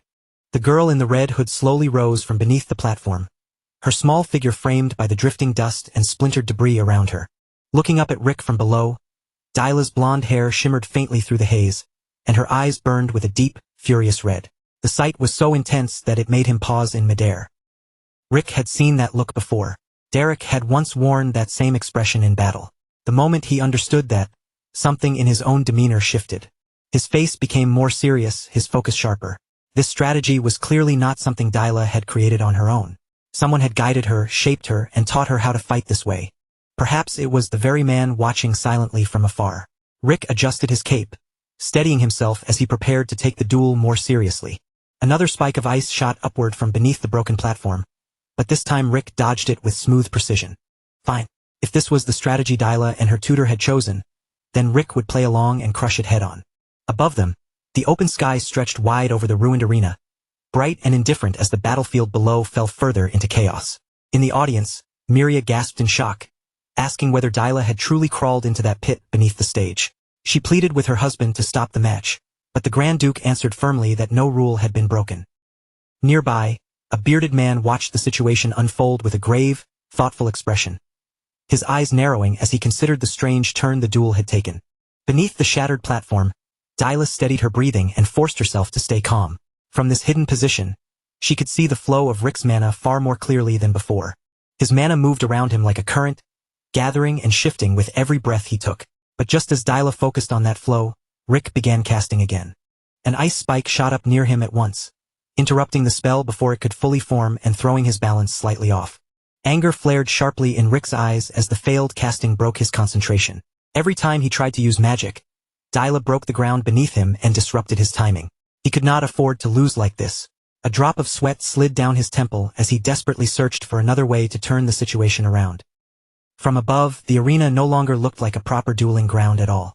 It looked devastated, torn apart by ice, wind, and collapsing wood. The fallen family flag lay across broken boards and cracked stone, its proud symbol dragged down into the wreckage of the battlefield. Dyla noticed it then. Rick's mana flow had suddenly stopped. He was no longer preparing an ordinary spell. He was planning something else. Her whole body tensed, ready to strike the instant he began another cast. But before she could move, the judge suddenly stiffened and called out toward the young master. In a flash, Rick leapt upward and landed lightly on top of the fallen flagpole, balancing on it with precise control. From that height, Dyla would not be able to react in time if he changed the rhythm of the fight. But casting properly from such an unstable position was nearly impossible, so Rick made a bold decision. Blue energy began to gather around him, dense, violent, and heavy enough to distort the air. If he could not aim at Dyla precisely, then he would simply destroy everything around her. Without even using an incantation, Rick released the gathered power all at once. Derek's gaze sharpened instantly as he sensed the danger in that reckless burst of magic. A massive explosion of blue energy tore through the arena, swallowing the broken platform in a violent surge of force. The wooden stage shattered completely beneath the impact, and the fallen flagpole snapped at its base as if it were nothing more than a dry branch. Rick fell along with the collapsing structure, the entire battlefield erupting around him in a storm of splintered wood, broken stone, dust, and flying debris. From the audience, Miria screamed Rick's name in panic, her voice cutting through the roar of the collapsing arena. When the smoke finally began to thin, Rick emerged from the chaos and landed firmly on his feet, his posture steady despite the destruction around him. His eyes locked onto a single moving shadow cutting through the dust at high speed, and in that instant, he knew Dyla had survived the blast and was already on the move. It was Dyla. Rick instantly formed a brilliant blue magic arrow in his hand, the condensed energy flashing between his fingers before he fired it forward like a bolt of lightning. The projectile cut through the dusty air in a straight line, slicing toward Dyla with terrifying speed. Its blue glow reflected clearly in her eyes as it closed the distance, but Dyla did not flinch, did not step back, and did not even let her expression waver. At the very last possible instant, she raised her hand and caught the magic arrow in mid-flight, stopping it right before it could pierce through her. Blue light burned fiercely against her palm as she held the raging energy in place. Her hair whipped wildly around her face from the force, but her eyes stayed calm, focused, and locked on Rick. Then, under Dyla's control, the arrow began to change shape. The unstable projectile twisted and condensed, transforming into a blazing blue blade of gathered magic. With one sharp motion, she redirected that stolen power and sent it hurtling straight back toward Rick. Dyla sprinted forward immediately behind her counterattack, refusing to give Rick even a second to recover. He had believed that landing even one magic arrow would secure his victory. Instead, Dyla leapt into the air and drove a powerful kick straight into his chest, striking him with all the force her small body could gather. The impact rang out across the ruined arena, echoing through the dust and broken boards like a heavy blow against stone. For a brief moment, their eyes met at close range. Then Rick's body buckled from the force, and he dropped down to his knees before her. In one smooth, ruthless motion, Dyla reached down, grabbed a handful of dirt from the ground, and flung it straight into Rick's face. The particles struck his eyes, and Rick cried out in shock, stunned that she would use such an unfair and dirty tactic in a noble duel. While he struggled to wipe his vision clear, Dyla quickly retreated and created distance between them. In that moment, Rick realized something about the way she was fighting. She was using kicks, dirt, and every crude trick she could reach. Was she out of mana? No, that was not it. She was pushing herself all the way to her limit, forcing her body and magic past exhaustion just to prove that she was worth something. Despite the pain, a faint smile touched Rick's lips. If this was the resolve she had chosen, then he would answer her with everything he had, not as a cruel executioner, but as a true brother facing her head-on. A bright shimmer spread across the sky above them, and the atmosphere in the arena shifted as both siblings prepared for the next exchange. Dyla stood facing him, her blonde hair disheveled and her breathing heavy, yet her feet remained planted on the ruined ground. One hand rose to her head as exhaustion began creeping through her body, but her eyes still burned with fierce determination, refusing to yield. A thin line of blood traced down from the corner of her mouth. Then a single drop fell, marking the ground beneath her. The moment blurred into memory, and Derek's calm voice echoed in her mind. Mana, he had explained, was like paint, while a spell was the brush used to shape it. With that brush, you gathered the paint, guided its movement, and gave form to the image you wanted to create. That, he had told her, was magic. Back then, Dyla's young eyes had sparkled with wonder beneath the open sky as she listened to him, captivated by a world she had never properly understood. He had shown her the flow of mana drifting through the air. Now, back in the present, Dyla closed her eyes and steadied her breathing. Mana was paint and a spell was the brush. Blue energy gathered softly around her, swirling at her fingertips before the glow grew brighter and sharper. With new clarity, she shaped that power, and determination filled her voice as she declared that she would paint her own picture with this magic. The judge with the monocle stared in disbelief as a radiant blue aura wrapped around her body, and an ice spear formed within her grasp. In the audience, Lady Miria gasped, recognizing it at once as one-star magic. Even Rick's expression shifted with concern. That much power, if handled carelessly, could cause serious damage, especially in the hands of someone who had only just reached this level. But the girl in the red hood did not hesitate. Her gaze remained steady and unwavering. Rick answered her resolve in kind, surrounding himself with his own blue aura as his mana rose around him. Stepping forward, he declared that even if Dyla had finally reached one-star magic, he was still one step ahead of her. With that, the two prepared for their final, decisive clash, each determined to seize victory before the other could move. Rick chose to strike first, intending to end everything in a single exchange. Dyla lowered her small hand toward the ground, gathering every last thread of mana she had left into one final attack. Blue light churned violently around her fingers, spinning and tightening as she focused with absolute clarity. At the same instant, Rick unleashed a barrage of glowing energy arrows. Each one tore through the air with deadly speed, rushing toward Dyla from the front. The two spells collided at the center of the ruined arena. For one heartbeat, everything seemed to freeze, and then a blinding burst of light swallowed the entire battlefield. The collision erupted into a massive shockwave, ripping through the remains of the platform and obliterating what little structure still stood. Dust, splinters, and fragments of stone flew outward in every direction as the force of their magic rolled through the air. In the stands, Miria cried out Dyla's name in fear. Then, inside the thick smoke, something began to shine. A golden sphere of energy glowed brilliantly above the shattered arena, floating in the haze like a signal. The light pulsed steadily. General Pelham's protection sphere had activated, its shimmering barrier now clearly visible to everyone watching, proving that one of the duelists had finally reached the limit.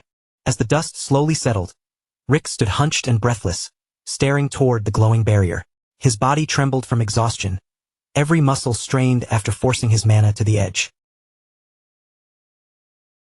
Across from him, Dyla stood beneath her red hood, struggling to steady her breathing. She had also reached her limit, her chest rising and falling rapidly as the last of her strength drained away. The final traces of blue energy faded from Dyla's fingertips. At the edge of the battlefield, Derek remained seated, watching the result without visible emotion. His gaze stayed cold, sharp, and calculating as he studied the aftermath of their final clash, waiting to see whose resolve had endured until the very end. The story then slipped back 1 year. Outside the window of a grand mansion, hungry chicks chirped loudly inside their nest, their tiny beaks open as they waited to be fed. That small nest, resting quietly on a tree branch, was a peaceful symbol of new life growing in the sunlight, standing in sharp contrast to the heavy atmosphere inside the mansion. Inside the estate, Grand Duke Duplin walked through the long corridors while his aide followed beside him, reporting that a letter had arrived from House Belmere. The aide explained that the letter seemed to concern a recent incident and quietly asked how they should proceed. As he spoke, the Grand Duke's gaze slowly shifted toward a half-open door nearby. Through that narrow opening, he saw his young daughter Dyla sitting alone in the corner, completely isolated from everyone around her. Little Dyla sat with both hands clasped tightly in her lap, her posture stiff and her expression dark with a determination far too heavy for a child her age. The Grand Duke watched her in silence. His face revealed nothing as he looked at the lonely figure of his daughter, quietly taking in the sight without a single visible change in expression. And with that image, the memory faded. Back in the present, Dyla stood with a wound on her forehead and a distant, unfocused look in her eyes. The duel had ended, and she had just been defeated. The fierce surge of magic around Dyla begins to thin out, fading like smoke after a storm. As the duel finally reaches its end, the truth hits her all at once, cold and merciless. In that moment, Dyla understands everything. The trigger had already been activated, and from the instant it happened, her loss had become something she could no longer escape. Across the arena, her brother Rick, the one who has just won the duel, remains down on one knee. He stares toward Dyla in stunned silence, his expression caught somewhere between disbelief, worry, and awkward concern. Farther away from the center of the arena, Derek watches the entire scene without moving. His face stays calm, almost detached, as if he has already finished reading the outcome. And more than anyone else there, he understands exactly what Dyla must be feeling. Inside Dyla's head, one thought repeats again and again, louder each time. I lost. The shame crashes over her, followed by a sadness too heavy to hold back, and before she can stop herself, Dyla breaks down completely, sobbing in front of everyone. High above the arena, the Grand Duke has seen the entire confrontation unfold from the balcony. His eyes remain fixed on the field as the magical barrier finally dissolves and vanishes from sight. Beside him, the Grand Duchess can no longer contain her anger. She snaps at her husband, her voice sharp with outrage, unable to accept that such a crude, filthy struggle could ever be called a proper magic duel. To her, the whole thing is absurd beyond reason. Down below, Dyla is still crying, her shoulders trembling as the humiliation swallows her whole. But what hurts her most is not the fact that she lost. What destroys her is the belief that she has disappointed her master.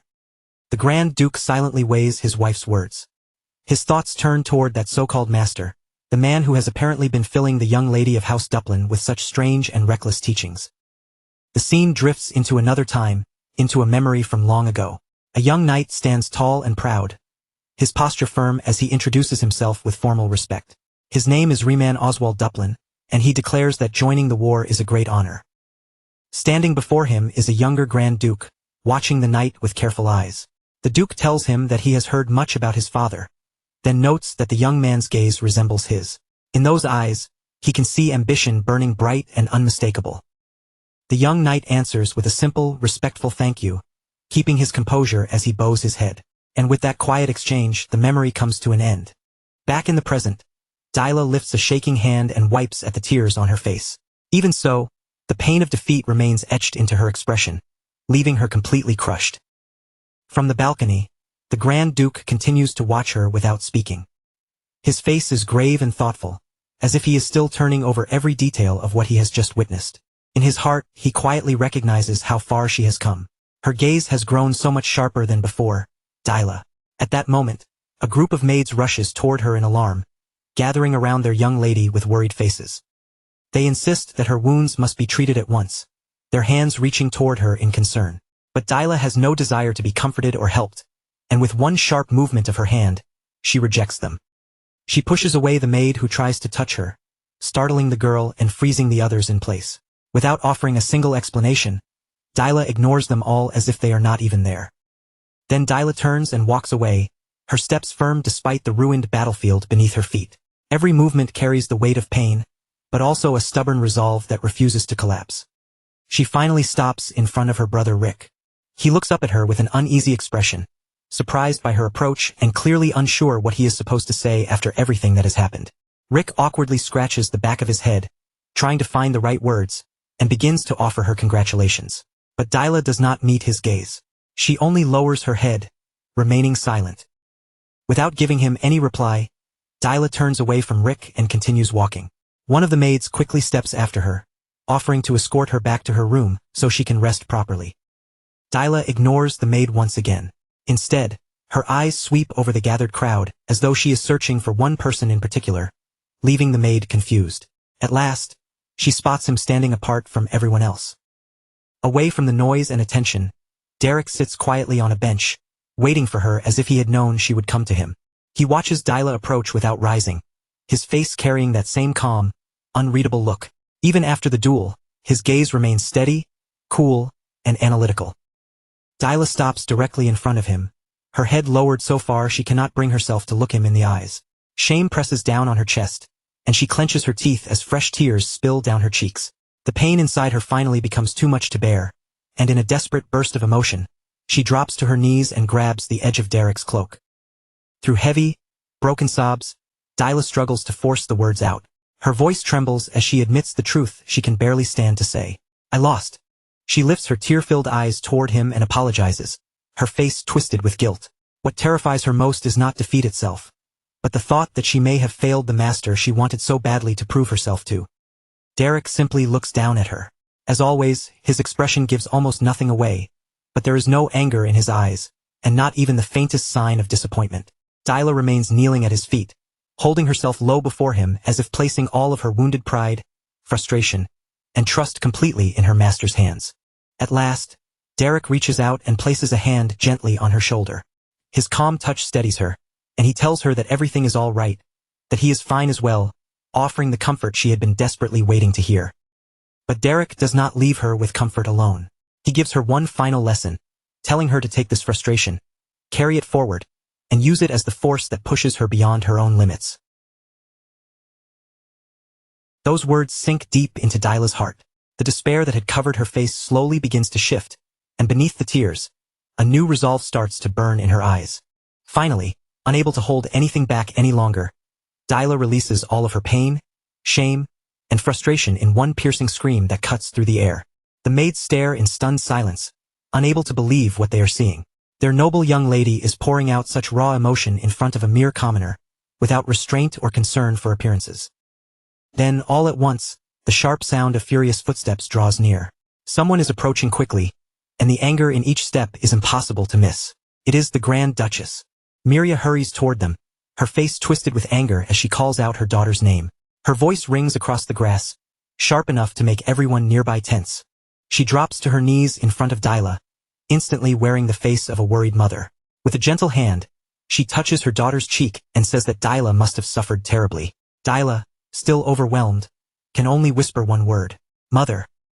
The Duchess pulls her into an embrace, wrapping her arms around Dyla as she assures her that everything will be all right.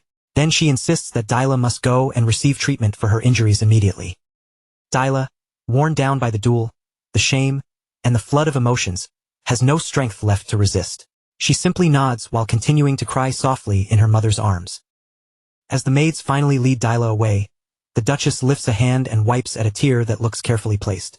She maintains the image of a grieving, devoted mother for everyone still watching.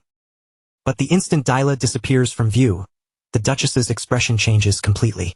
The sorrow vanishes, replaced by a cold, furious anger that had been waiting underneath all along. Now that her daughter is no longer there, the Duchess turns her attention to the real target of her rage. Her eyes settle on Derek with a sharp, unforgiving glare. She strides toward him across the grass, each step firm and deliberate. The gentle motherly act is gone, leaving only the fury of a noblewoman who believes she has been insulted. Derek watches her come closer, slightly puzzled by the sheer intensity of her glare. Before he has any chance to speak, the Duchess erupts, her anger exploding without warning. She spits out an insult, calling him a vulture-like wretch, and demands to know what he thinks he has done. Her voice drips with contempt as she mocks his pathetic one-star magic. Then, without hesitation, she slaps him hard across the face. The crack of the blow is followed by her hand grabbing his clothes, pulling him forward in anger. She accuses him of filling Dyla's head with cheap tricks and dirty methods, saying he has stained the purity of a noble lily. To her, he has forced the young lady of the ducal house to perform something shameful and disgraceful before everyone. Derek takes the slap without flinching. Even as a red mark begins to rise across his cheek, his face remains calm and neutral, showing no fear, anger, or humiliation. The Duchess keeps shouting, declaring that there is a world someone like him could never possibly understand. It is a world of values, dignity, and noble pride, things she insists must be protected no matter the cost. When she sees her husband approaching, she immediately turns toward him as if demanding his agreement. Pointing at Derek, she complains that what they saw was not a true magic duel at all, and accuses him of being the one who taught Dyla such disgraceful things. But before the Grand Duchess can continue, another sharp slap cuts through the air. This time, the blow lands on her face, not Derek's, and she goes completely still, frozen in disbelief. The Grand Duke seizes her wrist before she can act again, his grip firm and impossible to shake off. In a cold, commanding voice, he asks whether she truly cannot see who is the one behaving disgracefully here, leaving the Duchess staring at him in utter shock. Her voice falters as she stammers out a question, unable to understand why he would defend Derek. To her, Derek is nothing more than a useless commoner. The Duke answers without hesitation, calmly agreeing with that much. Yes, Derek is a worthless commoner. But then the Duke adds the one thing that silences everything around them. He is also their daughter's master. With a stern look, the Duke asks what kind of parent would humiliate and mistreat their own child's teacher in such a shameful way. Through the entire exchange, Derek says nothing at all. He simply stands there in silence, watching the argument unfold around him without trying to defend himself. Then the Duke turns toward Derek, and in front of everyone, he does something no one expected. He apologizes on behalf of his wife, explaining that her outburst is merely a twisted, excessive form of maternal love. Derek looks up at him, visibly surprised by the Duke's sudden intervention. He had never imagined that a noble of the Grand Duke's status would step forward and defend him like this. After a brief pause, Derek accepts the apology with his usual calmness, saying that it is fine. The Duke then shifts his tone and invites him to come to his office, saying there is something they should discuss in private. Derek agrees and follows the Grand Duke without protest.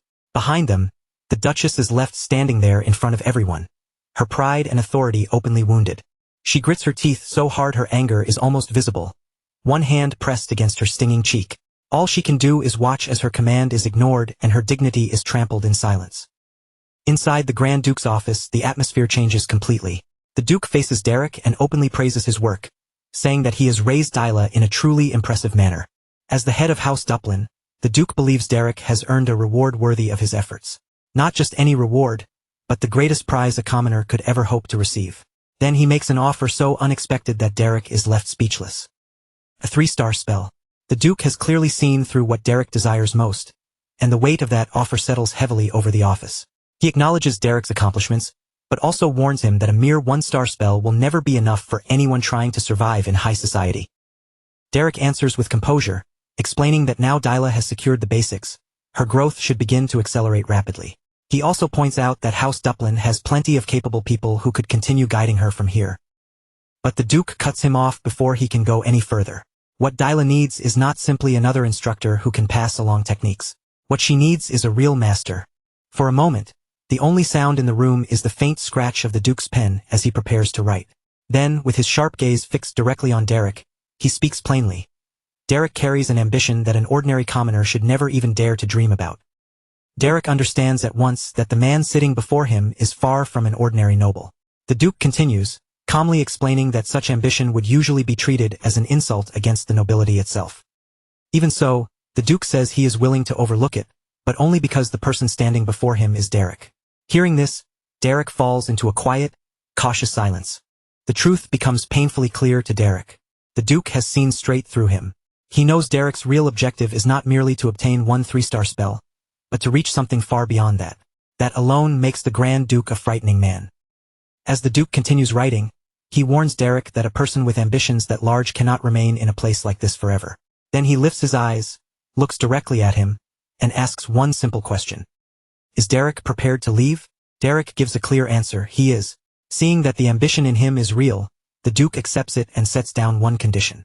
Derek must remain at the mansion for a little longer and continue teaching Dyla until the Duke is satisfied with her progress. Inside Derek's mind, the limits placed on commoners echo bitterly. There is a ceiling they are never supposed to rise beyond, a highest level they are expected to accept without question. Then the Duke asks the question that changes everything between them. Does Derek want a 3-star spell? For one brief instant, Derek is stunned into silence, but he quickly forces himself back into composure. A clear light of determination sharpens in Derek's eyes. His hesitation disappears, and when he answers, his voice is steady and firm. Yes, he wants it. Not long after, a hidden door opens inside the mansion, revealing a passageway glowing with secret light. With that, the agreement between Derek and the Grand Duke is sealed. Derek steps into the Grand Duke's private library, entering a place packed with knowledge he once thought would always remain far beyond his reach. His hand comes to rest on one of the heavy tomes, and even before opening it, he can feel the weight of the power and knowledge stored inside its pages. When Derek opens the book, his eyes fall on pages covered in complex runes and intricate diagrams. Every line seems carefully crafted, pointing toward the key to Master Ina. A 3-star spell. Derek stands there in silence, taking in the sheer scale of what lies before him. The knowledge is dense, advanced, and far beyond anything most mages could easily touch. A quiet whisper slips from his lips, and a faint smile forms on his face. Incredible. He thinks of the countless mages who spend their entire lives struggling just to obtain even a single 2-star spellbook. And yet here, spread out before him, is not just one book, but an entire library filled with 3-star spellbooks. At that moment, the Duke's deal finally begins to make perfect sense. Holding the book in his hands, Derek realizes he now has a firm reason to stay in the mansion. Knowledge like this is worth almost any risk. Still, one quiet thought slips through his mind. Derek knows all too well that if his mercenary companion Pauline ever hears about this new arrangement, she will not let it pass quietly. It would almost certainly cause a huge commotion. Meanwhile, somewhere in the city, a noisy tavern is buzzing with life. Jaden, the leader of the mercenaries, is occupied with his usual affairs, while Pauline sits nearby looking strangely embarrassed, confused, and bothered by something she cannot seem to settle. The scene shifts once again. Beneath a bright blue sky and warm sunlight, a new day of training begins, carrying a much lighter air than the tension from before. Dyla stands proudly with her chin lifted high, confidence practically sparkling across her face. In a loud, self-satisfied voice, she announces to anyone willing to hear it that she is now officially a 1-star mage. Derek does not even bother lifting his eyes from the book in his hands. With complete indifference, he answers in a dry tone that technically, since she has successfully cast a 1-star spell once, she can indeed be called a 1-star mage. His cold reaction immediately makes Dyla's excitement stumble. Irritation flashes across her face as she struggles to believe that her own master is not even slightly happy about his student's achievement. Derek calmly adds that it is not exactly an early accomplishment, quietly implying that she actually took longer than expected. Dyla's frustration rises at once, and she complains that dealing with him is unbelievably difficult. Unbothered by her reaction, Derek simply remarks that she seems to have recovered quite well over the past 3 days. He then reminds her that the last time they met, she cried quite a lot, and the comment instantly makes her cheeks flush as she turns her face away in embarrassment. Dyla loudly denies it, insisting that she did not cry at all. According to her, a little dust had merely gotten into her eyes, though even she sounds unconvincing as she continues muttering complaints under her breath. Still pouting, Dyla says her father really should have warned her sooner. She had been seriously worried that Derek might be thrown out of the mansion after everything that happened. Derek pays no attention to her grumbling and smoothly changes the topic. He announces that it is time to begin the lesson, adding that since she learns quickly, she should soon be able to master other 1-star spells as well. The word quickly catches Dyla's attention. Her eyes narrow with curiosity, and she asks what he means by that. For once, Derek gives her a small and simple compliment. He explains that her growth truly has been fast, because being able to cast a 1-star spell so soon after awakening her mana is actually quite rare. The moment those words reach her, Dyla's pride returns in full force. Brimming with excitement again, Dyla starts enthusiastically naming the flashy spells she wants to learn next. She suggests Mana Arrow, then immediately brings up the Wind Blade spell her brother Rick used in the duel. As she continues happily imagining herself defeating Rick with impressive magic, Derek suddenly cuts her off. Ignoring every spell she has suggested, he calmly declares that today's practice will focus on mana manifestation. Dyla is completely thrown off by his answer. She thought they were finally moving on to new one-star spells, not going back to something as plain, basic, and boring as mana manifestation. Derek explains it to her with unusual patience, making it clear that there are many reasons behind his decision. But no matter how advanced magic becomes, the foundation is always the part that matters most. Just as Derek is about to continue and explain the details more carefully, Dyla suddenly lets out a defeated sigh and cuts him off. To his slight surprise, she gives in and agrees to follow the training after all. She mutters that if Derek says this is the right path, then it probably must be. Even so, the disappointment on her face is impossible to hide. She had gotten her hopes up for something exciting, only to be pulled back to basics, leaving her expression caught between confusion and reluctant curiosity. Then Dyla notices Derek quietly staring at her. Her hand instinctively rises to her cheek, and she asks if there is something on her face, wondering why he is looking at her that way. Derek answers casually, saying it is nothing. He says he is just surprised to see her listening so obediently for once. Coming from her, that kind of calm cooperation feels so unnatural that it almost makes him suspicious. The moment she hears that, Dyla is immediately offended. Her cheeks flush red as she straightens up defensively, insisting that she has always respected him from the very beginning. But before she can finish making herself sound innocent, Derek cuts her off again. An unpleasant memory rises clearly in his mind. Dyla wearing a mischievous grin as she dumps a bucket of dirty water over his head. In the same calm voice, Derek reminds her that she once poured filthy water on him.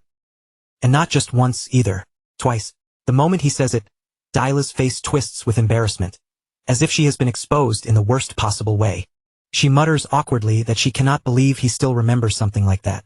Derek simply replies that it is rather hard to forget. Desperate to escape the uncomfortable silence, Dyla suddenly forces out a nervous laugh. She immediately starts commenting on how lovely the weather is, using the excuse as clumsily as possible. Then, before Derek can say anything more, she quickly runs off to begin practicing mana manifestation.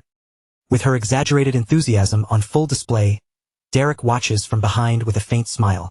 He is clearly amused by how desperately she is pretending to be excited about such a plain and tedious exercise. Time slips by, and before long, night settles over the Grand Duke's mansion. Under the pale glow of the full moon, the estate becomes quiet, wrapped in the cool stillness of late evening. After hours of relentless training, Dyla ends up lying flat on the ground, completely drained. Faint blue mana still circles weakly around her body as she struggles to breathe and recover her strength. At that moment, Derek suddenly appears above her, floating slightly off the ground as if it is nothing unusual. Looking down at her, he casually remarks that she is going to be very busy from now on. Derek lands lightly beside her and looks over her exhausted figure. Still panting on the ground, Dyla realizes he must have heard about her new schedule too, and frustration immediately rises as she grabs at her head with both hands. She complains that starting next week, she will have to attend etiquette classes on top of everything else. Derek, however, does not look troubled at all, as if he cannot understand why she sees it as a problem. He tells her it is actually a good thing. Now that she has learned a spell, she will finally begin receiving the proper education expected of a noble lady. Dyla stares at him in disbelief before launching into a list of all the endless subjects waiting for her. Etiquette, languages, geography, history, botany, piano, sewing, one after another. She names them with growing despair. She cannot understand why she has to learn so many things, and she wonders how her older sister ever managed to endure all of it. Derek answers her seriously, saying that this is exactly why Aceline is known as the flower of Duplin and the shining center of high society in Evilstein. Dyla lets out a tired sigh and admits that the only thing she truly wants to study is magic. Derek responds calmly, telling her that if that is what she wants, then she should simply keep studying it. Since the Grand Duke personally hired him, they have far more freedom than before. But Dyla still does not look convinced. She wonders if they will really have enough time for magic with all those new lessons taking over her schedule. Derek reassures her with quiet confidence, asking who could possibly fire him now that he has the Grand Duke's direct support, and Dyla can only give him a bitter little smile. She explains that even if her father accepts Derek, her mother will never stay silent. The Duchess will keep searching for any possible excuse to drive him out of the mansion. Derek asks her directly why the Duchess is so desperate to have him expelled. With worry tightening her expression, Dyla explains that her mother believes learning from a commoner like him will pull her away from the dignity and grace expected of a noble. According to Dyla, The Duchess is afraid she might even end up becoming a mercenary. Derek takes that in silently, and from the viewpoint of the nobility he can understand it. The duel they fought truly did lack the polished elegance and noble dignity they value so highly. It had been a raw, rough, unrefined fight from beginning to end. Then, all at once, an idea begins to form in Derek's mind. With a new firmness in his eyes, he tells Dyla that the solution is actually very simple. Dyla looks at him in confusion, unable to follow. Derek's gaze sharpens with quiet strategy as he addresses her calmly. Silencing the Duchess is not that difficult. All Dyla has to do is remove the very reason her mother can object, and the statement leaves her completely speechless. Dyla has absolutely no idea what he is trying to say. At that moment, Derek's plan is still too abstract for her to grasp, and she can only stare at him in bewildered silence. The next morning, bright sunlight spills over the Grand Duke's mansion, washing the estate in a fresh golden glow. A new day begins, and with it, Derek's plan quietly starts to move. Inside the mansion, Duchess Miria walks through the halls with a troubled expression. Several maids follow close behind her, keeping pace as her thoughts grow heavier with every step. She has already decided that she must act. In her imagination, one terrible possibility after another begins to unfold. To her, Derek is a dangerous teacher, a commoner who might drag her innocent daughter into the crude and vulgar world of mercenaries. She imagines him turning Dyla into a rough, unruly fighter, stripping away the elegance of a noble lady and replacing it with wild habits that would shame their entire house. Her worst nightmare appears vividly in her mind. Dyla dressed like some savage, barging into high society with a wild boar slung over her shoulders. The image alone is enough to terrify everyone and stain the name of House Duplin forever. Just thinking about it sends a sharp headache through the Duchess's head. She cannot allow such a disaster to happen. With renewed determination, she reminds herself that no matter what that commoner teaches her daughter, she still has power here. And no matter what her husband approves, she is still the lady of the house. Her word carries authority within these walls. Again and again, she repeats the same thought to herself. She must find a way. Her resolve hardens completely. She will expel Derek from the mansion and protect the honor of her family before his influence can spread any further. Just then, a voice calls out to her. "Mother, it is Dyla." The Duchess turns around, ready to face her daughter, but the moment she sees her, her mind drifts unexpectedly into the past. For one brief instant, the Duchess no longer sees the troublesome girl standing before her. Instead, she remembers a small, innocent child smiling in her arms, and that tender memory softens her heart. A single tear gathers in her eye, yet that memory only strengthens her determination to protect her daughter. But when she looks at Dyla again, the warmth on her face vanishes, replaced almost instantly by pure confusion. Something is very wrong. Standing before her is Dyla, dressed in an elegant blue gown with perfect posture and polished composure. She bows with flawless grace and gently asks whether her mother rested well last night. Her voice is soft, serene, and refined in a way the Duchess has never heard from her before. Miria freezes completely, unable to process the sight in front of her. The change is so sudden and unbelievable that she can only stammer in confusion. Derek's plan has begun. Wearing a bright smile and speaking in a sweet, gentle voice, Dyla apologizes for not being able to speak with her mother earlier because she had been recovering from her injuries. She says there are many things she would love to share with her mother, but unfortunately, she has piano lessons that morning. The Duchess can barely respond, still stunned by her daughter's strangely polite behavior, and all she can manage is a broken murmur. That is all the Duchess can say. Dyla bows once more with perfect courtesy and politely excuses herself, explaining that she must hurry to class. The Duchess simply watches her leave, completely bewildered by what has just happened. At last, she calls out to stop her. Still confused, she reminds Dyla that her etiquette classes are not even supposed to begin until next week. Her mind cannot make sense of any of this. Why would her daughter suddenly seem eager about something she has always hated? Dyla turns back, and in her mind appears the image of her perfect older sister, the role model she has chosen to imitate. Then she smiles with the polished grace of a true noble lady. Dyla replies that thanks to her mother's concern, she is actually looking forward to it now. Completely disarmed by the answer, the Duchess can only give in, stammering for her to hurry along or she will be late. In that single exchange, the Duchess loses all momentum. The confrontation she had carefully prepared collapses before it can even begin. As Dyla walks through the courtyard, the servants, used to her unpredictable and often violent behavior, instinctively step aside to clear her path. They stare at her with a strange mix of fear, amazement, and disbelief. Her transformation is so unbelievable that no one knows how to react. One maid is so shocked that the box in her hands slips from her grip. The box hits the ground with a loud thud, breaking the silence of the courtyard. Everyone freezes at once, bracing themselves for Dyla to explode in anger. But instead, she calmly walks toward the frightened maid with a gentle smile and asks if she is all right, kindly telling her not to overwork herself. That unexpected kindness leaves the entire courtyard even more stunned than before. The maid goes pale and trembles in place, barely able to force out a response. Strangely, the young Duchess's kindness feels far more frightening than any of her old fits of rage. From a distance, Duchess Miria watches with one fist clenched tight, seeing Dyla walk away with the grace of the perfect noble lady she had always dreamed of raising. And yet, deep in her chest, she knows something about this is terribly wrong. This victory does not feel like a victory at all. Later that same day, the scene shifts to the noble district of Ebelstein, where the quiet elegance of high society settles over everything. Beneath that calm, refined atmosphere, a round table has been prepared for afternoon tea, its setting delicate and proper, as if nothing unpleasant could ever intrude there. Yet during their last gathering, Ellen had clearly sensed that something was weighing on Aceline. The cheerful conversation had not been enough to hide the heaviness in her heart, and Ellen had been quietly worried ever since. When Aceline heard this, she blinked in mild surprise. Aceline had not realized her emotions had shown through so clearly. Regaining her composure, she gave a small, graceful smile, lifted her teacup, and admitted that she had indeed been troubled at the time.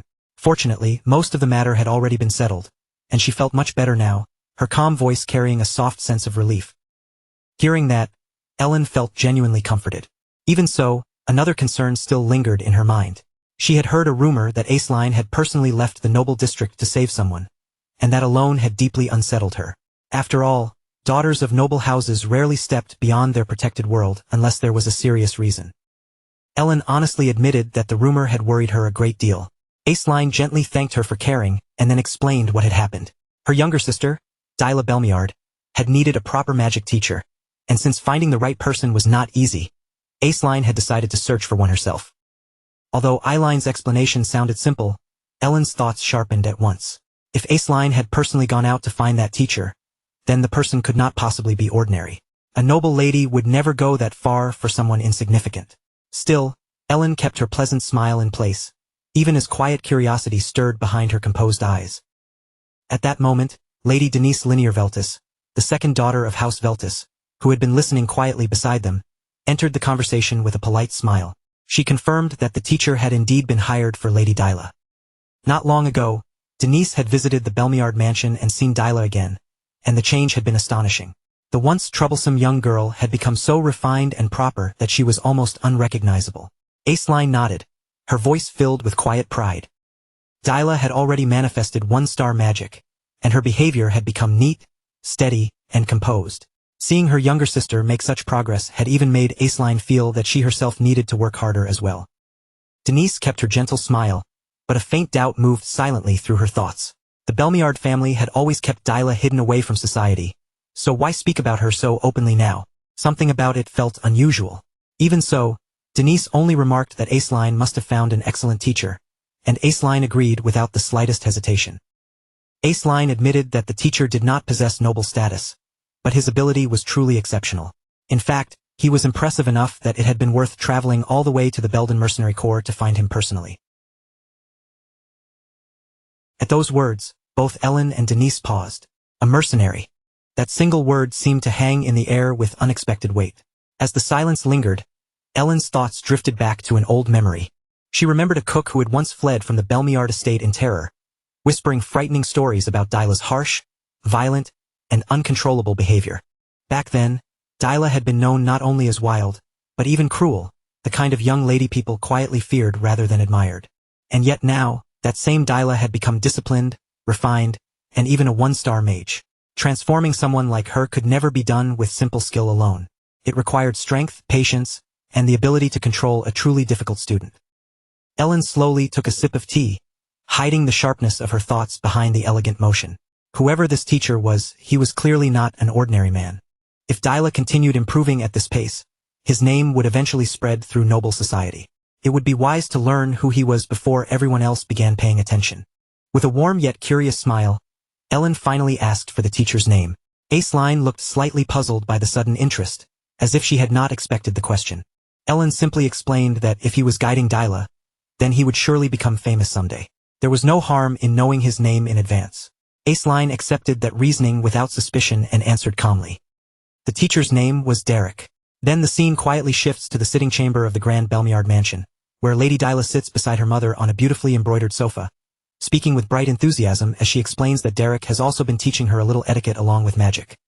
With a soft laugh, Dyla admits that etiquette is extremely difficult to learn alone. Her mother replies with a composed smile, saying she understands, and that it is admirable for Dyla to study so diligently by herself. But Dyla quickly corrects her, explaining that it was not truly self-study at all. Derek had patiently taught her everything. Curious, her mother asks what had been so difficult back when Dyla tried learning on her own. Dyla laughs again and answers honestly that almost everything had been difficult. Then, with cheerful sincerity, she adds that she can only manage even this much because Derek has been helping her. At that moment, irritation quietly flares inside her mother's heart.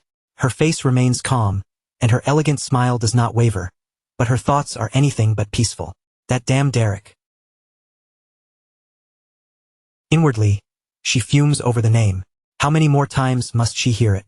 She does not know exactly what Derek has done to influence Dyla so deeply, but she cannot allow things to keep going like this. There has to be some way to handle the situation.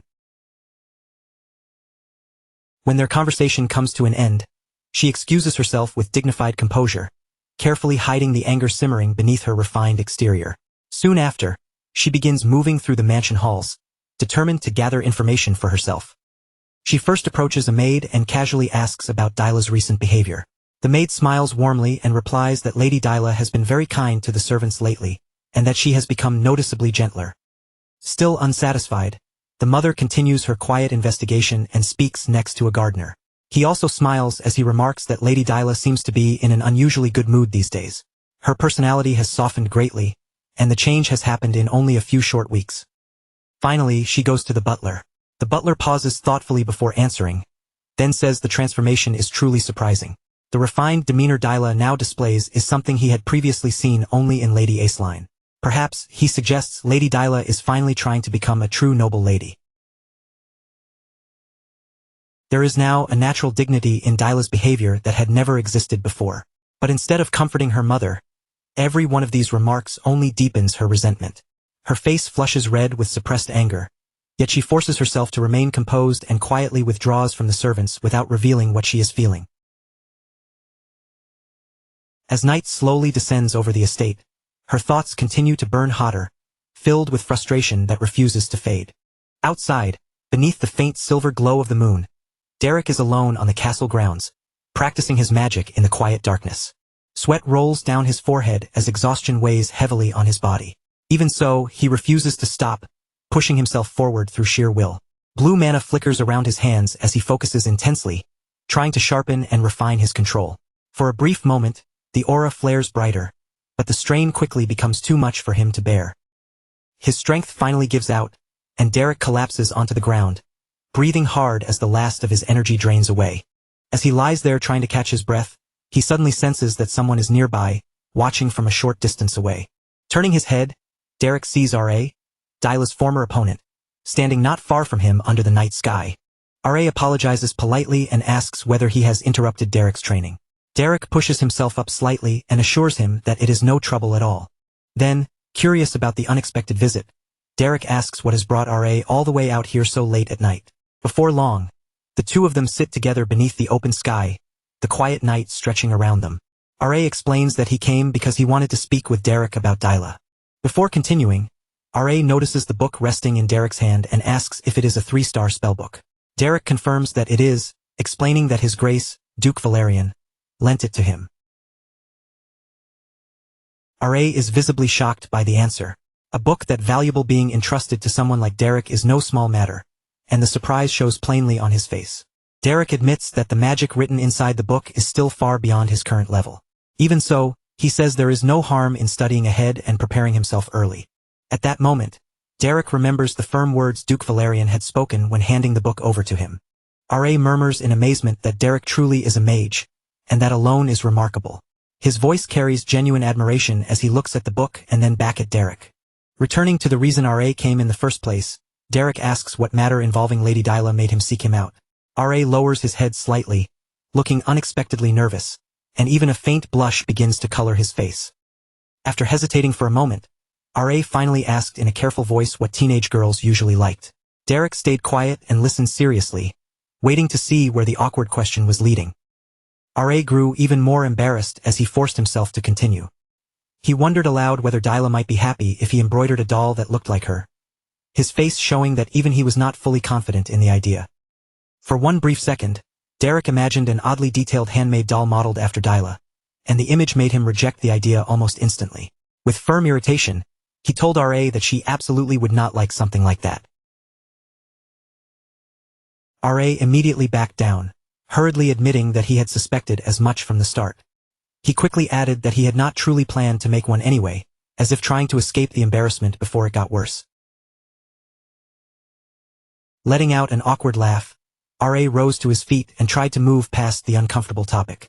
He suggested that if Derek was finished with his training, they should head back inside together.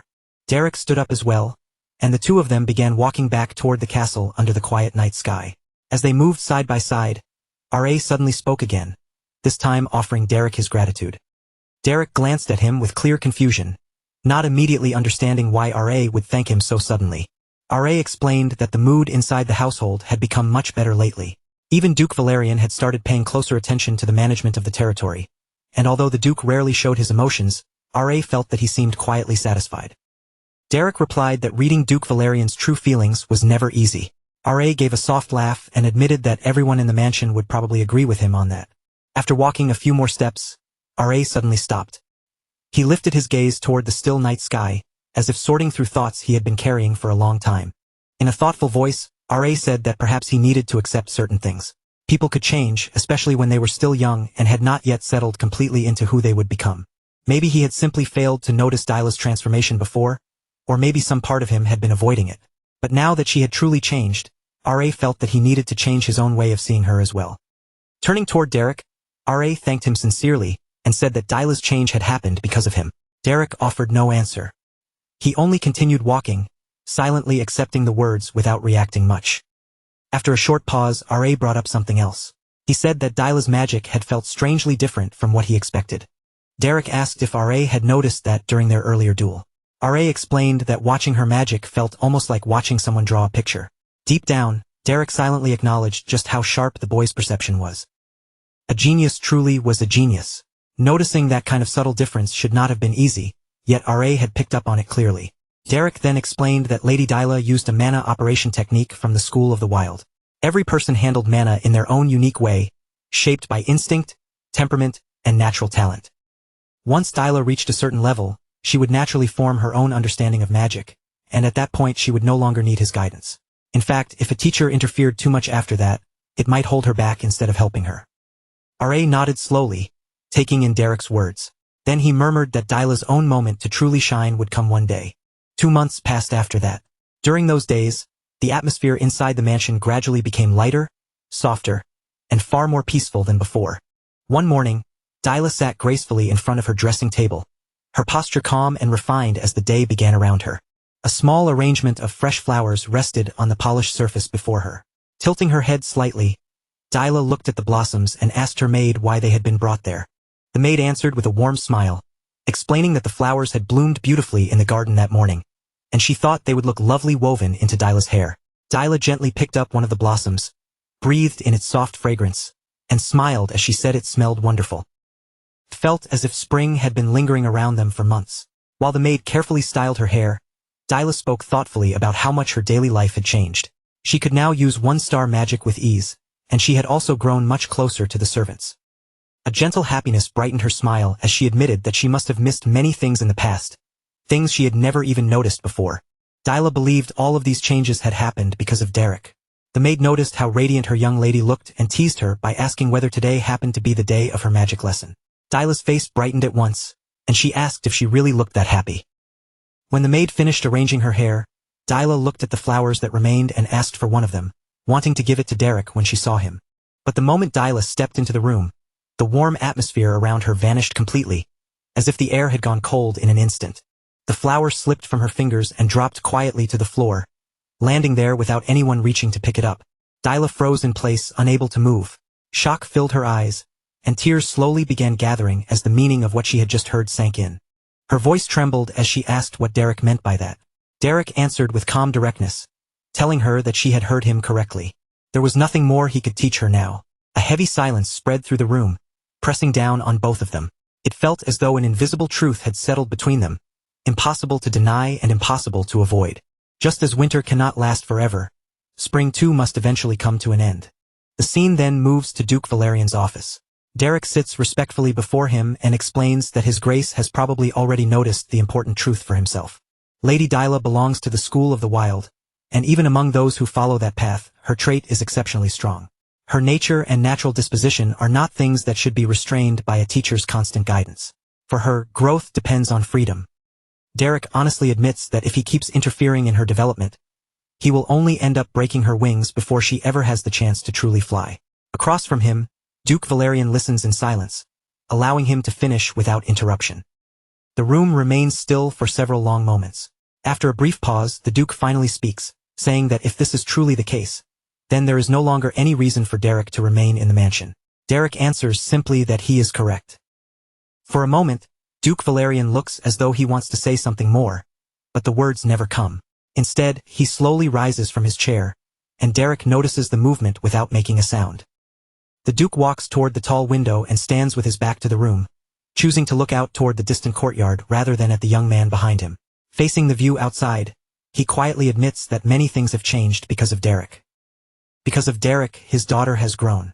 Duke Valerian confesses that he had been so consumed by ruling his territory that he failed to act as a proper father. The weight of governing had taken too much of his attention away from his own child. And yet now, he says softly, he feels relieved. Then comes the question that is hardest to ask. Without turning around from the window, the Duke asks when Derek plans to leave. Derek calmly answers that he has heard the arrangements. Lady Aceline Belmiard will soon visit the mansion before returning to Ebelstein, and Derek intends to ride in her carriage when she departs. The Duke acknowledges this quietly. Then, still keeping his back turned, he tells Derek to return the library key before leaving. Derek looks toward the Duke's back and replies that he will return the spellbooks he is currently studying, and then hand the key over to the head butler afterward. But the Duke immediately says there is no need for that. He tells Derek to return the key now. Derek does not argue or try to explain himself. His gaze lowers to the 3-star spellbook resting in his hand. For a short moment, he simply looks at it in silence. Then Duke Valerian says that if there is nothing else to discuss, Derek may go.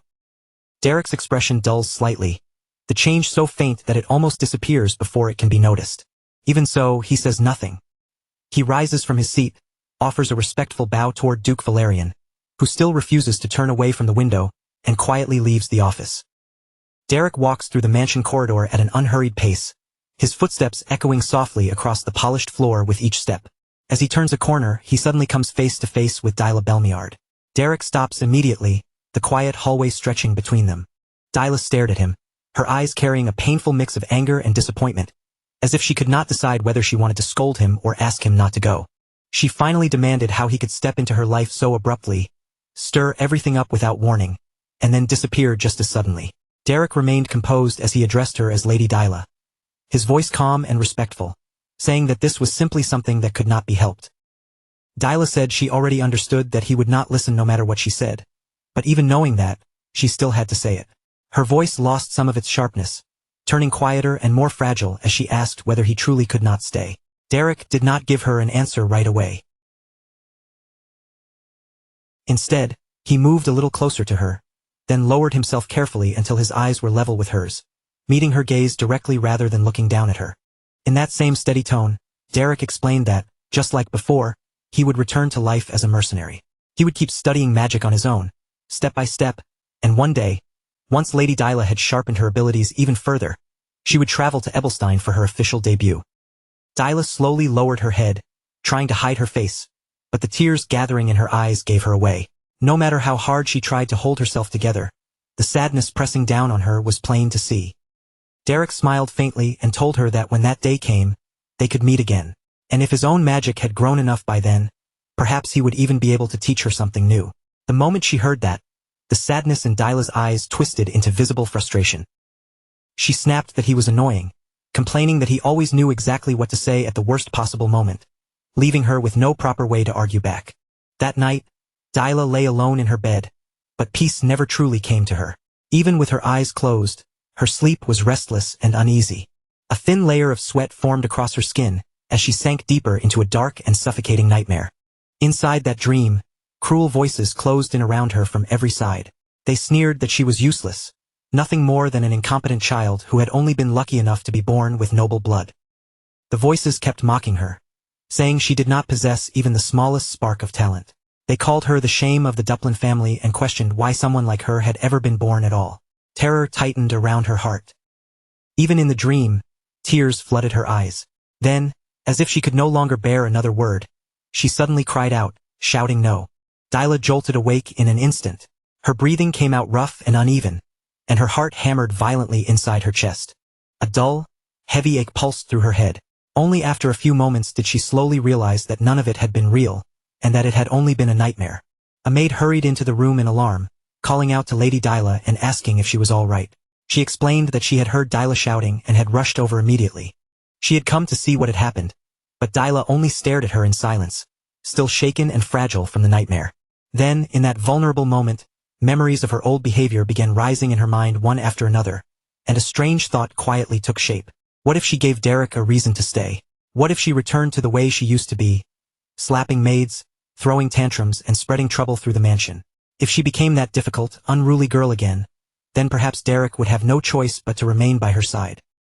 For a brief moment, she truly considered doing it, letting that dangerous idea linger in her mind.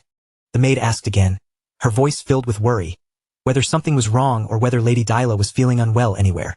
For one sharp instant, Dyla almost lashed out at her out of habit, the old response rising to her lips before she could stop it. But she caught herself in time. Instead of snapping, she answered in a calm voice that she was fine, and deep inside she made a firm decision. She would not become that person again. With a gentle smile, she reassured the maid that there was no need to worry. As the maid finally relaxed, Dyla lay back down against her pillow. In that quiet moment, she understood something clearly. Acting that way would never make her someone truly valuable. Morning finally arrived, and warm golden sunlight spilled across the castle grounds. The air felt fresh and clear, yet a quiet sense of farewell hung heavily over the courtyard. Lady Aceline was already seated inside the carriage when Derek arrived with his luggage in hand, his expression as calm as ever. Aceline looked at him and asked if it would be all right. She asked whether dropping him off at the commercial district of Ebelstein would be suitable. Derek replied that he would appreciate it. Aceline smiled gently and told him to take a moment to say his goodbyes, since they would be departing soon. Derek then turned around and looked back behind him. The people of the household had all gathered there to see him off. The prince was the first to step forward, his gaze fixed on Derek as he asked whether he was truly leaving. Derek answered that he had to return to the place he originally came from. R.A. gave a faint smile and said that life in the mansion probably had not been easy for him. Even so, Derek had worked hard all this time. The prince then added that if anything ever happened, Derek should contact him, and he would help in whatever way he could. Derek lowered his head respectfully and thanked him. After that, he raised his gaze again, and this time his eyes moved toward Dyla. Dyla had already been looking at him before he turned her way. For a short moment, neither of them said anything. Then Dyla suddenly grew flustered, her face tightening as she shouted and demanded to know why he was staring at her like that. She quickly insisted that he had better not misunderstand her, because she absolutely was not about to beg him to stay. Then she declared, with all the pride she could gather, that she was no longer a child. Derek smiled gently and told her that it had been an honor to teach her. He added that he could not proudly call himself her teacher, but he hoped she would still remember the magic they had practiced and learned together. Dyla lifted her chin with a proud little tilt and replied that she would proudly say he was her teacher. After all, he was the teacher of the great Dyla Catherine Duplin. That meant he would no longer be able to live quietly, no matter where he went. Derek did not show much of a reaction, but behind Dyla's confident smile, the sadness lingering in her eyes was impossible to hide. She turned her face slightly away, her cheeks growing warm with embarrassment, and told him to take care of himself. She warned him not to do anything reckless or dangerous that might get him hurt. Derek answered that he would be fine, then gently told her not to push herself too hard either. Dyla immediately insisted that she was already capable. She said she was an adult now and could take care of herself. She repeated the words firmly, almost as though she was trying to convince Derek and herself at the same time. Those words stirred an old memory deep inside Derek. Long ago he had once said the exact same thing, that he was already an adult. He had insisted back then that he could take care of himself. He had said it to a woman who answered not with a lecture, but by pulling him into a tight embrace. With a gentle smile, she had told him to remember her words. Then the memory slowly faded away, and the present returned around him once more. Derek softly called Dyla's name. Then he reached out and gently patted her on the head. Dyla's eyes widened at once, completely caught off guard by the unexpected gesture. As his hand rested lightly against her hair, Derek quietly told her that she did not have to force herself to grow up so quickly. Tears began to gather in Dyla's eyes again, but she stubbornly held them back, refusing to let even a single one fall. Derek slowly stepped back from her and turned away to leave. The moment his gaze moved elsewhere, Dyla quickly raised her hand and wiped at her face, trying to erase the tears before anyone could notice. Just as he began walking away, Dyla suddenly called out his name. Derek stopped in his tracks and turned back toward her. She forced the brightest smile she could manage, lifted her hand, and waved at him while shouting that they would meet again someday. Derek lowered his head with quiet politeness and answered that they would meet again in Ebelstein, Lady Dyla. At last, tears filled Dyla's eyes so completely that she could no longer hide them. In a soft, trembling voice, she simply answered, "Okay," and with that final farewell behind him, Derek left the castle. By the time evening settled over the city, Derek had arrived in the commercial district of Ebelstein. The streets were crowded and noisy, overflowing with merchants, travelers, and the restless energy of the city. Nearby, two men were shouting at the top of their lungs, cheering someone on with wild excitement and urging them to hit their opponent even harder. Drawn in by the commotion, Derek quietly stepped closer, blending into the edge of the crowd without drawing attention to himself. At the center of all that noise stood a young woman with blonde hair, her fist raised as she continued throwing punches. In front of her was a boy whose face was already stained with blood, his battered appearance making it clear he had taken more than a few hits. She struck him once more, then suddenly stopped mid-motion, as if she had felt someone's gaze on her. Slowly, she turned around, and the instant she saw Derek standing there, her whole expression brightened with surprise and delight. She called Derek's name with unmistakable excitement in her voice. Derek looked back at her calmly and answered in his usual simple way, saying that he was back. Soon after, Derek returned to the familiar tavern known as Belden's Tier. The tavern was warm and lively inside, filled with the easy noise of drinks, voices, and movement, a sharp contrast to the quiet heaviness that had surrounded Derek earlier. Behind the counter, Jaden stood with a casual grin, holding up a drink as he told Derek that it was honey wine, the kind nobles like to act elegant about while drinking, even though Derek used to love it too. Derek accepted it quietly and thanked him. Jaden waved the thanks away with an easy smile, saying it was a welcome drink, so it would be on the house. As Derek took the cup in hand, Pauline watched him closely from the side, her eyes narrowing a little as though she were inspecting every inch of his face. After a moment, she asked if he had always looked that pale, or if living like a noble had somehow made him even paler. Derek seemed not to fully understand what she was getting at, so he only looked at her with mild confusion. Seeing that blank reaction, Pauline kept teasing him, saying that when she heard he had become a magic teacher, she figured the nobles must all be taking some kind of strange drug together. Then she leaned in, pressing him to tell her what had actually happened. Derek answered calmly that he had simply worked there and that there really was not much to tell. Pauline immediately reacted as if that answer was impossible to accept, her disbelief exaggerated all over her face. Leaning back with a playful smirk, she said that he even sounded like a noble now, then asked whether it would really kill him to talk about it a little. Before she could keep pushing him further, Jaden stepped in to settle her down. He set a drink down in front of her and told her firmly that it was enough, urging her to drink. But Pauline was already worked up. She slammed her hand onto the table and shouted that she was incredibly annoyed, because she had gone through hell working alone while Derek was away. For a moment, her frustration filled the entire tavern. Hearing her complain, Jaden glanced back toward Derek and joked that, thanks to all of that, Derek must have returned with plenty of money. Then he asked whether the nobles had at least paid him well. But Derek only shook his head slightly and replied in a steady voice that he had received something more important than money. The moment he said that, Jaden's expression shifted into clear confusion. Before Jaden could ask what he meant, Derek slowly took out a book and placed it on the table in front of them. As soon as Jaden saw it, his eyes widened. He leaned closer, staring at the cover in shock, and muttered, asking what exactly that thing was.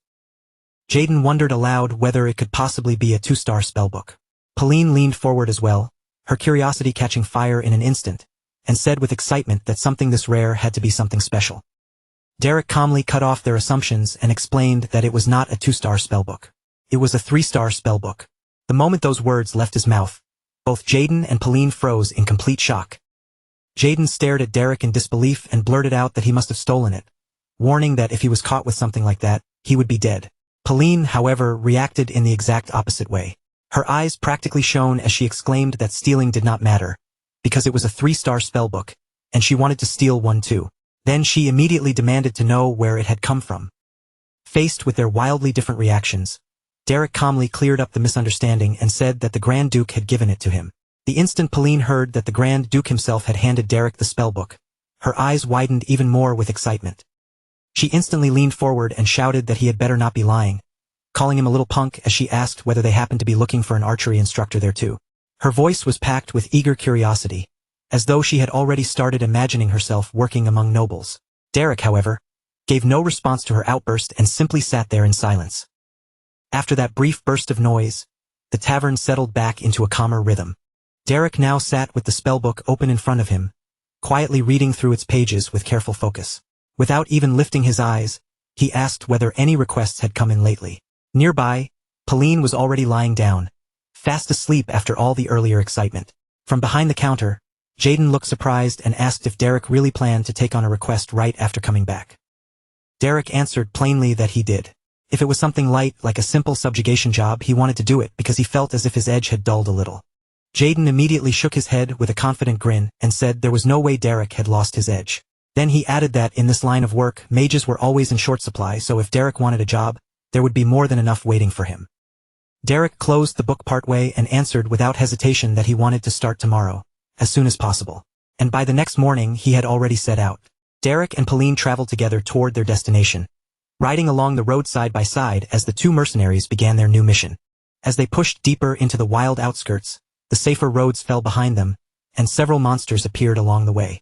At one point, they clashed with a group of goblins, fighting them off amid the rough terrain as the creatures swarmed in. Later, their path brought them face to face with a terrifying spider monster, its presence far more unsettling than the enemies they had dealt with before. After defeating those creatures one after another, Derek and Pauline continued onward, pressing farther into the dangerous wilderness without turning back. When night finally fell, they stopped in a quiet place to rest. Pauline relaxed after the long day of travel and fighting, but Derek's attention had already shifted to something else entirely. Even during their break, he continued working to understand and master the third circle magic recorded in the spellbook. Sitting quietly beneath the night air, Derek concentrated deeply, gathering his mana and trying to control its flow with far more precision than before. For a brief moment, it looked as though he had actually managed to shape the magical current properly. But then, without warning, a massive explosion erupted. The force of the blast surged outward so violently that it could be seen even from far away. It was obvious that something had gone wrong with the spell. After the explosion died down, Derek sat down again and returned to the spellbook, studying it with even more care than before. Within its pages, he began noticing new patterns and complicated magical circles that he had not fully understood earlier. Determined to improve, he kept analyzing them piece by piece, refusing to stop just because he had failed. As time continued to pass, the world around them slowly began to change.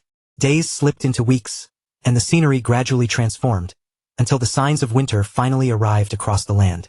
Snow blanketed the ground, and the air turned sharp and bitterly cold, carrying the unmistakable chill of the season. Eventually, after their long journey, Derek and Pauline returned once more. The moment they stepped back inside the tavern, Pauline shivered from the cold and immediately began complaining in a loud voice. Pauline shivered the moment she stepped inside, rubbing at herself against the cold as she complained that it was freezing and asked how much colder the weather was planning to get. Hearing them come in like that, Jaden let out a warm laugh and said it really was good to be young, especially since they had gone all the way to the Kemp Mountains and back in weather like this. Derek silently placed several items from their hunt onto the counter, while Pauline sighed in frustration and muttered that she kept telling him they should have waited until it warmed up. But when Jaden looked down at what they had brought back, his eyes widened slightly despite himself.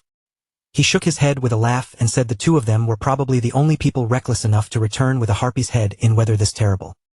After hearing Jaden's earlier remark, Derek answered quietly and thanked him, saying that after that trip, he finally felt alive again.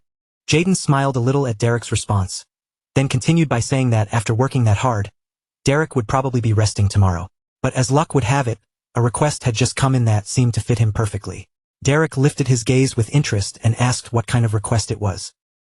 Jaden explained in a calm, easy tone that it was expensive and simple, though it might turn out to be a little troublesome in its own way.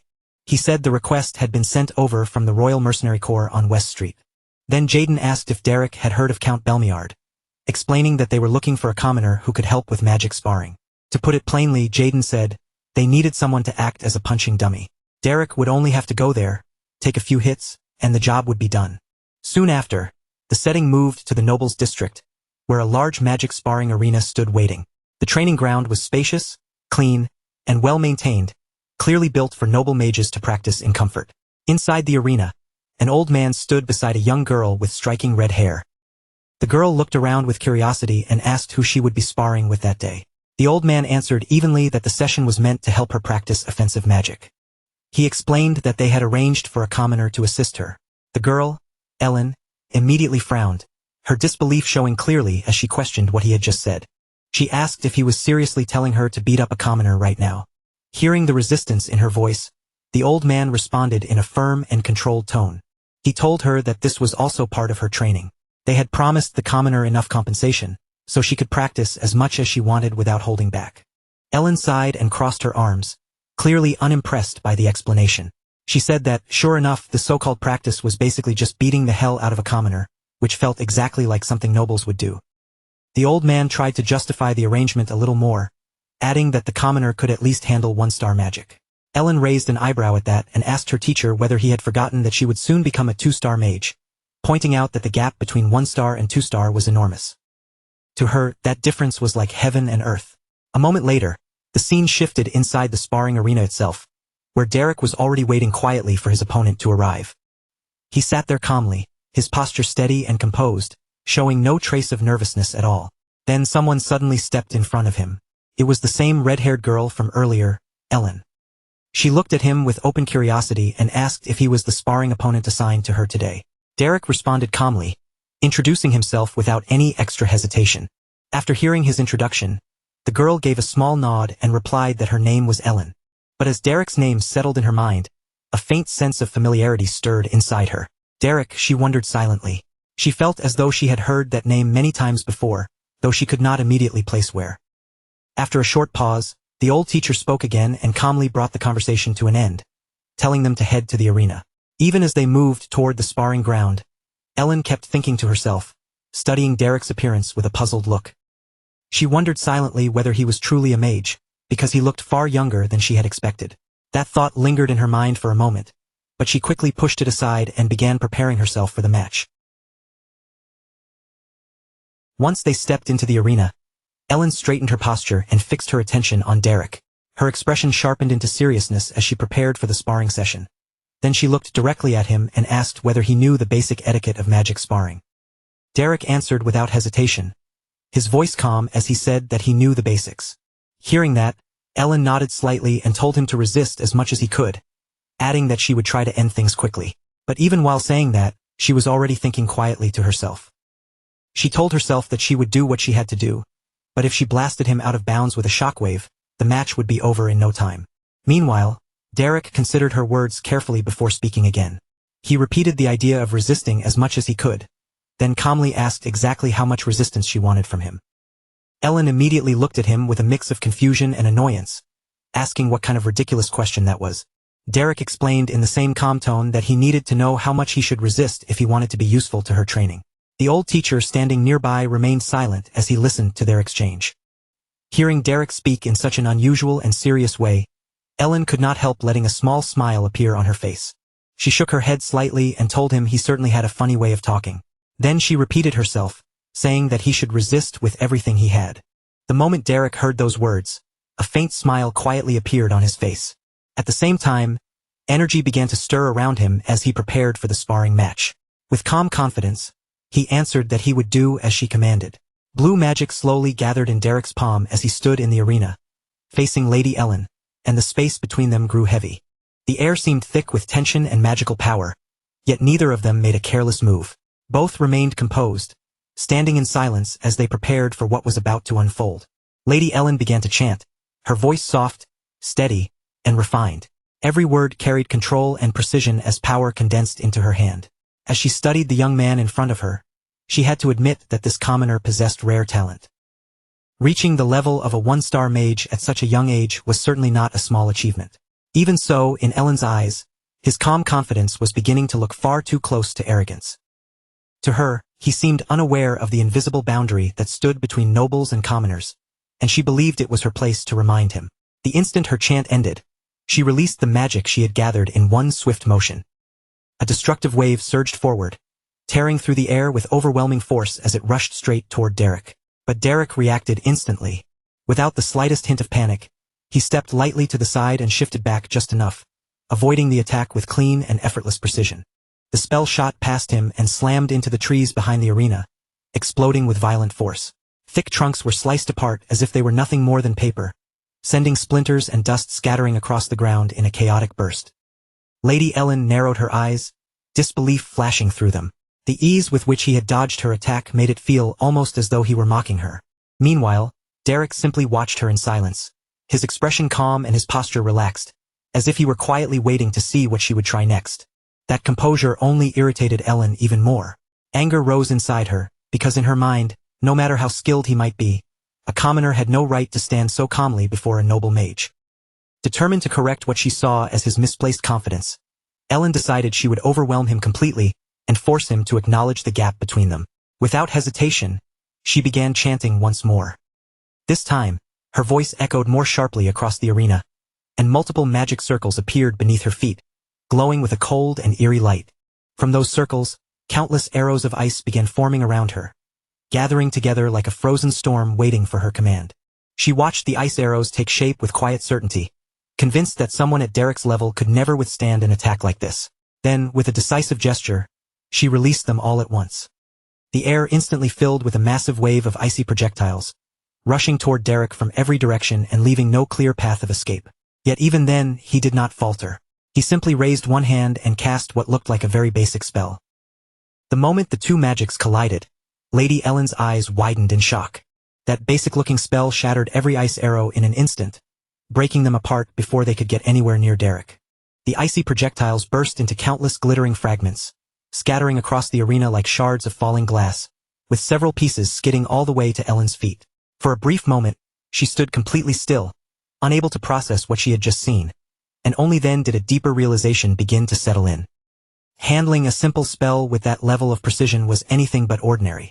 It required an exceptional understanding of magic, along with a mastery that could not be gained through talent alone.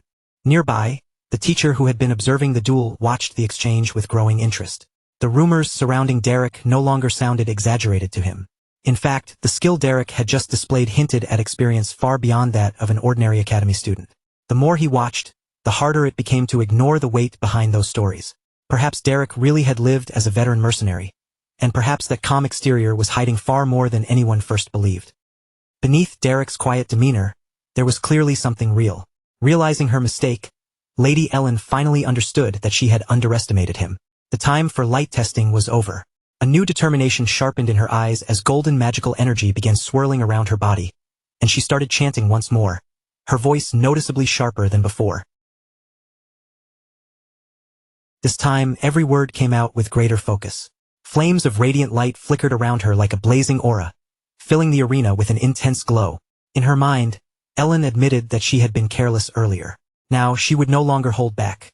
As her chant reached its end, dozens of golden arrows appeared around her, each one shining with destructive power. The air itself seemed to hum beneath the pressure of those arrows. Derek watched in silence and immediately recognized the change in her approach. She was no longer trying to land precise strikes. This was a wide-range assault designed to swallow everything in its path, leaving him with nowhere to dodge. For a moment, he quietly admired her judgment. Her ability to adjust so quickly was not something he could take lightly. Without hesitation, Lady Ellen raised her hand, gathered those arrows under her command, and released them all at once. A storm of golden light surged forward, raining down toward Derek like a relentless wave of blazing spears. Realizing at once that simple evasion would no longer work, Derek reacted without wasting a single breath. He chanted a defensive spell and formed a magical barrier around himself, gripping the spell firmly with both hands as he braced his body for the impact. One golden arrow after another slammed into the shield, each collision erupting into a deafening explosion that shook the entire arena. Dust and shattered debris rose in thick clouds, swallowing the battlefield until almost nothing could be seen. From a distance, Lady Ellen watched with steady confidence, certain that a barrage this relentless would eventually crush through his defense. But as the smoke slowly started to thin, her eyes narrowed sharply. Derek was still standing in the exact same spot. His barrier remained intact, his posture stayed steady, and there was no sign of injury on him at all. Before that moment could fully sink in, Derek suddenly sensed movement cutting through the chaos at incredible speed. Using the cover of the explosions, Lady Ellen had closed the distance between them with remarkable agility. In her hand, she gripped a massive ice spear, its sharp edge gleaming coldly as she launched a sudden close-range attack straight at him. For the first time, Derek's expression shifted slightly with surprise. At this distance, there was barely any time to react. Even so, he admitted inwardly that her combat instincts were impressively sharp. Without delaying even for a moment, Derek flicked his fingers and released a small spell between them. A blinding flash of light burst out in front of her, freezing the exchange for an instant and forcing Lady Ellen to squeeze her eyes shut as she muttered a frustrated curse. Struggling to steady herself, Ellen cautiously opened one eye again, only to find that Derek had vanished from where he had been standing. Her vision was still blurred from the flash, so she forced herself to calm down and focused on controlling her breathing. If she could not trust her eyes, then she would have to rely on her ears instead. She sharpened her senses and listened carefully for even the faintest movement. A moment later, she felt a subtle trace of magic brush past her, and a bead of sweat formed on her forehead as unease crept in. Something had moved without making a sound. Then, as if he had emerged from nowhere, Derek appeared in her sight again. He stood calmly in front of her, almost as though he had never moved at all. Around his body floated 3 small spells, each one quiet, steady, and perfectly controlled. Without a moment of hesitation, Derek released those spells one after another. Lady Ellen reacted quickly and barely managed to avoid each attack, but every dodge cost her more balance and composure. Confusion clouded her thoughts as she wondered how he had gotten so close without making even the slightest sound. This time, Ellen forced herself to look more carefully, choosing to analyze the situation instead of simply reacting to it. And then the answer struck her. The secret was hidden in the silence itself. Derek had used a delusion-type spell that erased sound completely. He had already predicted that once her vision was taken from her, she would depend on her hearing, and he had prepared for that from the beginning. That realization hit her hard. It meant his earlier attack had not actually failed. He had controlled it. He had missed on purpose. From the very start, Derek had been holding back against her. That thought irritated Ellen more than anything else. Meanwhile, Derek remained as calm as ever, his control over those simple spells never wavering as he launched another attack. She was forced to block it in a hurry, tightening her focus at once. But in that same instant, her eyes widened, because Derek had already started moving again. He rushed forward suddenly, closing the distance between them with a sharp, aggressive burst of speed. Even under that pressure, a confident smirk appeared on Ellen's lips. Rapid spell manifestation was her greatest strength. She believed that the instant magic formed in Derek's hand, she would be able to counter it faster than he could release it. But just as she prepared herself to respond, something completely unexpected shook that confidence. When Derek stepped forward, the magical energy did not gather in his hands. Instead, it flared beneath his feet. For a brief moment, Ellen froze, caught entirely off guard by a technique she had never expected to see. Instinctively, she jumped backward, her mind racing as she tried to understand what was happening. Then it became clear. Derek was channeling magic through his feet. As she continued retreating, her focus sharpened even further. But the situation only grew more overwhelming. Even the tips of his toes glowed faintly, releasing small bursts of magic with every step he took. Every movement carried a hidden attack, and every step came with a rhythm she could not easily predict. Ellen struggled to keep up, barely dodging as the pressure around her kept building. But that irregular rhythm, so different from the structured flow she was used to, gradually broke apart her timing. In the end, it became too much for her to handle. Her footing slipped, her balance collapsed, and she fell to the ground. From the sidelines, the observing teacher watched with widened eyes as a realization began forming in his mind.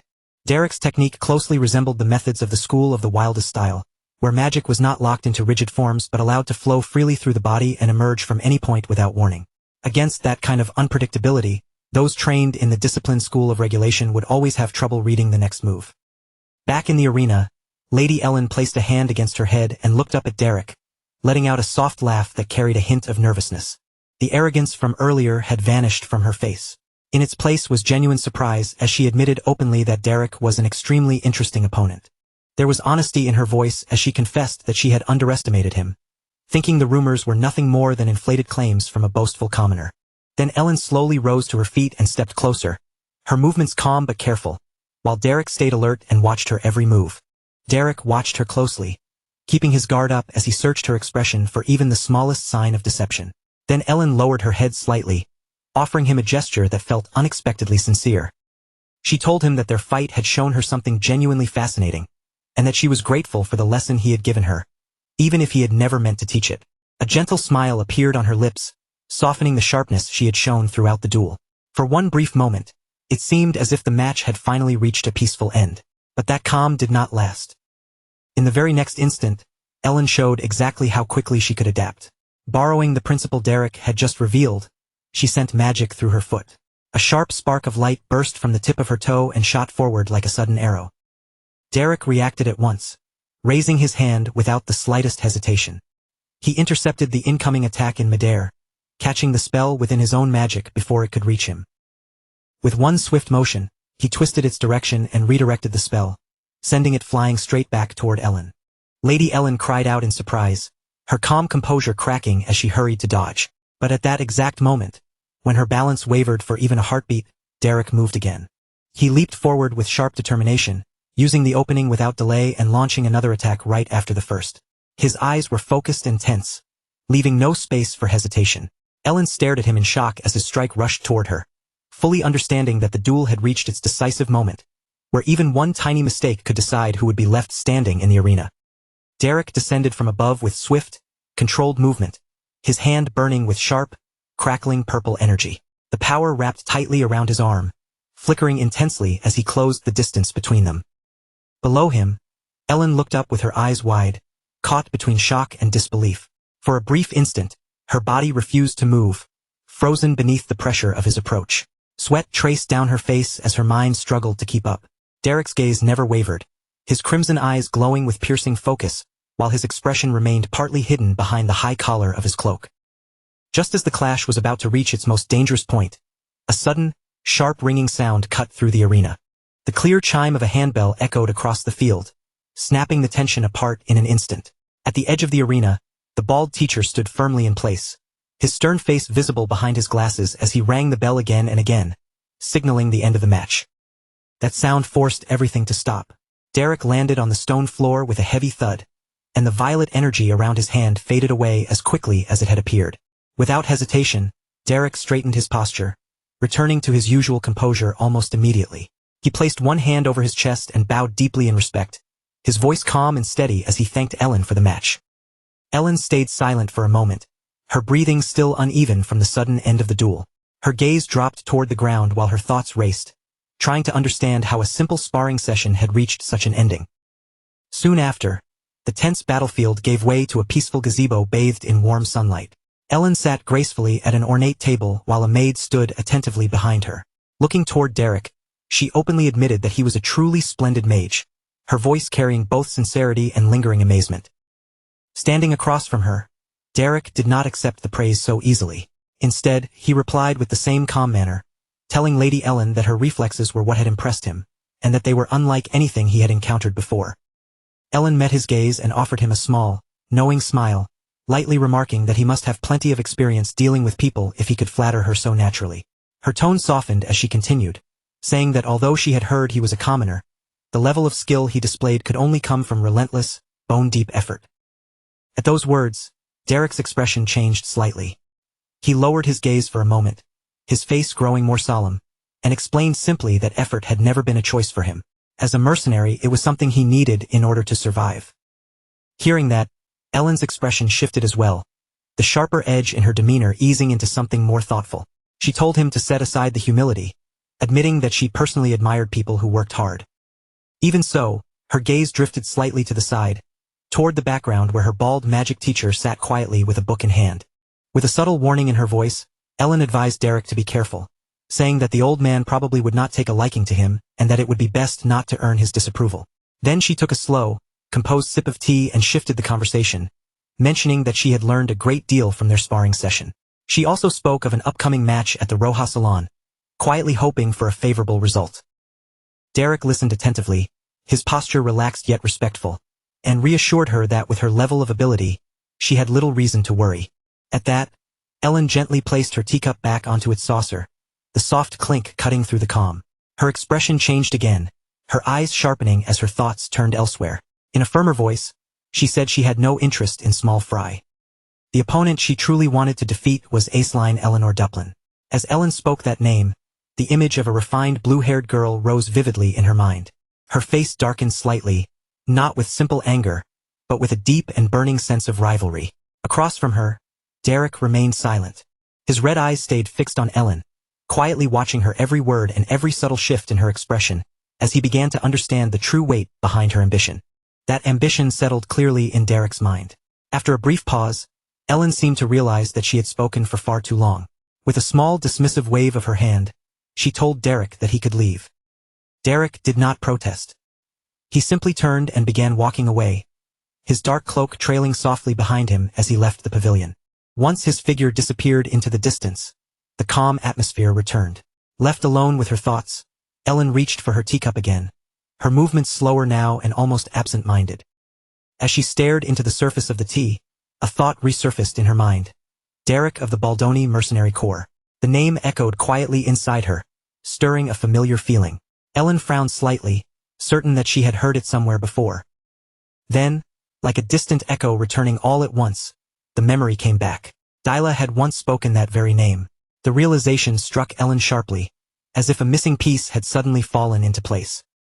Her eyes widened, and her breath caught as the truth settled heavily over her. Without another moment of hesitation, she pushed herself up and rushed outside. Derek was already walking away, his pace steady and composed, completely unaware of the storm of realization unfolding behind him. Then the silence broke under the sound of hurried footsteps. In the next instant, Ellen caught up to him, grabbed his arm firmly, and forced him to stop. Derek turned slightly, glancing back over his shoulder with a calm but curious expression. Ellen looked up at him, her face bright with an intense, almost excited smile. A new energy burned in her eyes now, sharp, focused, and filled with curiosity. Without hesitation, she asked him directly whether he was the mercenary who had taught Dyla. The question hung heavily between them, undeniable and impossible to ignore, marking a clear change in the way Ellen now saw him. As the sun dipped lower and cast long orange shadows across the estate, the setting moved indoors. Inside a grand room, the warmth of a crackling fire filled the space, its flickering glow dancing across the walls and softening the heavy atmosphere. The two sat across from each other at a small table, the quiet surroundings contrasting sharply with the intensity of their conversation. Ellen wasted no time. Leaning forward slightly, her voice low but firm, she declared that she would do whatever it took to defeat Aceline. Derek watched her closely, the firelight reflecting in his eyes as he repeated Eileen's name, questioning her determination to overcome the lady of the Duplin household.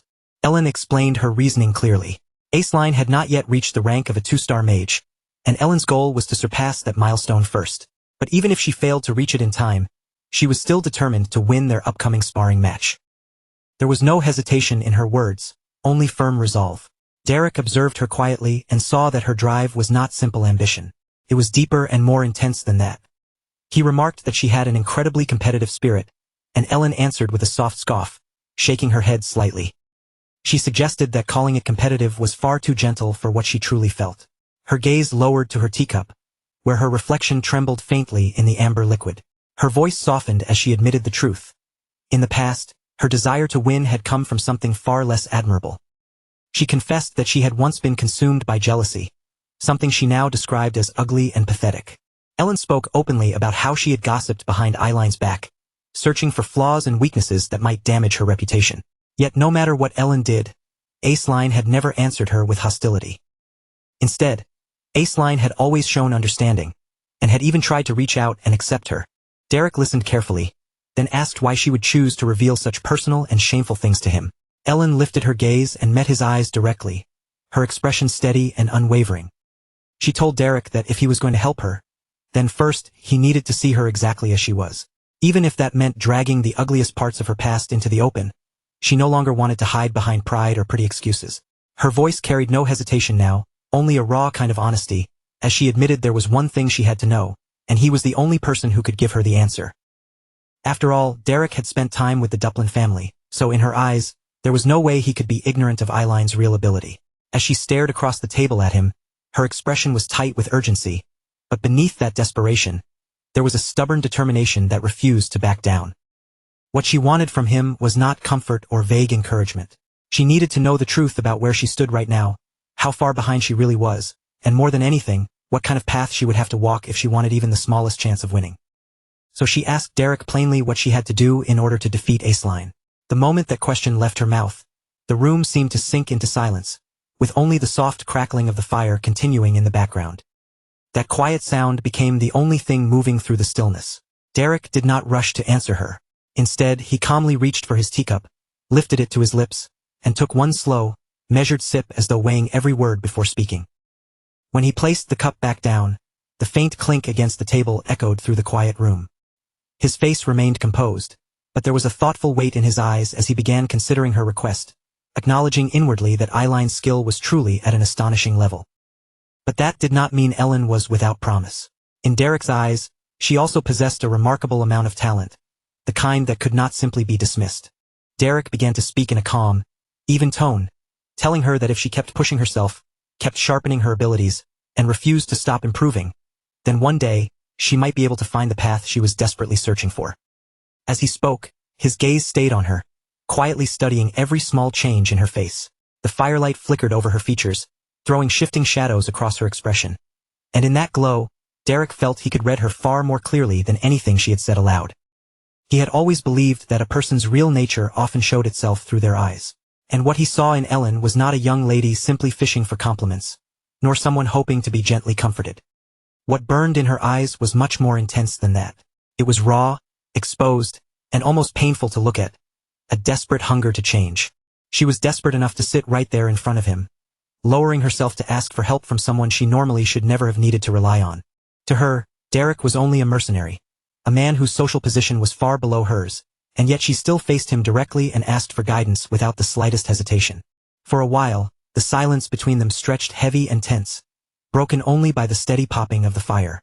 Then, without dressing up his answer or softening the blow, Derek finally opened his mouth. His voice was level, blunt, and completely unhesitating as he gave her the truth. She could not defeat Aislinn. Those words landed in the room like a cold weight, leaving no room for misunderstanding or false hope. For a brief moment, it felt as if even the air itself had stopped moving. But Ellen did not lower her eyes.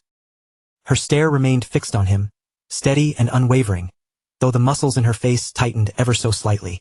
Even if it sounded impossible, she admitted that she still wanted to win.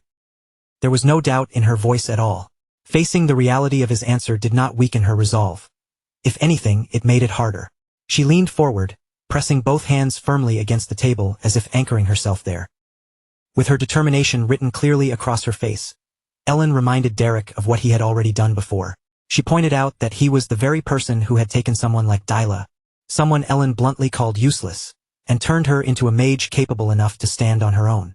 If Derek had managed to do that for Dyla, then in Ellen's mind, there was no reason he could not do the same for her. To her, Derek was the missing piece she needed if she wanted to overcome Aislinn. This was a chance she had finally found, and she had no intention of letting it slip through her fingers. Derek, however, did not answer right away. He remained seated in silence, his eyes half lowered as he calmly considered what she was demanding from him. The pause dragged on for what felt like a long time before he finally spoke again, admitting that it was not as if there was absolutely no method worth attempting. However, he told her there were two things that concerned him.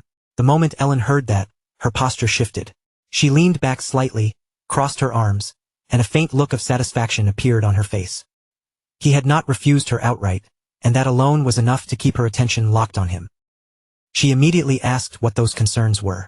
Derek's first question sounded simple, but there was a heavy meaning beneath it. Did she truly understand how he had trained Lady Dyla? As he said this, the atmosphere around them seemed to grow colder. In Derek's mind, a harsh image surfaced, himself standing over a terrified, trembling Dyla, with a sword already drawn in his hand. In that memory, His face was hidden in shadow, and his expression held no warmth at all, only a cold and unyielding severity. He did not need to go into detail for the warning to be clear. Derek's training was not kind, gentle, or ordinary. His methods were brutal, relentless, and absolutely not meant for anyone who lacked the will to endure them. Even so, Ellen did not flinch. She admitted that she did not know the exact details of what Dyla had gone through, but her answer remained the same. If it meant winning, then she was willing to do anything. Derek then moved on to his second point, calmly reminding her that before anything else, he was a mercenary. But before he could finish explaining, Ellen cut him off. She had completely misunderstood what he meant. Thinking he was worried about her pride, her noble standing, or how others might see her, she suddenly rose from her seat, her voice sharpening with fierce intensity as she declared that she was absolutely serious about her future. She said she intended to become someone whose name would one day resound throughout the entire empire, not merely someone praised in a small corner of society. To Ellen, the thought of failing to become even the best within a Vilstein's social circle was unbearable. She warned Derek not to insult her resolve by treating gossip, reputation, or appearances as if they could ever matter more than her goal. She insisted that she understood better than anyone what was truly important. And through that passionate outburst, Derek simply sat there watching her, his face remaining completely unchanged from beginning to end. When she finally finished, Derek answered in the same calm tone as before, cutting straight through all of her dramatic words with one simple correction. She had misunderstood him. He was not worried about her pride, her status, or her reputation in the slightest. His concern was far more practical than that. As a mercenary, he did not work for free. If she wanted his help, then she had to pay him. The change in the room was instant. All the fiery intensity Ellen had built up just moments earlier collapsed at once, as if someone had pulled the ground out from under her. Ellen stood frozen where she was, completely caught off guard. Her thoughts stumbled to a halt as the meaning of Derek's words finally sank in, and for a moment, she could not say a single thing. Then, little by little, a deep flush spread across her face. The embarrassment hit her hard as she realized just how badly she had misread the entire situation. Elsewhere, the view shifts to a quiet area near an angel statue, its stone figure standing gracefully nearby as the scene moves away from Derek and Ellen. Aceline was there speaking with several people, her posture elegant and her tone calm. She mentioned that it seemed the next meeting would also include a magic duel, and since she had heard that Lady Ellen's skills had improved enormously, she thought she should prepare properly as well. Beside her, one girl let out a tired sigh. The girl groaned that there was already going to be another meeting, while another person nearby responded with eager interest, saying that if that was the case, she would have to participate too. Just then, Ellen approached them with a composed expression and a polite tone. Ellen greeted Aceline by saying that Lady Aceline was being far too modest. The moment Aceline noticed her standing there, she turned toward her and answered warmly, saying that Lady Ellen had been there after all. At the same time, Ellen looked at Aceline and smirked inwardly, certain she had caught a glimpse of surprise on her face. In Ellen's mind, that surprise could only mean one thing. She imagined Aceline must be furious, bitterly frustrated that the man she had failed to obtain now belonged to Ellen instead. But instead of reacting the way Ellen expected, Aceline suddenly brightened with genuine excitement and offered her congratulations. Aceline said she was sure Ellen had made a very wise decision, and that Derek must truly be someone worthy of trust. Then, with the same sincere warmth, she congratulated Ellen once again. Her smile was gentle and honest, and she looked genuinely happy for her. Faced with that reaction, Ellen was instantly thrown off balance. She awkwardly stammered out a thank you, while inside, her thoughts stumbled in confusion. This was not the reaction she had been expecting at all. As Aceline looked at Ellen, a memory quietly rose in her mind. In that memory, Aceline was speaking to her younger sister, Dyla, gently suggesting that she ask Derek for extra magic lessons. She had noticed that Dyla's progress had slowed down a little lately, and if Derek was the one guiding her, then Aceline believed they could trust him. But the moment Dyla heard Aceline suggest that, her face stiffened with obvious panic. She quickly hesitated and shook her head, nervously refusing as she said there was no need to go that far. In fact, she truly believed it was unnecessary, and almost pleaded with Aceline not to do it, because to Dyla, her sister was someone far too important to risk over something like that. The memory fades, and the moment returns to the present. Lady Aceline stands there quietly, her elegant expression calm, yet her eyes seem distant as if she has drifted deep into thought. Watching Aceline fall silent like that, Ellen begins to smile inwardly. In her mind, she is certain Aceline must finally understand the meaning behind what has happened. That Derek, the person Aceline once relied on, has now been taken away from her. Ellen waits for the anger to show, almost urging Aceline in her heart to reveal it. After all, she believes she has snatched Aceline Belmiard's guardian right from under her nose. But while Ellen is expecting frustration, Aceline remains perfectly calm and composed as she begins to speak. Aceline starts gently, saying that Derek is actually a little, but before she can finish the thought, Ellen suddenly cuts her off, acting as if she has just remembered the time and saying, "Oh, it is already that late." With a polite smile, Ellen says their conversation today was truly pleasant, but she should be going now. After all, this is the day of her very first lesson. Then, without giving Aceline another chance to continue, Ellen simply smiles, turns away, and walks off with an air of satisfaction. Aceline watches Ellen leave with that bright smile still on her face, then quietly thinks to herself that it probably is not anything too serious. Derek, in her mind, is not the sort of person who would do something truly terrible. Everything that had just happened between the two young ladies had not gone unnoticed.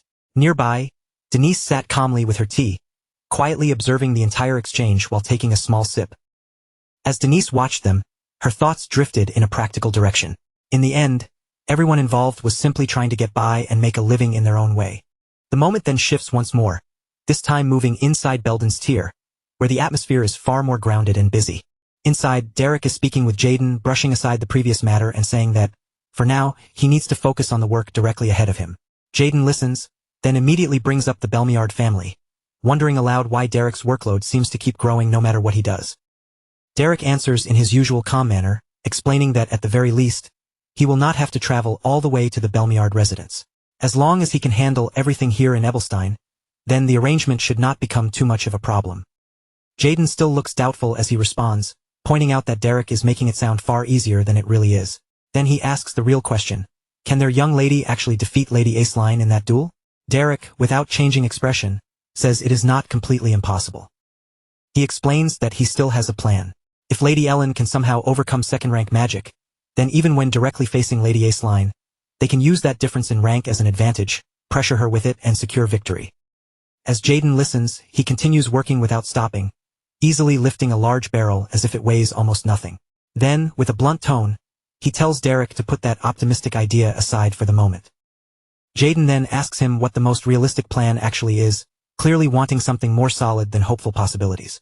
Hearing that, Derek's expression turns more serious. He looks at Jaden directly and says that this is exactly the reason he wanted to talk to him in the first place. Derek admits that he needs Jaden's help with this matter. Jaden listens, but from the look on his face, he still cannot quite understand what Derek is trying to get at. Seeing Jaden's confusion, Derek continues explaining that in order to create a safe environment for what he has planned, they will also need Pauline's help.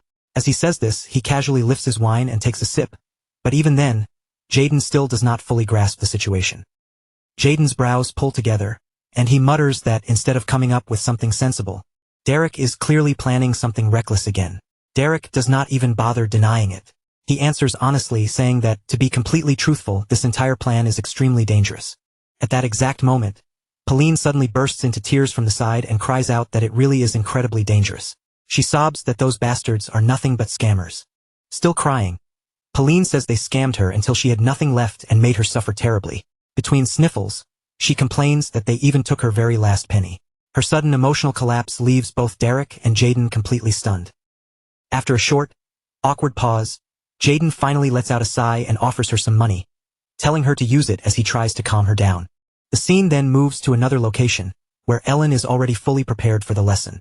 Standing in front of her, Derek begins with no hesitation, telling her that the first part of training will be live combat.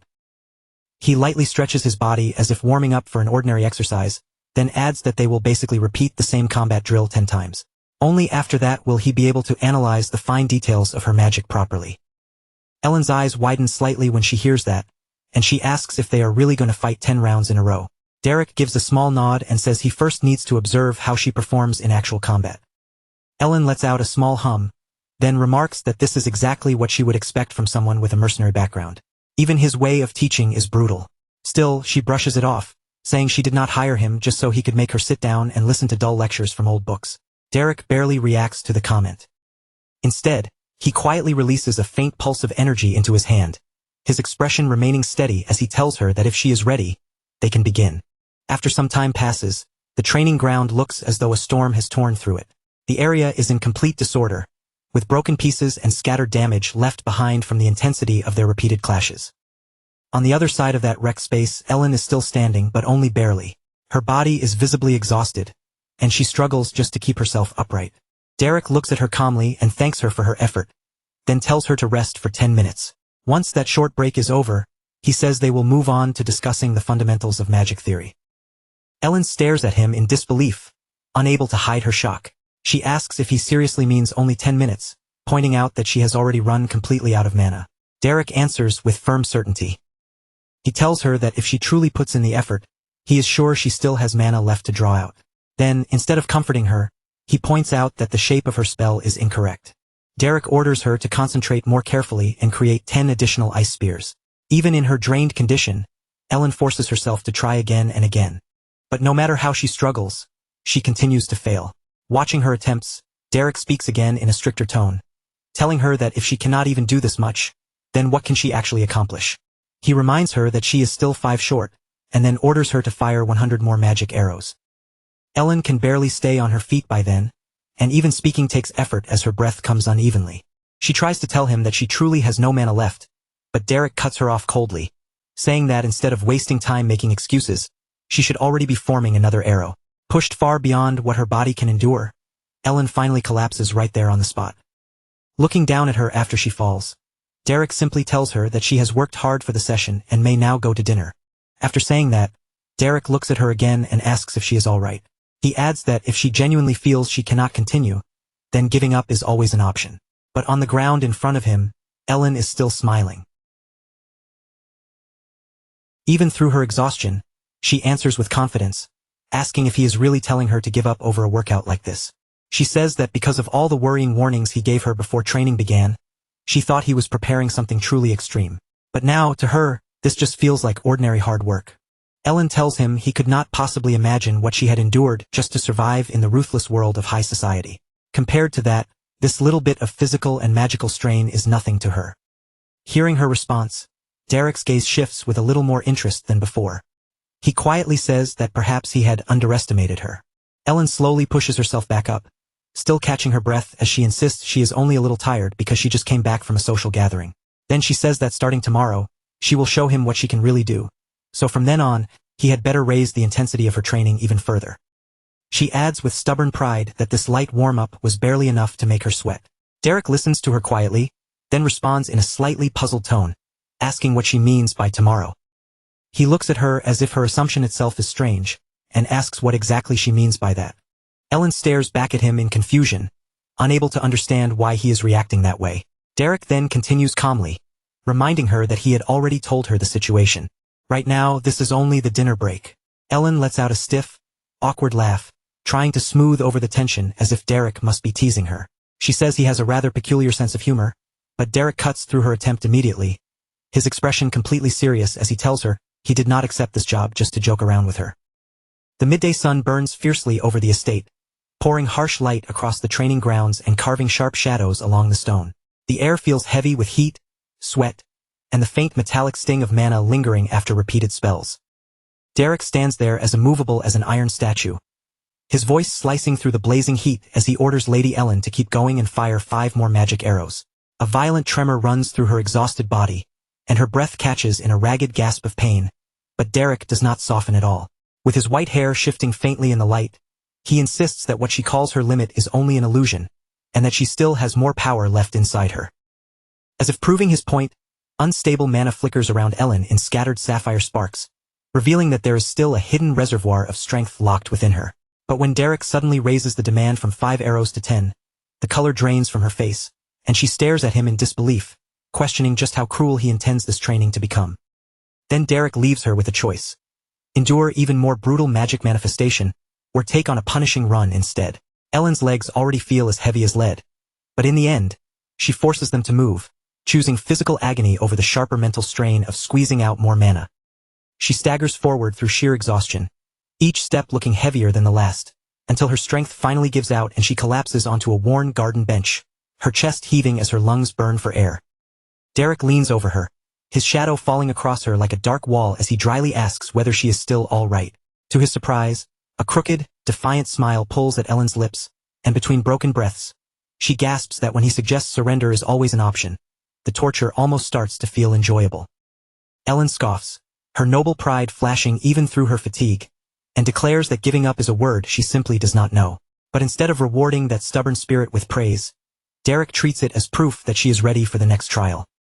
Sensing that her will has not broken yet, Derek calmly decides that her rest is already over and announces that it is time for them to begin sparring. For 2 merciless weeks, that same cycle continues again and again beneath the cold winter sun, until Lady Ellen is worn down so severely that she looks like a faded shadow of the proud young woman she used to be. During one rare moment of quiet, she slumps over a stone table in the garden, too drained to even sit properly. Her vivid red hair spills across the cold surface, spreading out like a dark pool of blood against the pale stone. Barely able to keep her eyes open, she pleads with Lady Denise to wake her the instant Lady Aceline arrives, no matter how deeply she seems to have fallen asleep. Through the fog of exhaustion, Ellen admits that the endless arcane studies have sucked away every last ounce of her vitality, leaving her body and mind completely drained.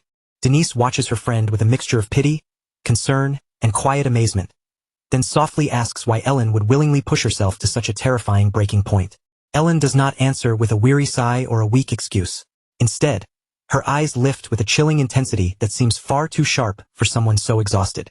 She stares into the distance, her voice cold, hollow, and strangely steady as she says she is doing all of this for one simple reason, because she wants to win. Inside Ellen's heart, there is no room left for second place or graceful defeat. Denise can only offer gentle encouragement, promising that she will cheer her on as best she can. That fragile calm is suddenly broken when Lady Aceline arrives. Panic shoots through Ellen at once, and she bolts upright so quickly that the movement seems to snap through the quiet garden air. Aceline approaches with her usual effortless grace, her dark hair framing her composed face, and that natural elegance only pours more fuel onto the fire burning inside Ellen. From a little distance away, Aceline invites the group to visit a newly opened boutique together. But Ellen quickly hides her face, desperate not to meet Aceline directly while she looks so exhausted and disheveled. Only after Denise confirms that Aceline has already left does Ellen finally let out a wave of relief. Even then, the shame of being seen sprawled out in such an unladylike state continues to cling to her like an ugly stain. Denise tries to reassure her, saying Aceline probably did not notice anything at all. But in truth, the dark-haired noble had paused just a heartbeat longer than necessary before leaving. Eileen's blue eyes had held a quiet, genuine concern as she looked at Ellen's exhausted figure, silently wondering whether she was truly all right. Later, back within the privacy of her chambers, the burden of Ellen's rivalry takes a more physical shape when a maid presents her with an ornate chest sent from House Belmiard. Inside is a gift from Aceline, packed full of rare, high-quality elixirs carefully chosen to help restore mana and ease the strain of magical exhaustion. The maid begins explaining just how valuable the elixirs are, but before she can finish, Ellen's expression hardens into a cold, unreadable mask. With an icy finality in her voice, Ellen orders the servant to throw every single bottle away, refusing to accept what she sees as nothing more than pity dressed up as kindness. The maid recoils in confusion, unable to understand why her lady would reject such precious medicine, but Ellen repeats the order without hesitation. She demands that the charity be removed from her sight immediately, then turns her attention back to the only thing that still matters to her. She asks whether Derek has arrived for their next session. The maid confirms that he has been preparing since dawn, while a discarded letter remains on the table, its edges fluttering softly in the passing draft. The parchment, written in Eileen's graceful handwriting, speaks politely of the approaching winter and the falling snow. It kindly asks after the health of the ladies and mentions the fine goods recently produced in her territory. Aceline had sent them to share with the salon, but as those courteous words echo in Ellen's mind, her jaw tightens with barely restrained frustration. To Ellen, the gesture does not feel like kindness at all. It feels like a challenge to her position, her pride, and everything she is trying so desperately to prove. With heavy gray clouds gathering overhead, Lady Ellen returns to the courtyard where Derek is waiting, her determination reforged once more by the heat of her own resentment. Derek acknowledges her early arrival with a brief, curt nod, but Ellen has long since lost any patience for polite greetings or empty pleasantries. Standing in the cooling air of the courtyard, she demands a professional assessment of her progress, her voice sharp and tense, as though she needs him to confirm that all this suffering has meant something. After weeks of grueling labor that has worn her down to the bone, Derek only watches her with that neutral, unreadable expression of his, and the silence between them stretches until it feels almost physical. When Ellen finally snaps and forces him to say what he really thinks, Derek reflects on the length of their training with a detached, almost clinical calm. Then he looks at her with blunt honesty, sharper than any training blade, and suggests with terrifying calm that giving up may actually be her best strategy. His words hang in the freezing air, directly striking at the fire that has been driving Ellen forward, even as that same fire continues to burn away her health. Fury flares in Ellen's eyes at once. Her pride is wounded, and she demands to know why Derek keeps insulting her so openly and so brazenly. Derek offers a hollow, practiced apology for any pain his words may have caused, but he does not take back his assessment or soften the truth behind it. Lady Ellen straightens herself, her voice trembling with a volatile mixture of rage and desperation, as she asks how he could even suggest something like surrender after everything she has endured. Her obsessive goal has not changed in the slightest. She needs to know how Aceline can be defeated. The confrontation reaches a boiling point as Ellen screams that she hired Derek to create a path to victory, not to lecture her about quitting. She tells him that if he plans to keep talking such nonsense, then he should just get lost, because all he is doing is wasting what little precious time she has left. Every moment matters to Ellen, because she believes she must use that time to close the distance between herself and the rival standing ahead of her. Derek, however, remains completely unmoved by her outburst. His red eyes stay fixed on the trembling young woman before him with a cold, unflinching clarity. Then he asks one final, haunting question: what would she do if winning simply was not an option? Derek explains that when someone becomes frantically obsessed with victory, that fixation can sometimes stop them from truly growing. In his grim view, accepting defeat with humility can become the very first condition needed for real progress. Ellen recoils as if his words have struck her directly. Tears suddenly spill down her face, breaking through the composure she has fought so hard to maintain, because the path he is describing, acceptance, feels far too pathetic for her to bear. Then, in a moment of raw and jagged honesty, Ellen finally confesses what she truly thinks of herself. She reminds Derek that she is nothing more than a shameful, petty person who once spread rumors about Aceline just to cover up her own inadequacies. The title society gave her, the pillar of Belmiard, the flower of the Rojas Salon, now feel like empty, mocking lies. A suffocating sense of worthlessness closes in around her as she admits, with tears still on her face, that she is nothing. Those grand titles and flattering descriptions only made Ellen feel more hollow. Her voice cracked as she admitted that, beneath all the elegance she had tried to show, she was consumed by small, ugly jealousy, and she screamed out the truth as if forcing herself to finally accept it. At last, she gave voice to the weakness she had been trying so hard to bury, admitting how lacking and pathetic she truly felt. Now that she had confessed her own failures, there should have been no reason left for her to keep directing such focused hatred toward Aceline, and yet her body still trembled as she wondered why her heart remained in such violent turmoil. The crushing weight of her inferiority complex pressed down on her until she could barely breathe. Ellen demanded to know why the self-hatred inside her refused to disappear, even after everything had been dragged into the open, and through that desperation, she tried to make Derek understand just how deep her resolve truly ran. Even if proving that resolve meant exposing the most disgraceful parts of herself beneath the light, Ellen could no longer pretend that her pain came from simple envy alone. The wound inside her ran far deeper than that. Only now did Ellen finally understand the truth. She had never truly hated Aceline in the way she thought she did. The person she had always hated most was herself. Her conflict with Aceline had never been some shallow grudge between rivals. It had come from Ellen's desperate belief that victory was the only way she could escape the suffocating sense of her own worthlessness. Just as Ellen looked as though she might break completely, a firm step sounded against the damp stone beneath them. Derek moved forward, his expression hardening as a terrifying certainty settled over his face. With the cold winter sunlight catching the silver of his hair, Derek gave her his answer. They would win. He promised that he would make sure she defeated Lady Aceline, not because he pitied her, but because he had seen the soul she had laid bare in front of him. Ellen slowly lifted her gaze toward him, and within her tear-streaked, burning eyes, a quiet new purpose began to stir. Then, with all the fear and pain still lingering in her voice, she accepted the path ahead with a simple whispered answer. Okay. Some time later, a carriage rolled forward along the road, its wheels turning steadily until it finally slowed and came to a stop at a certain destination. The carriage door opened, and a figure stepped down from inside. The person who emerged was none other than Ellen's former teacher.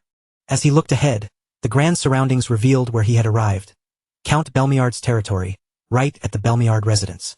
At that moment, a red-haired man approached him with an easy air and welcomed him, asking whether his journey to Ebelstein had gone smoothly. Seeing the man before him, the old teacher bowed respectfully and greeted him as his lord, asking how he had been. The red-haired man responded warmly, saying the trip must have been tiring, and invited him to take a seat and rest for a while. After the two of them sat down, the red-haired man continued, saying it had been some time since he had last seen his dear Ellen and asking how she was doing over there. The teacher answered carefully that she was doing well, and that lately, his lady had been putting a great deal of effort into her magic training. The red-haired man laughed with open pride and said he had never seen a girl with talent as incredible as Ellen's. With that kind of gift, he was certain it would not be long before she surpassed even him. As the teacher looked at him, nervous thoughts began racing through his mind. He absolutely could not let this man discover that Lady Ellen was now learning under a commoner, because if that truth came out, both he and Lady Ellen would be in serious trouble. Meanwhile, the red-haired man continued speaking casually, mentioning that he actually had some business in Ebelstein as well. The teacher reacted with forced composure, asking if that was truly the case. The man then added that he was curious to see how Ellen would react if he appeared unexpectedly with a gift in hand. The teacher's face immediately tightened with anxiety, and beads of sweat began forming on his forehead. Out loud, he said he was sure Lady Ellen would be delighted, my lord, but deep inside, he could only pray that he would somehow survive this. The scene then shifts to a massive door standing in a remote area on the outskirts of Ebelstein, a place known as the Nameless Labyrinth. In front of that ominous entrance, someone murmurs that something about this plan still feels off. The one speaking is Pauline, and as she steps forward, she asks whether it is truly a good idea to send someone as fragile as Ellen into a dungeon. Jaden responds calmly, saying he is sure Derek has already thought the matter through, even while everyone around them remains filled with doubt and confusion. Ellen suddenly speaks up, slightly startled as the situation finally sinks in, asking if she really has to go inside that dungeon. While the others continue questioning the plan, Derek steps in and explains that this is the lowest strength dungeon in the area, so she should definitely be able to handle it. Even after hearing that, Ellen still looks uncertain.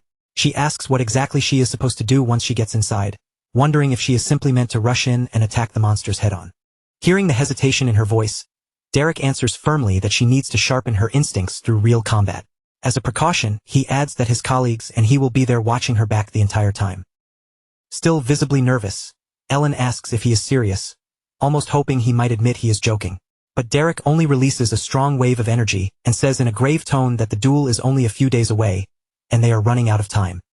He tells her that this is the most efficient method for achieving what they need before the duel. With that, Derek begins moving forward, and his companions follow him toward the dungeon entrance. Ellen, on the other hand, looks increasingly anxious after hearing the full explanation. From the way she hesitates, it seems this may be her very first time entering a monster dungeon. Soon, all four of them move ahead together, stepping into the eerie silence surrounding the place. The deeper they go, the heavier the atmosphere becomes, as if the stillness itself is pressing down on them. After a while, Ellen can no longer hold back her curiosity and fear. In a tense voice, she finally asks what kind of things are even inside this dungeon. Derek answers in a harsh, commanding tone, telling her to prepare herself. Even if this is the weakest dungeon in the area, she must stay alert at all times. Hearing that only makes Ellen's nerves tighten even more. At the same time, Pauline keeps her eyes fixed straight ahead, her expression sharpening as she suddenly warns Derek that a horde of goblins is coming their way. The instant Ellen hears the word goblins, panic flashes across her face and she cries out in alarm.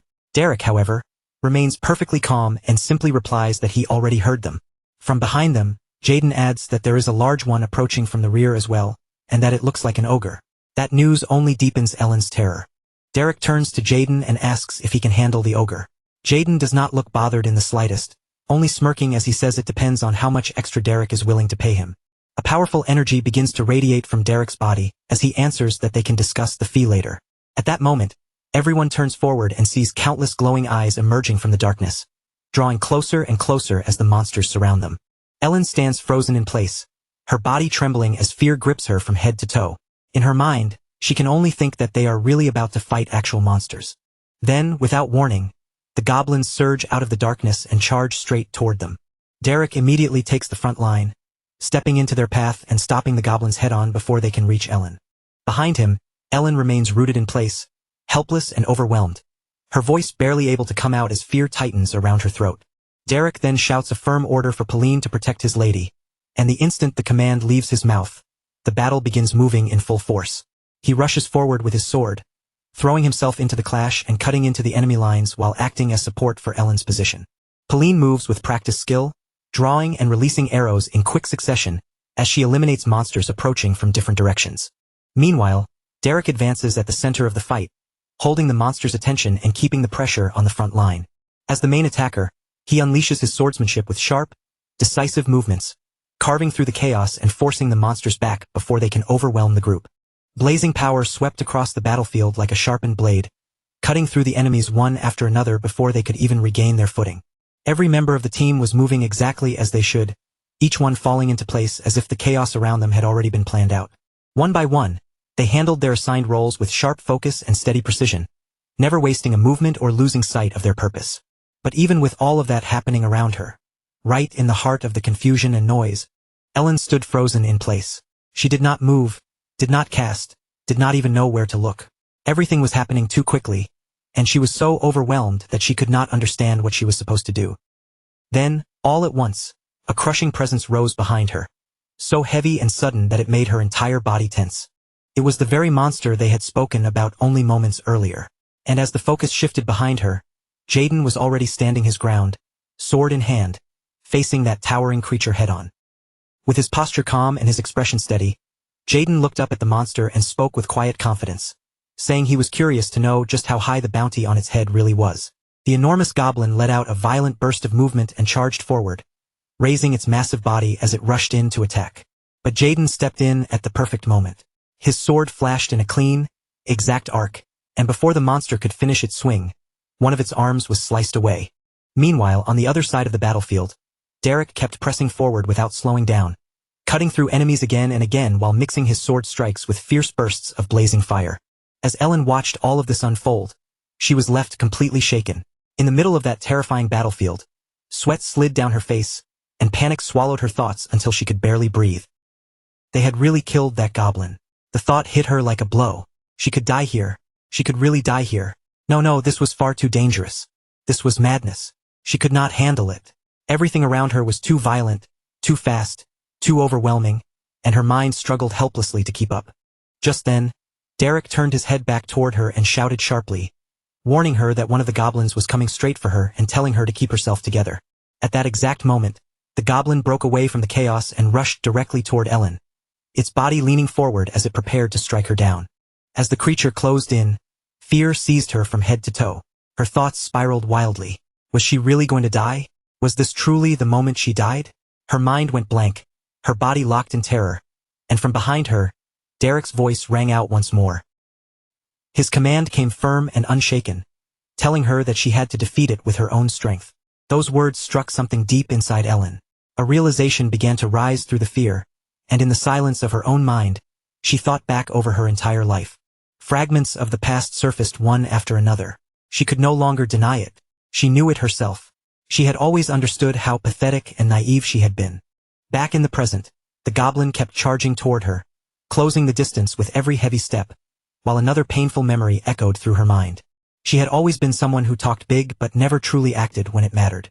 The goblin lifted its weapon high, ready to bring it down, and in that terrifying instant, its twisted expression seemed almost mocking as her thoughts continued to unravel. She had been the kind of person who could only envy others from a distance, then speak badly of them when they were not there. That was who she had been. But in the middle of all that fear and noise, something inside her finally began to harden into resolve. Her thoughts grew clearer, stronger. She had come here to end that version of herself, to stop running from it and become someone better. And in that very moment, Ellen finally awakened her power. Pulling together every bit of courage she had, she formed a massive ice arrow in front of her. Cold energy gathered and sharpened in the air, spreading a chilling aura around her, while the goblin lunged forward at the same time, fully prepared to strike her down. From a short distance away, Derek watched in silence, his eyes fixed on her every movement, choosing not to step in. Then, in the next instant, the giant ice arrow shot forward with tremendous force, tearing through the air before piercing straight through the goblin's body and blasting past it completely. The monster was brought down in one decisive attack. And this time, the one who had done it was Ellen herself. When the others saw what had happened, they could not help but look at her with a hint of surprise and quiet approval. Up until that moment, she had barely done anything at all. She had seemed almost like dead weight, someone unable to contribute while everyone else fought. But now, right after forcing herself through that fear, she had defeated a goblin on her own. Ellen remained where she stood, her body still trembling slightly as the fear, shock, and rush of adrenaline continued to shake her. Slowly, she raised her eyes and looked toward her teacher, who had been watching her carefully from a distance. With a calm, steady expression, he told her that this was only the beginning. Hearing those words, Ellen's lips curved into a soft smile, and a new light of determination appeared in her eyes as she realized she was finally taking her first step forward. With that quiet, somber smile still lingering on her face, Ellen accepted that she had finally made her first real step. Under the glow of a full moon, the night stretched still and silent before a stone arch that looked like the entrance to ancient ruins. At the bottom of the scene, the words of a letter began to appear, addressed directly to Derek. Derek sat there with the letter in his hands, quietly reading the message from someone he had not seen for more than 2 years. The letter explained that ever since he left Hillstein, Korea Katia Flemmert, his former master, had been staying in the county of Elbester, teaching magic to a young girl and living through days so busy that she barely had time to breathe. She thought back fondly on the days they had spent training together in Ebelstein, admitting that even though that time had been difficult, she had felt much freer back then. As Derek continued reading, the letter revealed that among every mage Korea had met throughout her life, he had been the most gifted of them all. Korea could be seen writing from inside her study, wondering how far her star pupil had managed to grow by now. And as the letter came to an end, she asked him to show her the full extent of his magic the next time they met. After finishing her letter to dear Derek, Korea remained by the window for a while, quietly gazing out as memories of the past settled around her. Back in the present, Derek folded the paper without a word beneath the flickering torchlight, the glow dancing across the stone walls around him. 2 brutal weeks of non-stop training had passed, and Ellen finally allowed herself a brief moment to sit down and rest, exhausted, dirty, and completely worn out. She had noticed that Derek always read that same letter whenever he had even a little time to spare, and at last, curiosity got the better of her, so she asked him what it was about. Derek told her it was a letter from his master. Ellen laughed lightly at that, saying the person must have been truly special if she had managed to endure teaching someone like him. Derek's face grew serious at once, and without hesitation, he replied that she had been an excellent mentor without a doubt. The girl looked slightly surprised by how direct and sincere his answer was, as if she had not expected him to speak about anyone with that much honesty.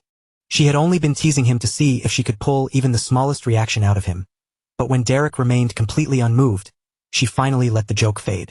With only 2 days left before the duel, Derek turned the conversation back to what mattered and asked her how she felt after surviving such relentless training.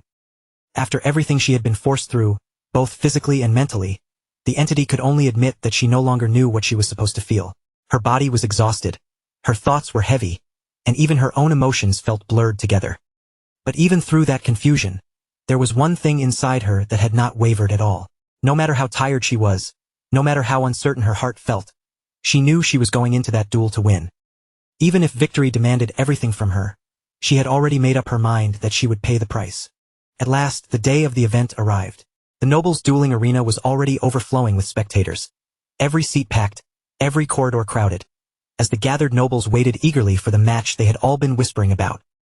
Among that glittering crowd was Aceline, laughing softly with her friends and exchanging casual conversation, as if this were just another elegant social gathering. From her smile to her posture, she looked as flawless and composed as ever. Then, in the middle of the moving crowd, Eileen's eyes suddenly caught sight of someone familiar slipping through the sea of nobles. It was Derek, dressed as usual in his dark cloak, moving forward with that same cold, unreadable gaze that made everyone around him instinctively give him space. Aceline quickly excused herself from her circle of friends, stepping away from their laughter and conversation as she made her way toward him before he could vanish deeper into the crowd. With a polished smile on her face, she called out Derek's name, her voice reaching him along the arena corridor and stopping him just as he was about to continue on. She greeted him warmly, telling him that it was a pleasure to see him again, her expression as graceful and refined as if nothing tense stood between them. Derek returned the greeting in a stiff, formal tone, his voice dry and distant. Aceline, however, did not waste much time before bringing up the topic everyone had been gossiping about. She had heard that he had recently been helping the entity with her magic. When she mentioned those lessons, Derek simply closed his eyes for a moment and gave a small nod, confirming without any unnecessary explanation that he was indeed working with the Belmia family. For a short while, silence settled between them. Then Aceline spoke again, remarking that the entity had looked terribly worn down lately, almost as if the training had drained her completely, and she wondered aloud whether Derek might have pushed her too far. She added, with a delicate edge hidden beneath her polite tone, that according to the rumors, Derek was not exactly famous for using ordinary or gentle teaching methods. Derek looked at her and asked whether she was truly worried about the opponent she was about to face, especially when she seemed so certain of her own victory. Then he warned her not to underestimate them today. The words were calm, but something in his tone made Aceline feel a faint ripple of unease, as if the air around this duel had shifted in a way she had not expected. Up in the stands, the nobles continued whispering among themselves, each one guessing which of the two girls would come out on top. One girl quietly read a book while the others murmured that the entity looked awful, as though the past few weeks had stripped a shocking amount of weight from her body. The restless noise in the arena slowly tightened into tension as the announcer's voice rang out, declaring that the long-awaited moment had finally arrived. It was time for both participants to step into the arena and begin the duel. Adeline entered first, stepping out with such effortless elegance that the entire arena seemed to turn toward her at once. Every movement drew admiration, and when she faced the audience with a graceful bow, she fully embodied the image of the Academy's dazzling star. The crisp sound of her heels rang against the stone floor as she walked toward her starting position, her shoulders relaxed, her expression calm, and her confidence visible in every measured step. From the opposite side, the entity entered the arena while repeating the same words inside her mind like a desperate prayer. She would win. She shut out the murmurs from the crowd, ignoring every voice that had already decided she would lose. But the look in her eyes was no longer the same as before. Her gaze had sharpened, steady and unshaken, fixed only on the battle ahead. She had come here to prove that the person standing in the arena now was no longer the weak girl everyone remembered. At last, the two opponents stood facing each other at the center of the arena. The entity kept her head slightly lowered, gathering her focus and steadying her breathing. Aceline approached her with flawless noble grace, greeting her like the perfect young lady she always appeared to be, and wished her well in a tone so polished that it almost sounded like mockery. Under those circumstances, the entity did not allow herself to be outdone. She answered with equal composure, thanking Aceline for her concern. Around them, the stands had fallen completely silent. Then the entity gave a faint smile and asked directly whether they were ready to begin. Eiline's expression sharpened as she gave a firm nod, letting the last traces of noble formality fall away as her attention locked fully onto the fight. In the very next instant, the entity released a surge of blazing fire so fierce that it wrapped around her entire body, engulfing her in a roaring aura of heat and light. Aceline reacted without hesitation, summoning her own water energy in response as the shimmering force gathered around her, ready to meet the first strike head-on. Both girls launched forward at the same time, their powers crashing together in a violent burst of light and force that sent a tremor through the arena. But what no one in the crowd expected was for the entity to immediately unleash a vast rain of fiery spears, filling the sky above the arena with burning weapons from one end to the other. Aceline froze for a heartbeat, shock flashing across her face, as she stared up at the sheer scale of the attack. She had never imagined that her opponent could command power on this level. The fiery spears plunged downward at terrifying speed, each one burning so intensely that the spectators could only stare in stunned silence. It was a huge area attack, spreading so widely that Aceline had nowhere safe to run. Surrounded by roaring flames, the entity looked almost unstoppable. In that moment, it became clear that Derek's 2 weeks of merciless training had not been wasted. A memory surfaced of her after those brutal monster battles, broken down and so exhausted she could barely remain on her feet. Derek had stood before her then and told her the truth with no softness at all. If she fought Aceline directly, relying only on refined magical technique, Aceline would overwhelm her completely. The only path to victory, he said, was to fight through sheer willpower and endure more punishment than her opponent could bear. At the time, the entity had pushed back against him, convinced that Derek was only being cruel because he somehow enjoyed forcing her through suffering. Derek had immediately brushed that suspicion aside, making it clear that he had no such twisted hobby. He simply understood that when mana was depleted, the person with the stronger will to survive would be the one left standing. From the very beginning, his plan had been simple and brutal. She had to burn through her mana aggressively right from the start, then force the entire match into a contest of endurance. The entity had hesitated when she heard that, because she knew her mana reserves were smaller than Eiline's. But Derek told her that if she wanted to win, she had to drag Aceline down into the mud no matter what it took. Thinking back on those words, she finally understood that victory would never come if she tried to fight by the same clean, proper rules as her opponent. The mercenary had reminded her that while mana might be something people were born with, she still carried the blood of Belmere, and that blood was not meaningless. He pushed her to believe in herself, giving her the final spark of resolve she needed before stepping into the duel. Now, back in the arena, the girl poured all of that pride into her flames, releasing a volume of fire that no one had ever expected someone like her to produce. Aceline, visibly shaken, found herself wondering whether this was really the same person she had known before. because the power burning in front of her was far beyond anything ordinary. The red-haired girl lifted her hand high, her eyes fixed on her opponent, and commanded the fiery spears above to come crashing down all at once. What followed was an unrelenting bombardment, a reckless storm of flames that consumed her mana without hesitation, exactly as Derek had drilled into her.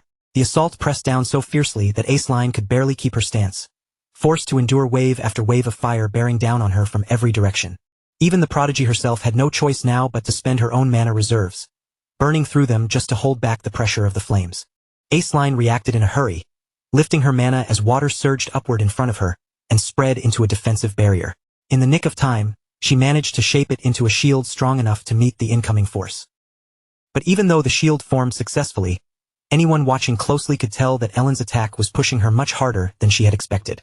This was no longer the calm, effortless defense Aceline had planned for. Across the blazing battlefield, the two girls locked eyes, neither of them looking away for even a second. In both of their gazes burned the same fierce desire to claim victory. Today there would be no backing down.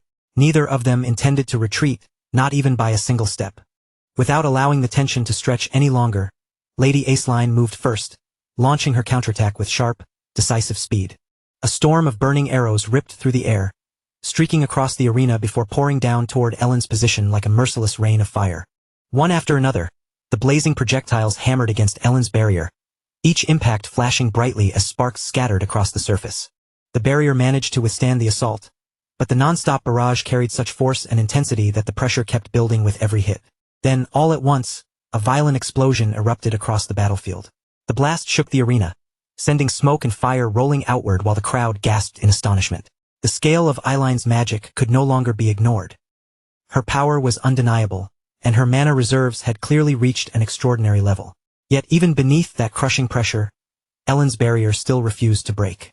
It continued shining with a calm blue glow, steady, controlled, and completely unbroken. Behind it, Ellen's eyes narrowed just slightly as she studied the battlefield with cold precision. Her firepower is incredible, Ellen thought, watching the storm rage around her. But she's throwing out mana with almost no restraint. If this keeps going, she'll burn through her reserves fast. Then, through the thick smoke clouding the arena, Ellen's senses suddenly sharpened. She caught the faintest trace of movement. Aceline was changing position, using the chaos as cover. "Found you," Ellen murmured quietly. In one smooth, practiced motion, Ellen formed an ice arrow in her hand, her aim snapping toward the subtle movement hidden within the smoke. With perfect timing, she released it without hesitation. The arrow cut through the haze at incredible speed, tearing a clean path through the smoke as it shot straight toward its target. It seemed to pierce directly through Eileen's chest. But in the very next instant, the figure broke apart and dissolved into nothing. Ellen's eyes widened in sudden shock. An illusion? To create something that convincing in the middle of battle would require terrifying mana control and an enormous amount of power.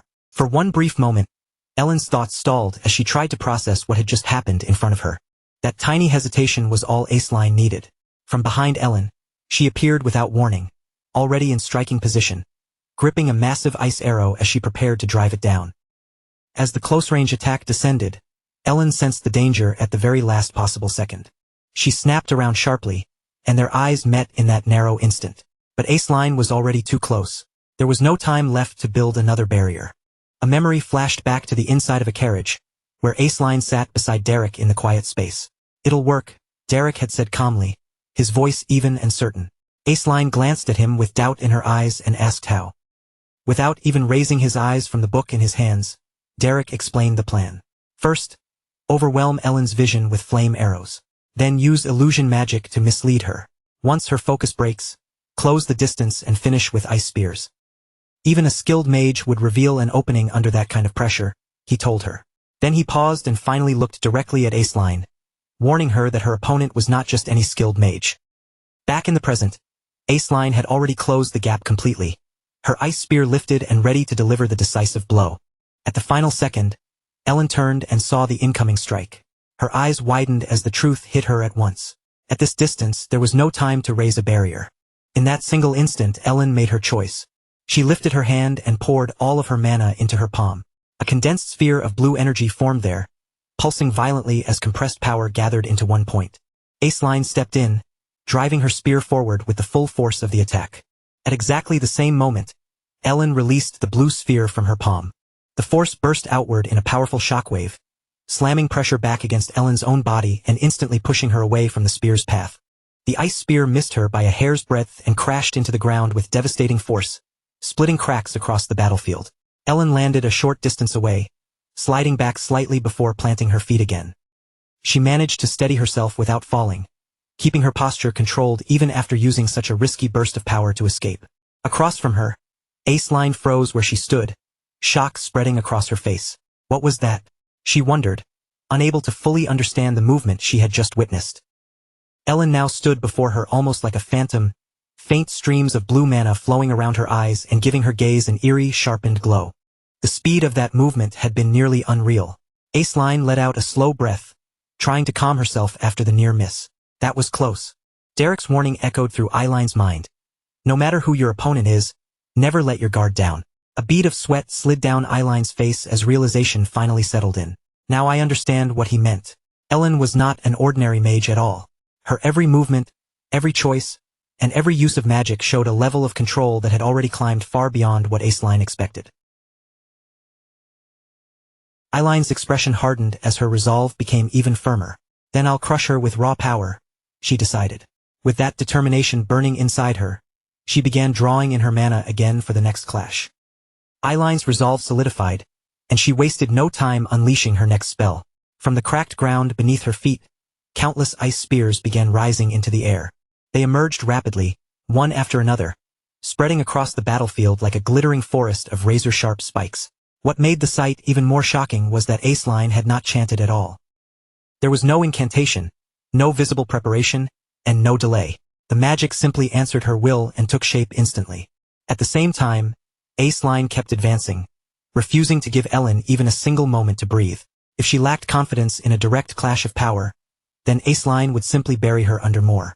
Her gaze stayed steady as more and more spears formed, spreading outward until nearly the entire arena was covered. The crowd could hardly believe what they were seeing. Amazed voices rippled through the stands as people stared at the battlefield. Were those all ice spears? She had created that many without using incantations? It was incredible. Even the more experienced observers could only watch in awe as the sheer scale of Eiline's magic filled the arena. Meanwhile, Derek stood quietly along the sidelines, his expression calm but his eyes keen as he observed every detail of the fight. She took the bait, he thought, already understanding exactly how the battle was unfolding. Eiline's focus sharpened even further as she prepared her next move, her thoughts racing ahead. Across from her, Ellen stood surrounded by the countless spears under Eiline's control, each one hanging in the air and waiting for the command to strike. Ellen's gaze remained steady, though her mind was already calculating. I admit it, she thought inwardly. Lady Aceline has improved tremendously. But even as Ellen prepared to retaliate, something hidden was already moving. With a subtle flick of a finger concealed carefully behind her back, Aceline guided a single flame arrow she had secretly left beneath the battlefield earlier. Using the harsh glare of the sunlight as cover, the hidden flame arrow rose soundlessly into the air. It climbed higher and higher, almost impossible to notice, until it had slipped directly above Ellen's formation. Completely unaware of the danger overhead, Ellen kept all of her focus locked on her own attack. Then try blocking this as well, she murmured, preparing to unleash the full force of the countless ice spears gathered around her. But before Ellen could give the command, Aceline acted first. With precise control, Aceline swept her hand through the air, and the flame arrow she had kept hidden suddenly dropped from above, plunging downward at terrifying speed. At that exact moment, Ellen felt a sharp, instinctive warning pierce through her concentration. Her eyes snapped upward at once, widening in shock as she realized something was already falling toward her. What? The arrow tore through the air and struck Ellen's formation head-on. The moment it made contact, the ice spears began breaking apart one after another under the sudden impact. The formation could not endure an attack coming from such an unexpected angle. In only a few seconds, the entire array collapsed, scattering glittering shards of ice across the battlefield. Ellen could only stare upward in stunned disbelief. A flame arrow? Since when? Her thoughts raced in confusion. She had sensed no incantation, no mana flow, nothing at all. Then the answer struck her. Was it from earlier? Had Aceline hidden it back then, saving it for this exact moment? The precision and foresight behind the move left Ellen frozen for a heartbeat. The flame arrow finally crashed down near Ellen's feet, bursting against the ground with a sharp flash. For a moment, Ellen remained rooted in place, caught between shock and realization. Across the arena, her opponent stood calmly on the other side. Aceline slowly lowered her hand, and a faint smirk began to curve across her lips. Her plan had worked exactly as intended, and for the first time, she could feel the flow of the battle shifting in her favor. Ellen, however, was no longer fully composed. A bead of sweat slid down her face as unease crept into her chest. I can't read her. I have no idea what she'll do next. Eileen's unpredictable tactics were beginning to shake the confidence Ellen had carried into the duel. Among the spectators, Lady Dainese watched with visible surprise in her eyes. What's happening? She wondered. They're fighting on equal footing. That alone was impressive, because the duel had already reached a point where neither side could easily overwhelm the other. No clear advantage belonged to either of them now, and the tension pressing over the arena only grew heavier. Eileen's eyes shone with determination, though sweat also traced down her face. This is working, right? She thought. I'm overpowering her now, aren't I? But across from her, Ellen's expression slowly darkened. Doubt began to slip into her thoughts as she faced the reality in front of her. I can't win like this. Not under these conditions. Ellen understood it clearly now. Eileen's tactics, her boldness, and her unpredictability were all far more dangerous than she had expected. She's one step ahead. The murmurs from the crowd echoed faintly around Ellen, but she forced herself to block them out. Take it slow. Deep breath. As she steadied her mind, one decision became clear. Let me reset the conditions. Starting over from the beginning, Ellen calmed her breathing, and her eyes gradually sharpened. The hesitation that had clouded her a moment ago disappeared completely, replaced by a cold and unwavering resolve.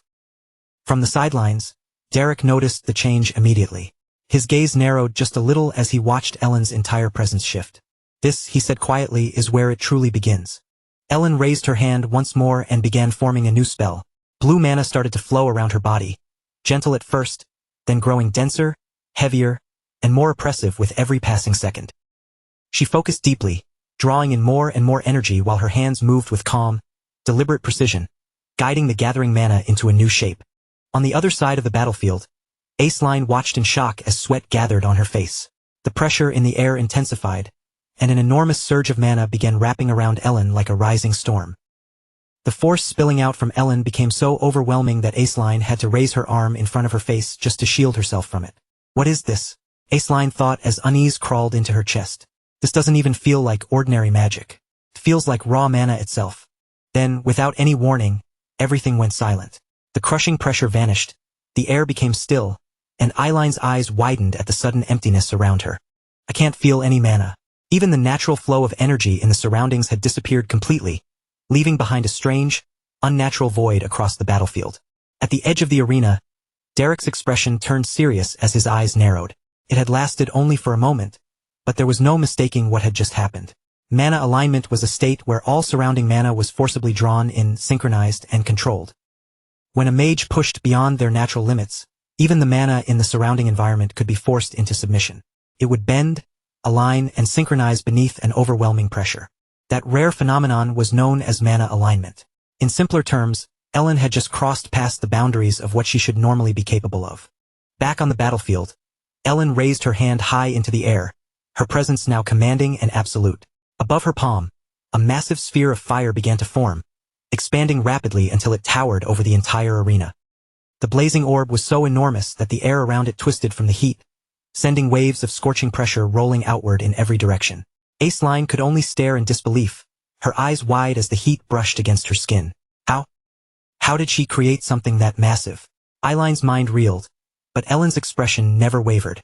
Her face remained firm, and her eyes burned with steady determination. As Ellen poured every last ounce of her mana into the spell, pushing herself beyond her limits, the fireball swelled even larger. This was no ordinary magic. It was a 2-star fire spell brought into existence through sheer will and overwhelming power. For a brief moment, Eileen's mind drifted back to a scene from her training. After an exhausting session, she had collapsed onto the ground, completely drained, her chest rising and falling heavily while sweat soaked her face. Derek had approached her quietly, holding out a pouch of water. I brought some water. Drink, he said in his usual calm tone. Aceline slowly pushed herself upright and accepted the pouch from him. Thanks, she muttered, though the uncertainty on her face quickly became impossible to hide. Derek, I'm really not sure, she admitted in a tired voice. He looked at her with a slight hint of confusion as she continued. Can I really beat Ellen? Can I win after just a few weeks of training? Without hesitating, Derek gave his answer. You will win, he told her.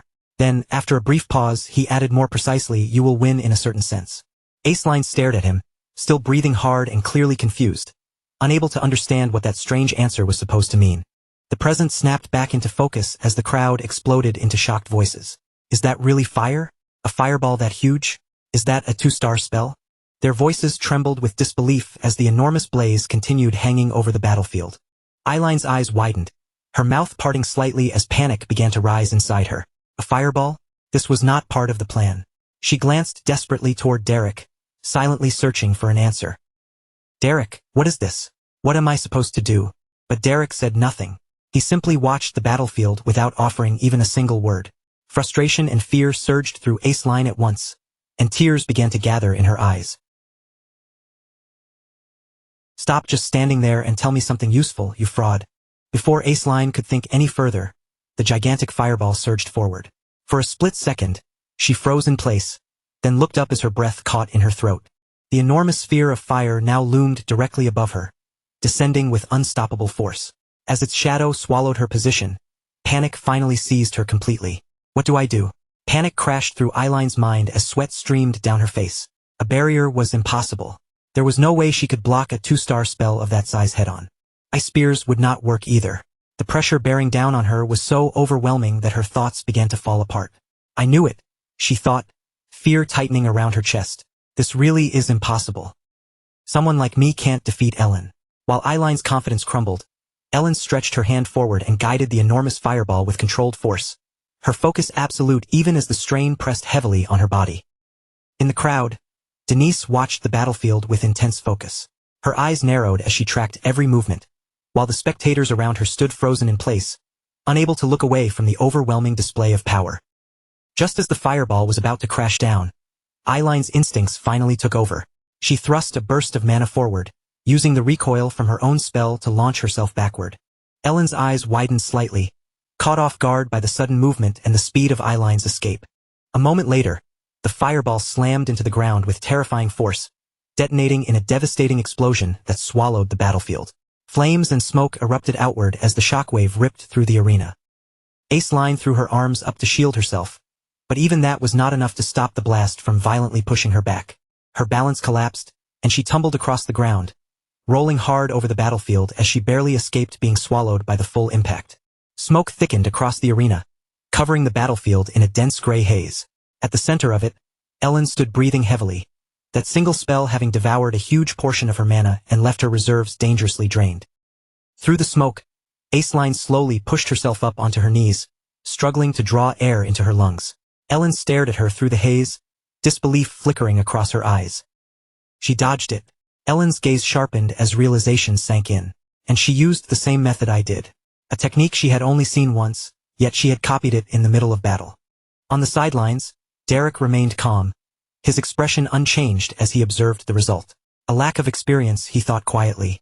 A 2-star spell, when used without true mastery, became nothing more than a beast that turned on its caster and devoured their mana. Ellen's hand trembled faintly from exhaustion, but she clenched it into a fist, forcing herself to steady her body and regain control. Derek watched her closely, his eyes thoughtful. She had recognized Eiline's effort, and now she was beginning to change.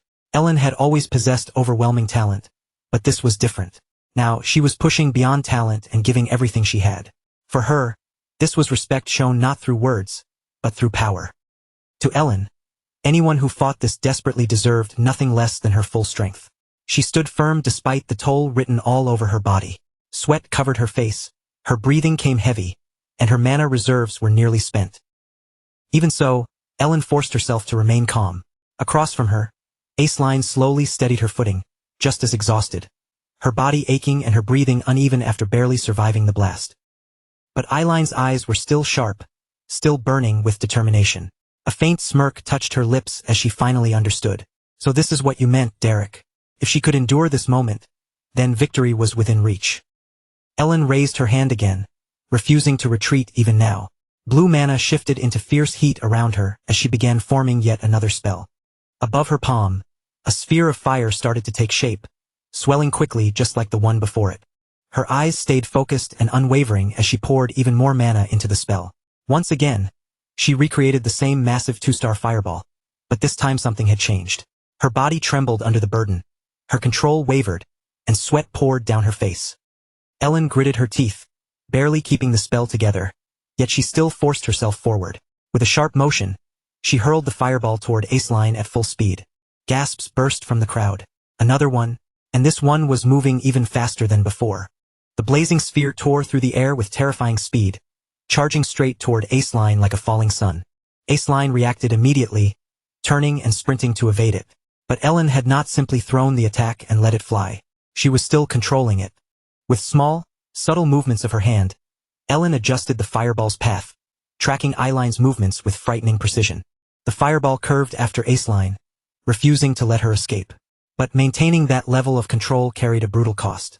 Ellen's already depleted mana drained even faster, pushing her closer and closer to the edge as the fireball rapidly closed in, looking certain to hit. Then, at the very last moment, Aceline made her move. She suddenly dropped low and planted both hands firmly against the ground. With a powerful motion, she kicked upward while releasing a burst of magic beneath her. The force launched her high into the air, allowing her to avoid the fireball by the narrowest margin as it rushed past below. Aceline soared upward, climbing so high that her figure seemed to blend into the blinding brightness of the sun itself. Ellen tried to follow her movement, but the harsh glare made it almost impossible to see Aceline clearly. For one brief moment, Aceline vanished from Ellen's sight. High above, hidden within the sunlight, Aceline allowed a small, confident smile to appear. Then she raised her hand and began forming ice spears once again. One after another, the spears appeared around her, hanging in the air as she prepared her next strike. From this height, she thought, Ellen would not be able to read their trajectory. As the spell completed, sharp, gleaming spears filled the air around her. Her focus sharpened even further. If Ellen tried to use a barrier now, it would only drain away the tiny amount of mana she had left. Below her, Ellen struggled just to remain standing, her exhausted body trembling under the strain of the battle. Then, with a swift motion, Aceline hurled the ice spears downward at full speed. Ellen reacted only at the final possible instant. Her legs weakened, and she dropped to one knee, forcing herself to cast despite her condition. With the last of her strength, she formed a spell just as the ice spears were about to strike, creating a layer of ice in front of her to intercept the attack. The spears slammed into the hastily created shield, burying themselves deep into the ice. From above, Aceline frowned slightly as she descended and landed back on the ground. Not a barrier, Aceline realized. Just a simple ice construct.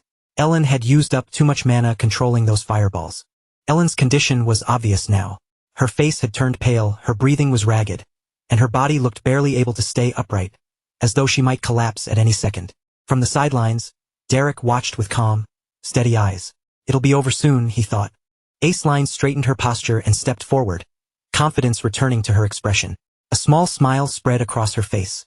It worked. I've cornered her. Her thoughts became clearer, firmer, and more certain. There was no way Ellen had any mana left.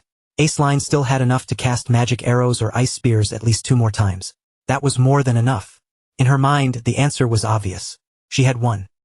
But the instant that thought crossed her mind, a sharp cracking sound echoed across the battlefield. Eyeline's eyes widened immediately. The ice shield in front of Ellen was beginning to split apart, not from an attack outside, but from something breaking through within. Before Aceline could react, a hidden fireball burst through the shattered ice. Ellen had cast it in secret, hiding it behind the very shield she used to defend herself. With a desperate motion, she released the fireball straight forward. The force of the spell was so intense that it drove Ellen's own body backward, threatening to knock her completely off balance as she poured everything she had left into one final attack. The recoil from Ellen's own spell finally threw her backward, destroying her balance completely. She lost her footing and crashed hard onto the ground, the impact knocking the air from her lungs as her face went pale with pain and her body trembled. Ellen's body struggled to respond after being pushed far beyond its limits. At the same time, the fireball she had released surged forward, ripping through the air toward Aceline and instantly shattering the brief certainty Aceline had just managed to grasp. But the moment Ellen collapsed, her control over the spell began to break. The fireball trembled in midair, its path suddenly turning unstable. Instead of striking Aceline directly, it veered off course at the final moment, missing her by a narrow margin before shooting upward into the sky and fading into the distance. For a short moment, the arena fell completely still. Aceline stood frozen in place, her body tense from the sudden reversal, her eyes following the vanishing flame as her mind struggled to understand what had just happened. Then, little by little, Aceline forced herself to calm down. Her breathing steadied, her shoulders lowered slightly, and her guard relaxed just enough as her gaze shifted back toward Ellen. She said nothing, only watched her in silence. On the ground, Ellen's body trembled uncontrollably. She had used almost all of her mana, far beyond what her body could safely endure. Her hands shook as she weakly lifted them in front of her face, staring at them with frustration building in her eyes. Please, just one more time. She thought desperately, if I can just do a little more. Forcing herself past exhaustion, she tried to gather mana again and cast another spell. A faint glow appeared in her palm, weak and unstable, but it flickered almost at once, barely holding its shape before fading away. It still was not enough. No matter how hard Ellen pushed herself, her body simply refused to obey. Aceline stepped forward, slowly closing the distance between them with steady footsteps until she stopped right in front of Ellen. She did not raise her hand, did not attack, and did not say a word. Aceline simply stood there, looking down at her fallen opponent in silence. Ellen slowly lifted her gaze to meet hers, and for the first time, something unfamiliar surfaced in her eyes. Fear began to show. Lady Ellen's thoughts churned restlessly, rising and falling like waves she had never been able to calm.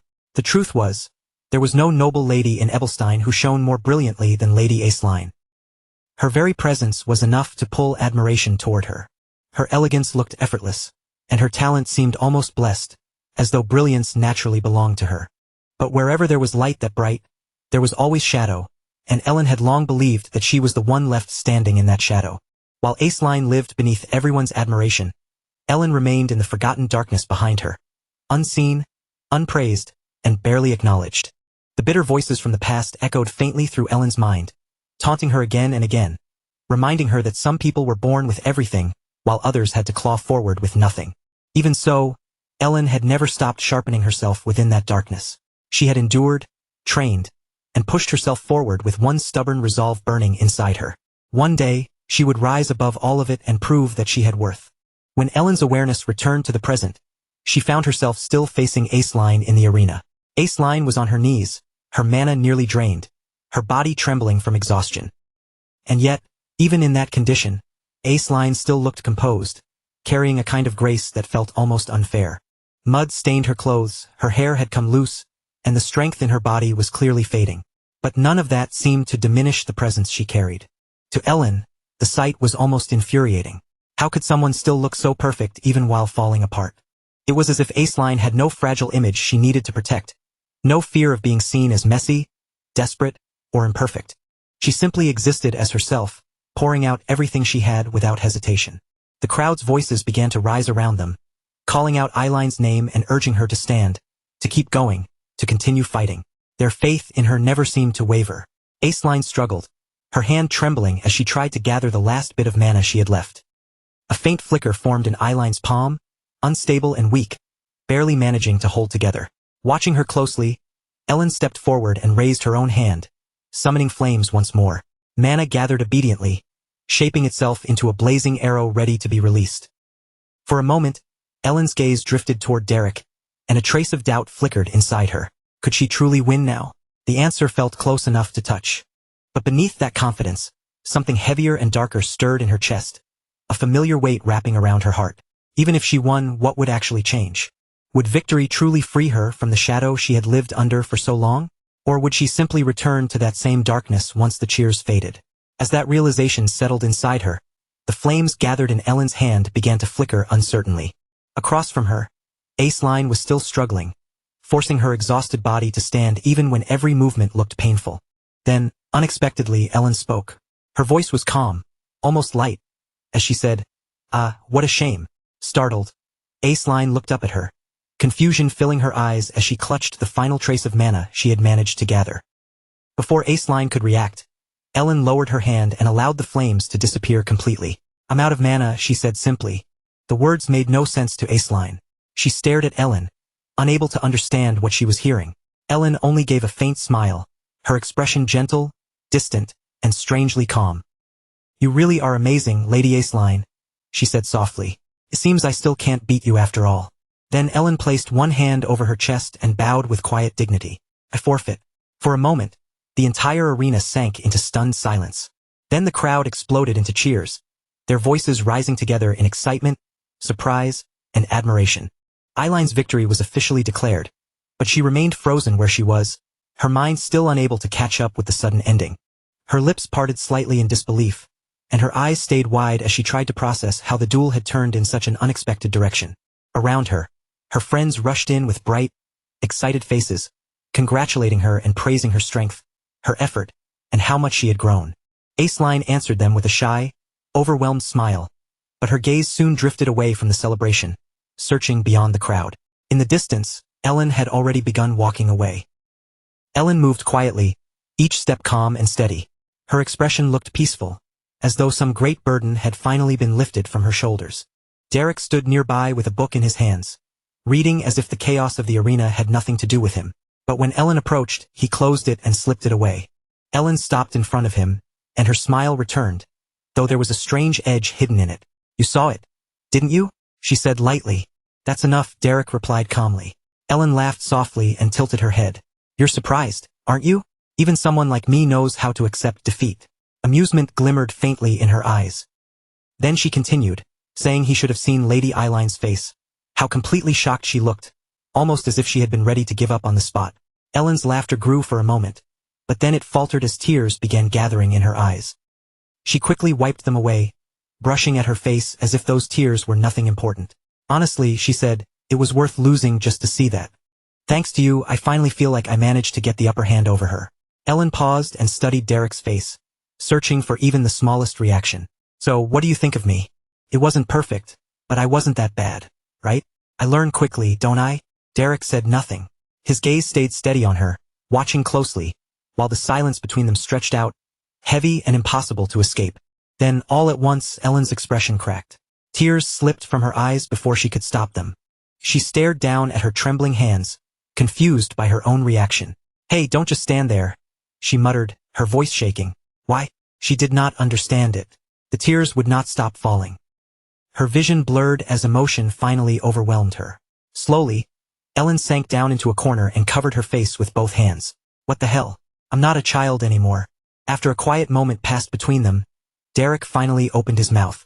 His expression stayed composed, but there was a steady firmness in his voice as he said, "My lady, there is absolutely nothing about your performance today that deserves criticism. You pushed yourself as hard as you possibly could." His words settled into the silence like a gentle weight. Ellen's shoulders began to tremble again, and tears slipped down her face as she lowered her head. "I wanted to win too," she confessed in a small, shaky voice. "But right before I was about to end it, I realized something. Even if I had won, nothing would have really changed." Her voice quivered as the truth spilled out of her.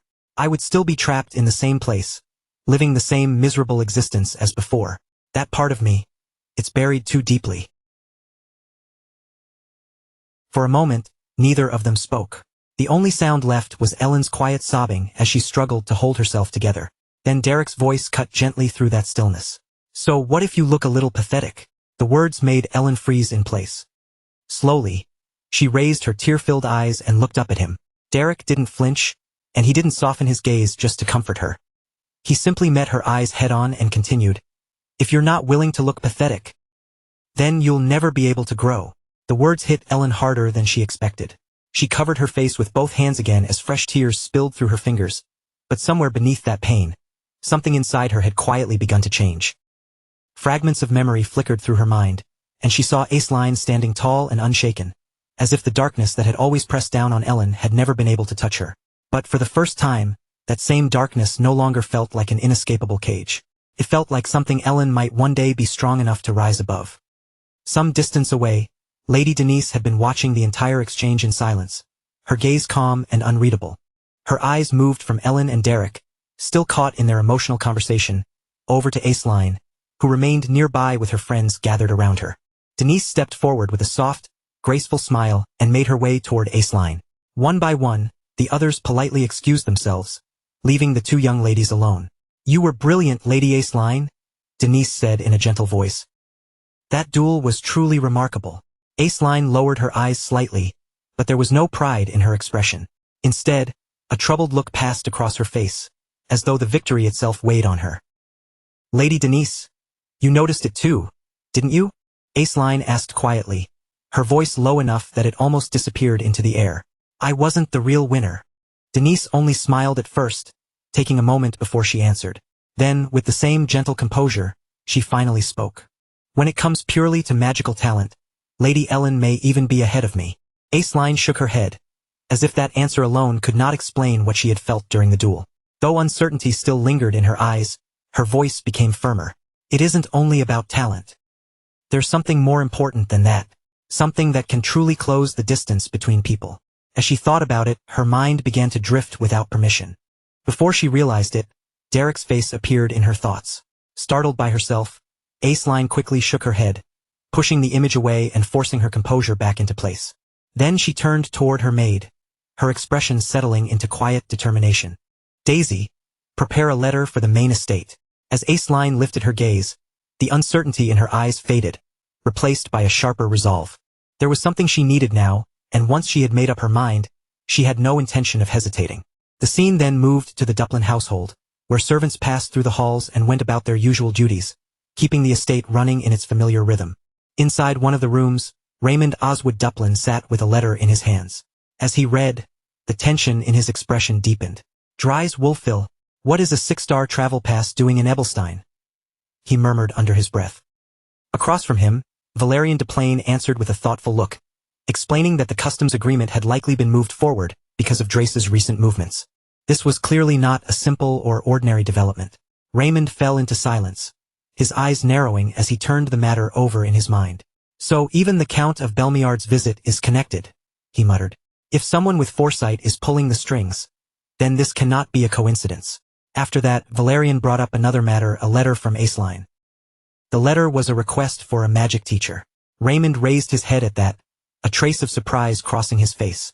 Can't you arrange one for her? Valerian hesitated before answering, as though the detail made the situation more complicated. She specifically requested Derek.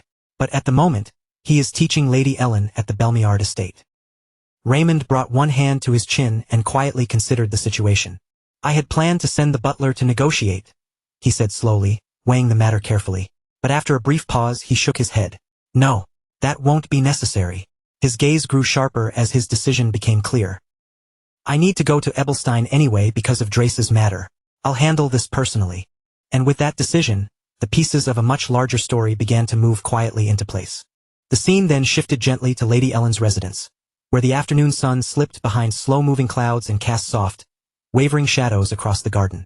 Outside, Ellen sat across from Derek at a small table, her body relaxed in a way that felt almost unfamiliar after everything that had happened. For once, there was no tightness in her face and no sharp tension in her eyes. Only a quiet calm remained, as though some heavy knot inside her had finally loosened. With a faint, easy smile, she was the first to speak.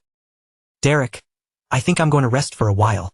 Her tone sounded light, almost casual, but there was something deeper hidden beneath those simple words. Derek looked at her with quiet curiosity, immediately sensing that something in her had changed. Ellen continued in a soft but steady voice. Studying, training, all of it, I think I need a little time to clear my head. After a short pause, she looked at him again, her eyes searching his face as if she wanted to confirm something. You're going to keep working for the Baldoni Mercenary Corps, right? Derek nodded with his usual calm. Yes, I suppose so. Once she heard that, Ellen shifted her chair a little closer, quietly narrowing the distance between them. The sudden movement caught Derek off guard, and he instinctively leaned back, unsure what she was about to do.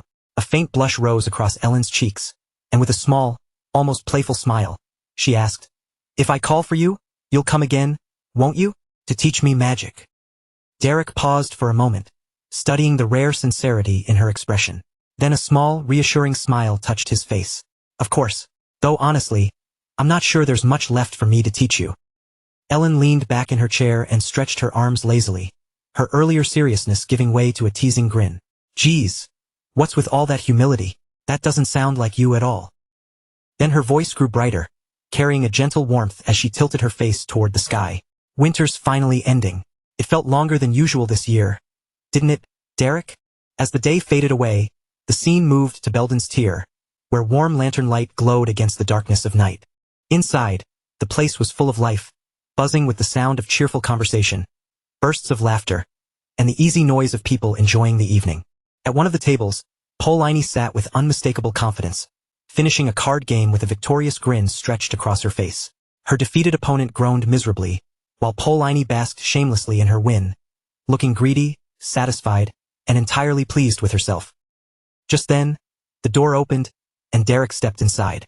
The instant Polini spotted him, her face lit up, and she threw one hand into the air, waving at him with energetic enthusiasm. Derek's uncle noticed him as well and immediately turned his head in recognition. Derek stepped fully into the room, wearing a calm smile as he greeted them. "I'm back." It was a simple thing to say, but it carried the quiet comfort of someone returning to a familiar place after being away. Morning arrived before long, and under the light of the rising sun, a carriage raced along the open road. The horses moved at a steady pace, their hooves striking the ground in a firm, rhythmic cadence as they carried their passenger toward Ebelstein. Inside the carriage, Belmiard sat in complete silence, his gaze fixed straight ahead. His face revealed little, but the focus in his eyes made it clear that this journey had a purpose, one serious enough to require his personal presence. Meanwhile, back at Ellen's residence, the young lady slept peacefully in her room, wrapped in a rare and quiet moment of rest. The peaceful silence in Ellen's room was suddenly interrupted by a knock at the door. Still half buried in sleep, she let out a tired groan and dragged a pillow over her head, trying to block out the world. "Come on," I said, "I'm resting starting today. No lessons." "No interruptions either," Ellen grumbled from beneath the pillow, clearly unwilling to move. Outside the door, her maid hesitated for a moment, then answered in a nervous voice, "My lady, I really think you should come out and see this for yourself." Ellen released a heavy sigh and forced herself out of bed, every movement showing how little she wanted to deal with anything right now. "No, just tell them I'm not here," she muttered irritably. Still complaining under her breath, she shuffled to the door and opened it with an annoyed look on her face. "Didn't you hear me? Starting today, I'm—" Her words cut off in an instant. The moment her eyes focused on the person standing in front of her, her entire expression froze. It was her father. Belmiard stood there with a bright, affectionate smile, his eyes glistening as if emotion had already risen to the surface. "Ellen," he said warmly, his voice full of tenderness, "it has been far too long. My pride, my jewel, my treasure." The shock hit Ellen all at once, leaving her completely stunned. Without even thinking, Ellen slammed the door shut right in front of him. The moment she was hidden inside again, panic exploded through her chest. "Why is father here?" she thought, her heart pounding so hard it felt like it might burst. After a few tense seconds, she forced herself to breathe and pressed one hand against the door, trying desperately to steady both her thoughts and her voice. "Father, what brings you all the way here?" She called through the door, doing her best to sound calm and proper despite the chaos inside her. "I'll change my clothes and come out shortly. Please wait just a moment." Outside the room, Belmiard remained where he was. Belmiard gave a soft chuckle, still smiling to himself even after being greeted by a slammed door, as if his daughter's flustered reaction only made him more fond of her. A few minutes later, beneath a sky that had grown brighter with the morning light, father and daughter sat together with tea neatly placed between them. Belmiard spoke in a calm, measured tone, his expression composed as he looked across the table. "The young lady of the Duplin family. She must have been quite a formidable opponent." Ellen answered with a small, slightly nervous smile, lifting her hand in a light, modest gesture. "Yes, but I learned a great deal from her." Belmiard took a quiet sip of tea, then continued, his voice turning thoughtful. "If that mercenary is capable of teaching you so well, then it would be best to keep him exclusively at our estate." Ellen blinked in surprise, clearly caught off guard by how naturally he suggested it. "But the vassals might oppose something like that," she said hesitantly, her eyes shifting with concern. Belmiard only laughed softly, his confidence not wavering in the slightest. "Don't worry about that. Is there anything I wouldn't do for you?" he said warmly, his voice carrying both affection and absolute certainty. "Just trust your father." At those words, Ellen couldn't stop a blush from rising to her cheeks. Her eyes softened, and a shy, gentle smile slowly spread across her face. The scene shifted once more, sinking deep into the dark, damp depths of the Ebelstein dungeon. Flickering light danced across the rough stone walls, stretching long shadows through the cavern, while the sharp echoes of battle rang out in the darkness. Polini stood ready with her bow drawn tight, her eyes focused as she released an arrow. It flew straight and struck a goblin cleanly, sending it collapsing to the ground. But the moment it fell, her expression suddenly changed. "Derek, behind you!" she shouted. At the same time, Another goblin sprang forward with a wild scream, launching itself through the air and aiming straight for Derek's back. Derek reacted immediately, gripping his sword in one hand while gathering mana with the other. His body moved on instinct, already preparing to counterattack. But then, something felt wrong. The mana inside him wavered strangely, breaking apart and shifting in unpredictable waves instead of flowing the way it should have. Derek's eyes widened as that unfamiliar sensation swept through him. Without wasting a second, he turned toward the incoming goblin and formed a red sphere of mana in his palm. Dark energy flickered around it, unstable and violent, yet undeniably powerful. At the same moment, he tried to cast what should have been a simple 3-star fireball. But instead of taking its proper shape, his mana twisted wildly and erupted into a blazing, uncontrollable force. Moving purely on instinct, Derek released it toward the goblin still flying through the air. "Derek!" Polini cried out again, her voice filled with alarm as the spell burst open in front of them. A massive explosion of energy tore through the dungeon, shaking the entire cavern as the force roared across the stone walls. Even from outside the dungeon, that violent surge of mana could be felt. By the time night fell, a heavy tension had settled over Belden's tier. The overwhelming energy from earlier had already faded, but in its place came an uneasy silence that clung to the room. "What?" Derek almost died. Someone blurted out in disbelief. Polini, who was usually lazy, carefree, and impossible to take seriously, now looked unusually stern. Her eyes narrowed with irritation. "Don't even get me started," she muttered. "Are all mages like this? Who tries to use a 3-star spell while hunting goblins?" Derek's uncle stared at him in shock, unable to hide his reaction. Derek himself lowered his head with a troubled look, staring down at his own hands as he spoke quietly. "In the middle of it, I felt something strange, some kind of inconsistency. It felt just like when I first reached the 2nd star. Right then, a voice came from behind them. There's no need to be anxious about being stuck." Derek turned sharply toward the sound. A man stepped forward from the shadows, his presence calm yet strangely overwhelming. "There's no need to force your way through," the man continued. "Didn't the school of the wild originally pursue a natural flow?" As he spoke, every gaze in the room shifted toward him. Then he reached up and slowly removed his hood. "Of course, advice like that rarely works on mages like you." Derek's thoughts raced the moment he saw him. He couldn't sense even a trace of mana coming from the man, and yet the person standing before him was clearly no ordinary figure. It was the wandering spirit, Drace Wolftail, the greatest 6-star search-type mage. With a calm, almost casual expression, Drace spoke as if he had simply stopped by after a long walk. "If you have any decent alcohol, bring it out. My travels have been exhausting." Beneath the glow of the full moon, the night quietly deepened. The scene then shifted to the Duplin estate. Under pale silver moonlight, the training grounds lay quiet as Lady Della stood at the center, her body still and her focus sharpened. Ice mana gathered around her in a cold, swirling flow as she chanted softly. With visible effort, she shaped that power into sharp arrows of ice, forming 5 in total. But the moment she tried to push beyond that limit, the mana around her began to destabilize. It broke apart abruptly, and the arrows shattered in midair before they could fully hold their form. Exhausted and frustrated, Della dropped to her knees on the training ground. "What the heck is this? So annoying." A light laugh came from nearby. Her brother Reg approached with an amused look, clearly entertained by her reaction. "I thought you'd matured a little, but your temper hasn't changed at all." Startled, Della looked up at him. "When did you get here?" Reg smiled thoughtfully and glanced toward the space where her magic had just collapsed. "Still. 5 arrows. Not bad at all. Is that thanks to having a good teacher?" Della immediately turned her face away with stubborn pride. "That's just my own talent. What does that selfish guy Derek have to do with it?" Reg calmly crossed his arms, watching her reaction. "It seems Lady Aceline is planning to hire him as her teacher." Della's eyes widened at once. "What? No way. What if she gets treated the same way I did?" Reg shook his head lightly, as if warning her not to make the situation sound stranger than it was. "Don't say things that could cause misunderstandings. I also heard Lady Ellen wants to keep him as well." Della frowned, looking genuinely confused. "Why is he so popular?" Reg gave a small smirk, clearly enjoying the chance to tease her. "Because he managed to turn you into a proper person." "Of course he's popular."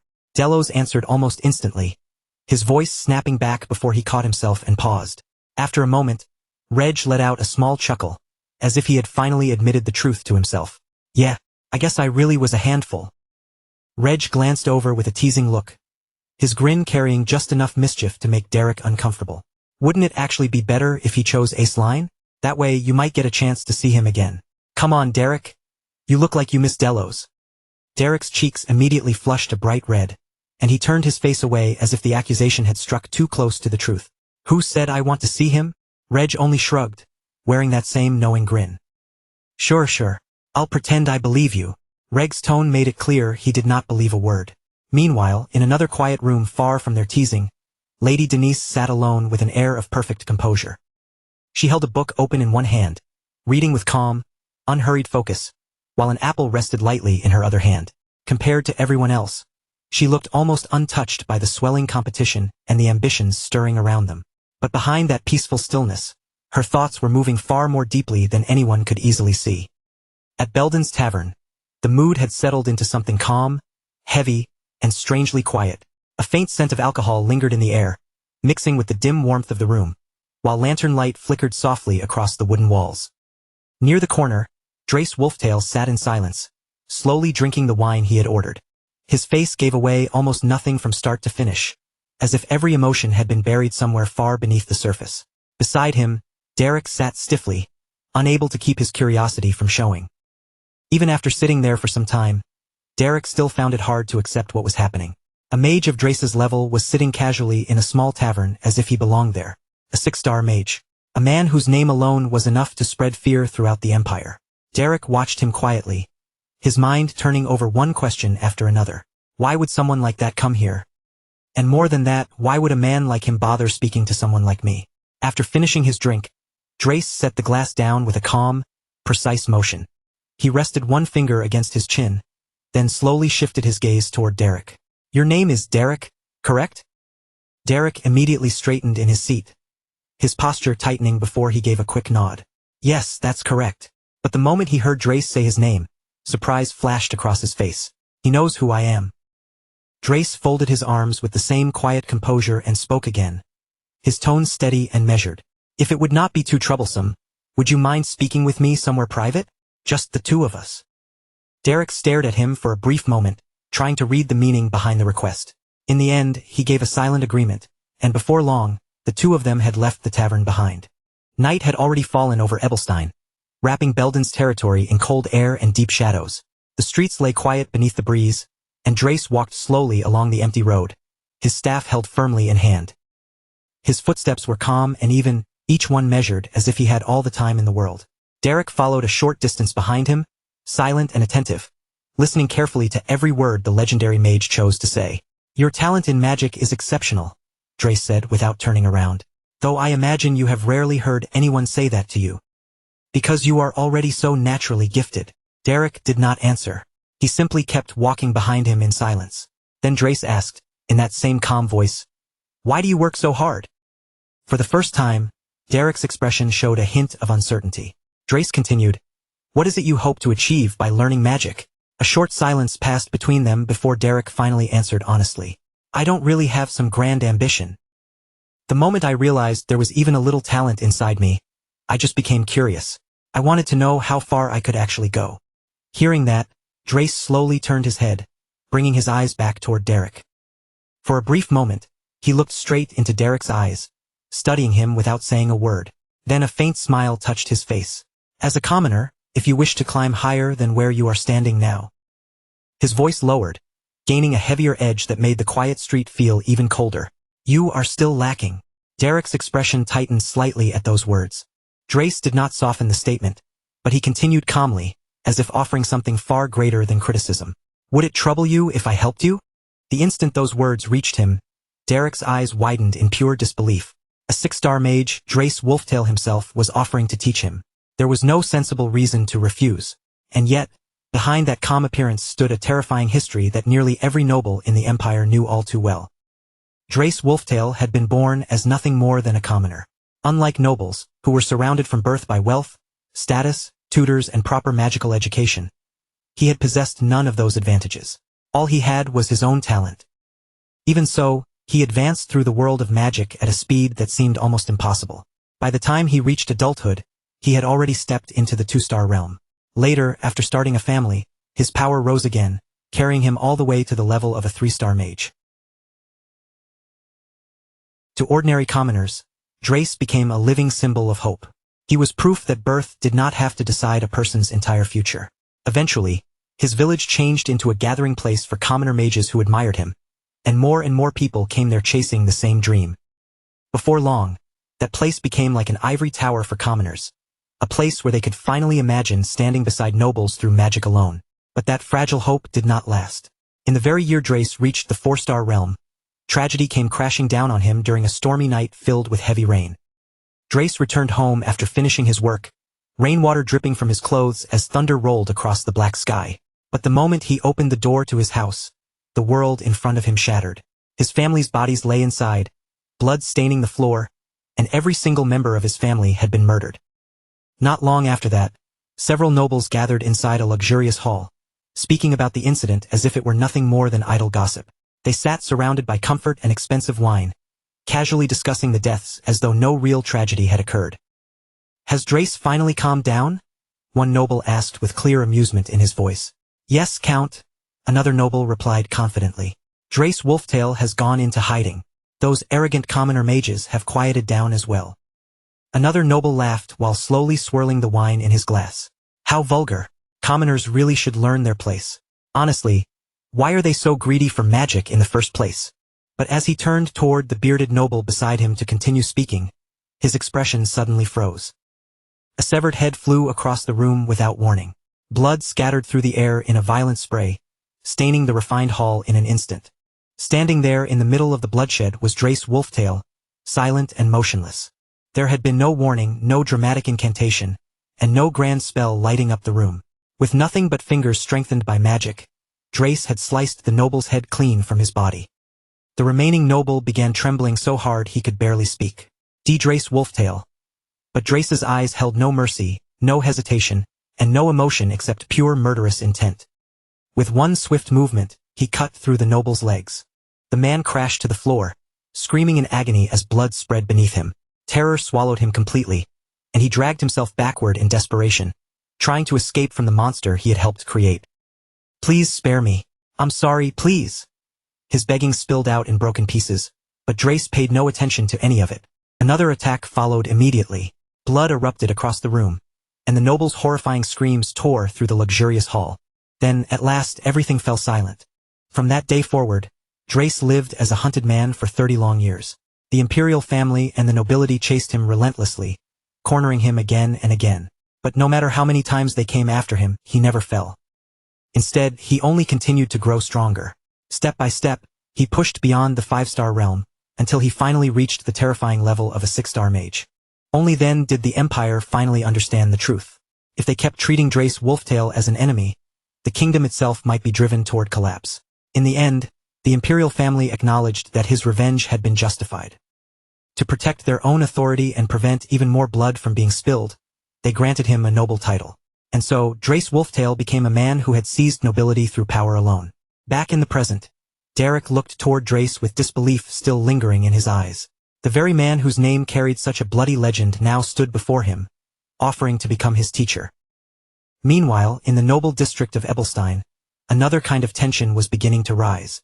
Inside the grand conference hall of Cleon Hall, Grand Duke Veltus Enerkalokas sat with controlled dignity, calmly waving one hand as he spoke toward Raymond Oso Duplin. "Grand Duke Duplin, if you intend to expand north of the Belkos Peninsula, you should be cautious of the labyrinth hidden within the White Zone." His words were polite, but the warning beneath them was unmistakable. A faint smile appeared on Veltus's face as he continued, his voice smooth and composed. "If necessary, I can dispatch my knights to assist you, Raymond Oso." Raymond Oso Duplin quietly held a chess piece between his fingers, turning it slightly before giving his answer. "The knights you speak of?"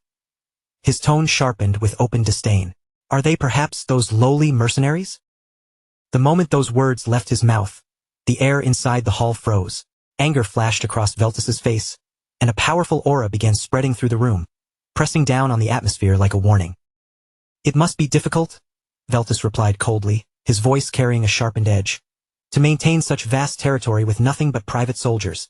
If that burden has become too heavy for you, perhaps surrendering that territory would be the wiser choice." Raymond answered by slowly letting his own aura seep into the room, quiet but unmistakably sharp. His eyes locked straight onto Veltus, and in an instant, The air inside the conference room grew heavy with pressure, as if even breathing too loudly might spark a confrontation. Standing beside them, Belmiard quickly lifted both hands, his face tightening with panic as he hurried to smooth things over. Now, both of you have already come all the way to Ebelstein. Wouldn't it be better to visit your children first before anything else? Raymond slowly turned his gaze toward him, his expression unreadable behind his glasses. Speaking of children, he said calmly, I heard your daughter Ellen managed to fight Aceline on even ground. The moment Ellen was mentioned, Belmiard's face brightened with obvious pride. Yes, she did, he replied with a pleased smile. Although she sadly lost in the end, her talent is finally beginning to blossom. With the right guidance from a truly capable instructor, I am certain that one day, she will surpass Lady Aceline. Raymond said nothing for a short moment. He simply stood there in silence, then calmly raised one hand and adjusted his glasses, the motion slow and deliberate. A capable instructor, Raymond repeated, his eyes narrowing just slightly behind the lenses. You mean Derek? Belmiard's confident smile began to fade, but Raymond's voice remained steady as he continued. If Derek were to become Eiline's instructor instead, Ellen would never be able to surpass her. The moment those words left his mouth, a dangerous wave of magical aura rolled through the room. Belmiard's lips curved into a cold smile, and the atmosphere tightened even further. Ho ho, Belmiard said, his smile sharp despite his polite tone.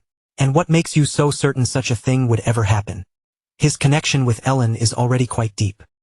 Raymond immediately pushed back with his own aura, meeting Belmiard's pressure head-on. Do you truly believe he is the kind of man who makes decisions based on personal feelings? He asked, his voice cutting through the room. If so, then you clearly understand nothing about his character. While the two powerful men continued to clash with words and invisible pressure, Grand Duke Veltus watched quietly from the side. His gaze moved between them, thoughtful and cautious. Just who exactly was this Derek? If men of their rank were arguing so fiercely over him, then Veltus could no longer afford to ignore his existence. After a moment of silent thought, Veltus's eyes narrowed with interest. He reached his own conclusion quietly. He would have Denise investigate this man named Derek herself. The next morning, the scene returned to Belden's Tier. Warm sunlight streamed through the tavern windows, spreading across the wooden floor, when the front door suddenly opened from outside. Belmiard stepped inside with several subordinates following behind him. The instant Derek's uncle recognized who had entered, the welcoming smile on his face froze, stiffening into nervousness before he could hide it. Belmiard stood calmly and placed one hand against his chin, studying the man in front of him. Are you the commander of this mercenary course? He asked. Derek's uncle hurried to bring out an expensive bottle of wine, forcing himself to remain polite despite the tension crawling up his back. Belmiard folded his arms across his chest, his expression turning serious as he prepared to get straight to the point. Since there was no response to the letter sent by my head butler, I decided to come here personally. Derek's uncle immediately lowered himself with nervous courtesy. I sincerely apologize, he replied, his voice tense. The truth is, Derek's uncle continued carefully, Derek has been missing for several days. At those words, Belmiard's expression shifted, just enough for his surprise to show. Missing, Belmiard repeated. Derek's uncle nodded anxiously. We have searched everywhere for him. A few days ago, he suddenly declared that he was refusing all requests, and after that, he disappeared without giving anyone an explanation. Belmiard fell quiet, his thoughts moving quickly behind his calm face. Had House Duplin already taken Derek? Or could Veltus have made a move first? But after carefully weighing the situation, he dismissed both possibilities. No, there had been no information suggesting either side had acted yet. His gaze sharpened with decision. Then I will simply have to find him myself. With that, the scene shifted once again, this time toward the outskirts of Ebelstein, near the residence of Grand Duke Veltus. Denise sat comfortably in a chair, relaxed as she casually bit into an apple. In her other hand, she held a letter, her eyes moving quietly across the words written on the page. Once she finished reading, Denise lifted her gaze toward the maid standing nearby. When did this arrive? She asked. The maid answered respectfully. It was delivered early this morning. The patriarch said the matter was extremely urgent. Denise lowered her eyes back to the letter. The message was clear. Hurry and locate the man named Derek, then recruit him as her instructor at all cost.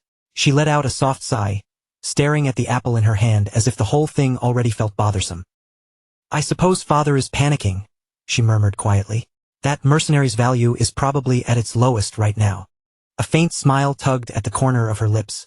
How troublesome. Yet even as she said that, her mind had already started drifting somewhere completely different. Still, today was not an ordinary day for her.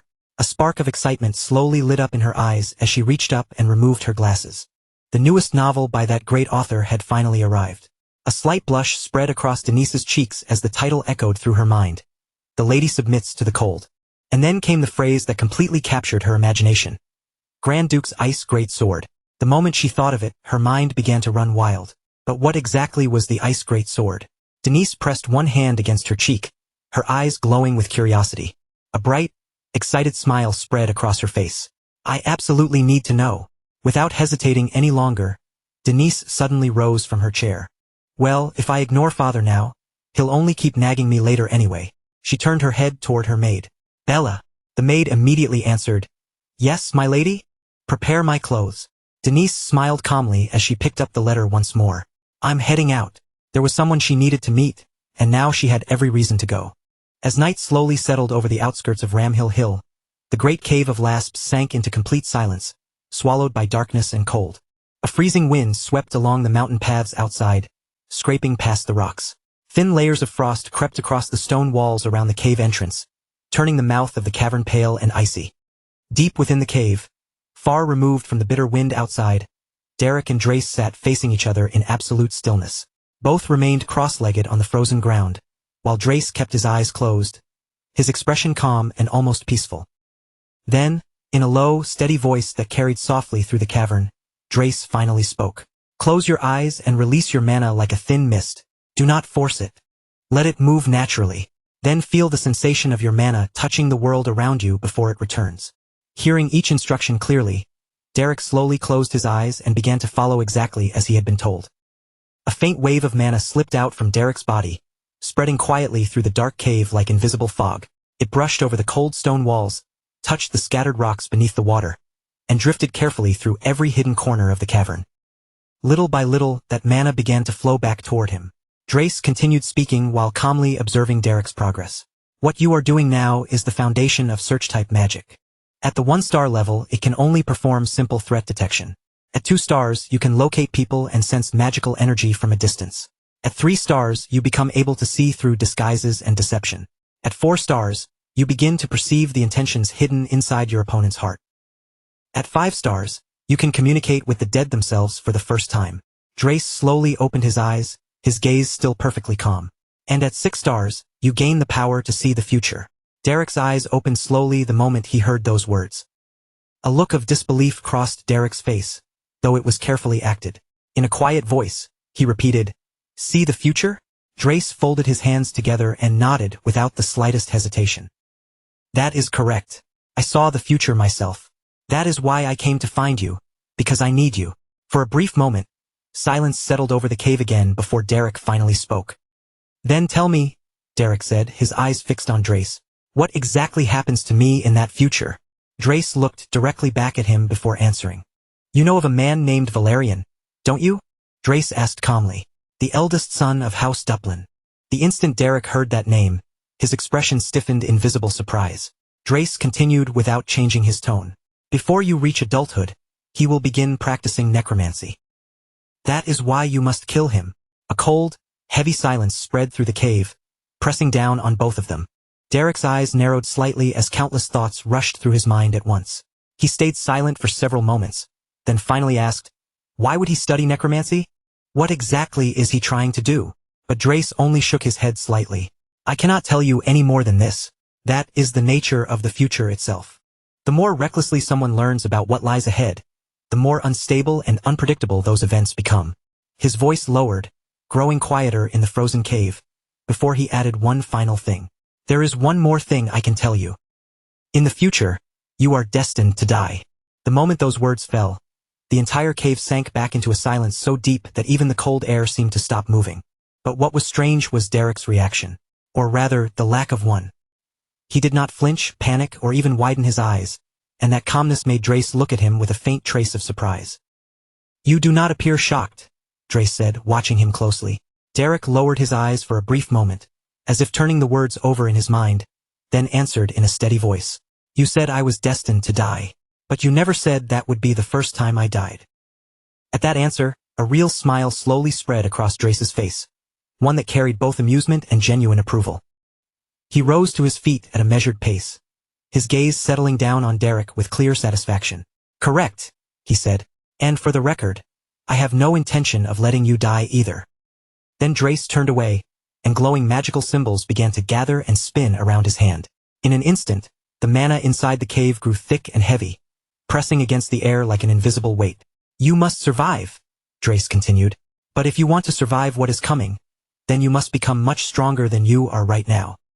His eyes shifted toward the high opening above the cave, where the night sky stretched beyond the stone, and he slowly lifted his hand toward that dark expanse. The very next second, an enormous wave of mana erupted from Drace's body, shooting upward like a blazing pillar of light tearing through the darkness.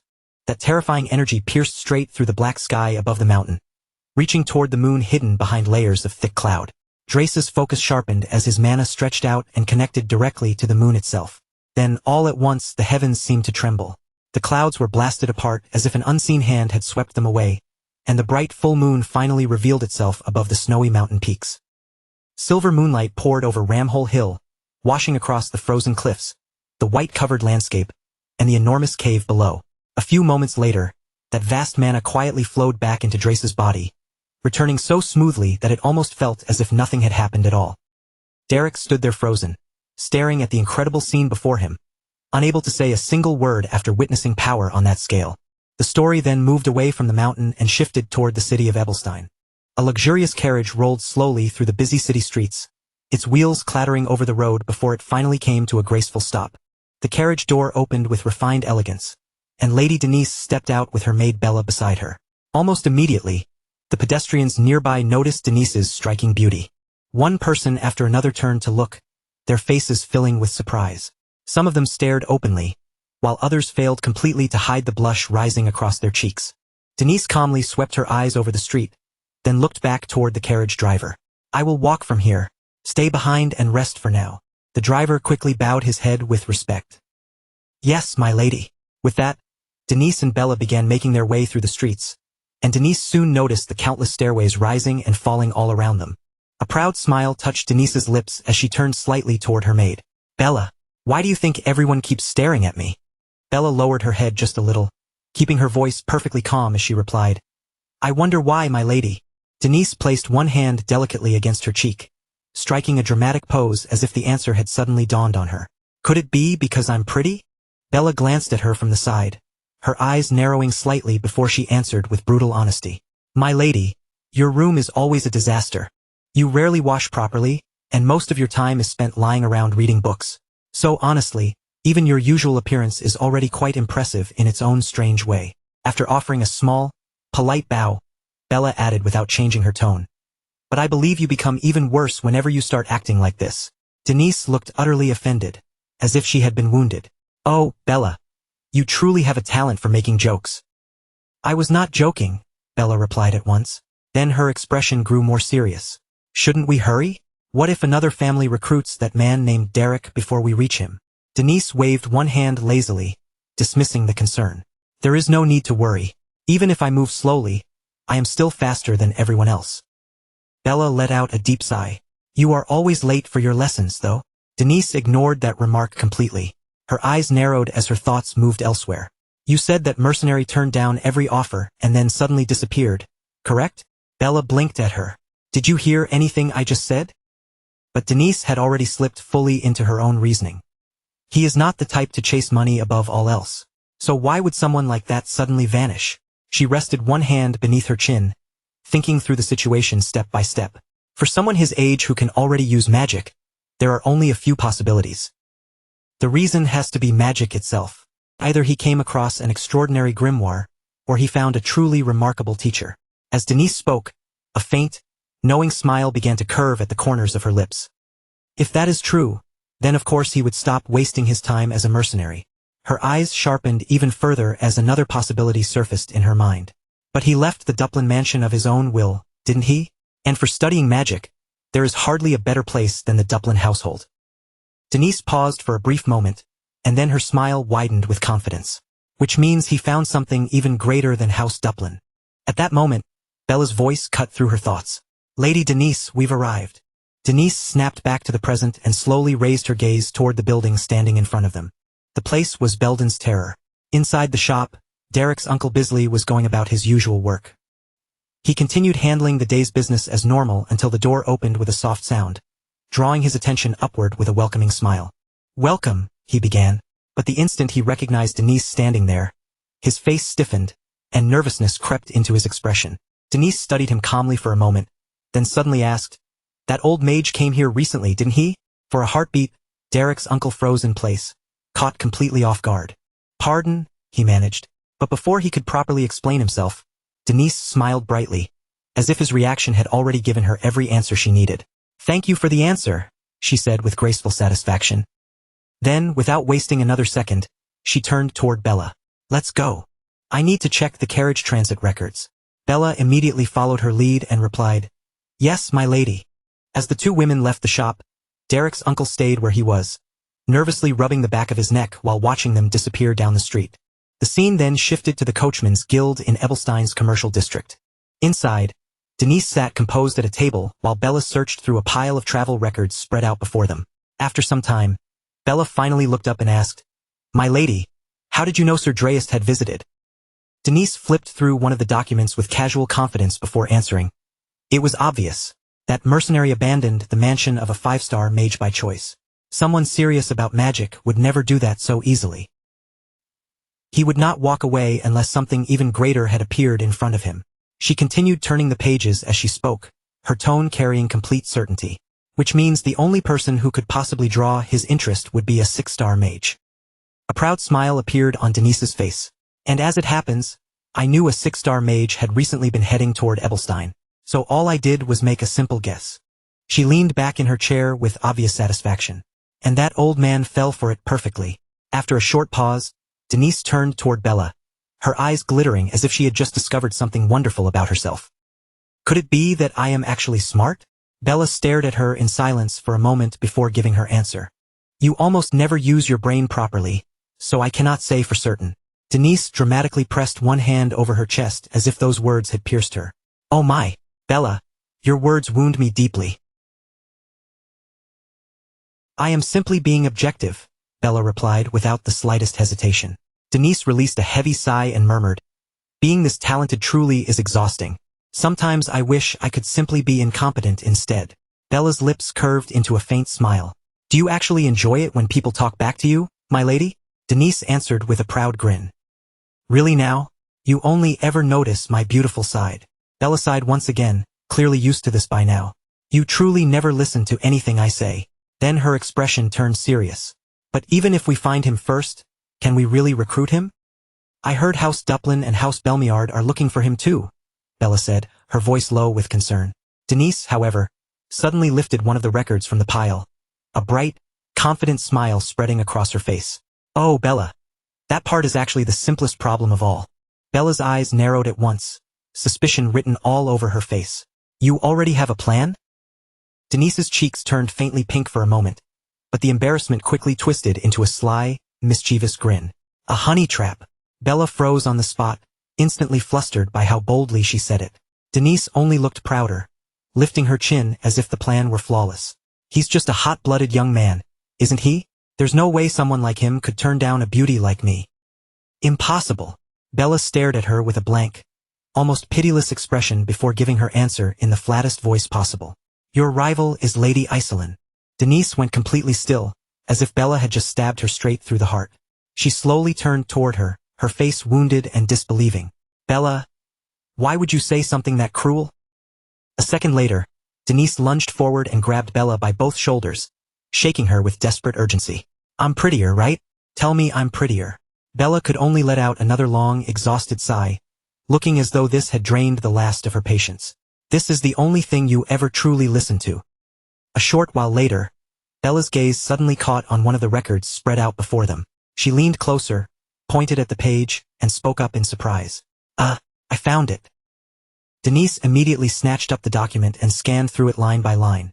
The playful look on her face vanished in an instant, replaced by sharp focus.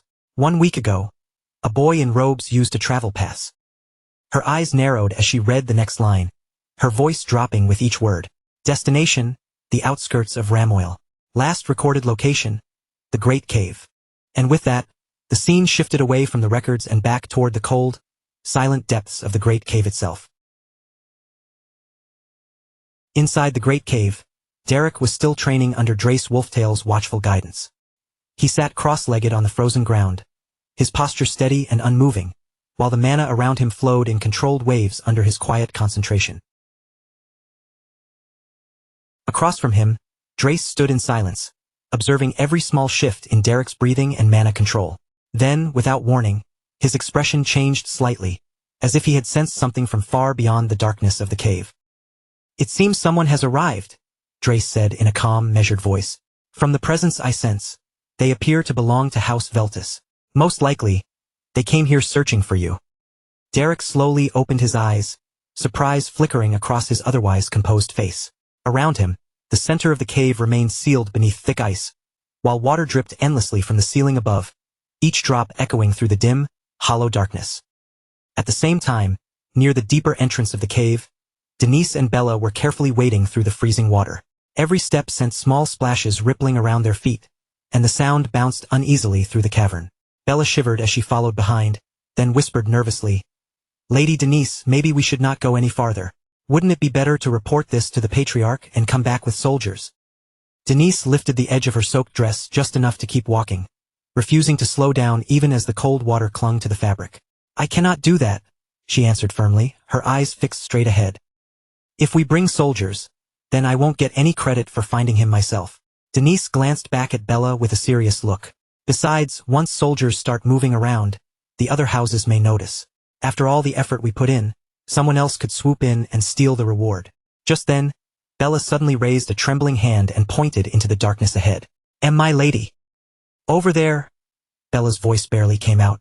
Denise immediately turned toward the direction she was pointing, and the confidence on her face stiffened at once. Two glowing red eyes slowly emerged from the shadows ahead, hanging in the darkness like burning embers. Bella's face drained of color, and panic burst from her voice.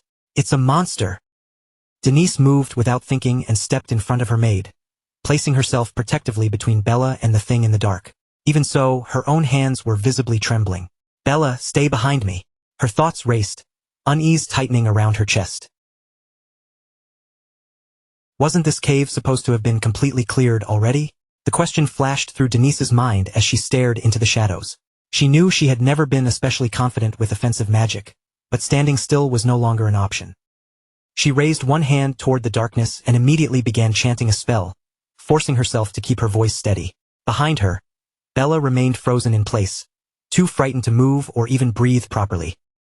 Then, slowly, the figure hidden in the darkness began to step forward.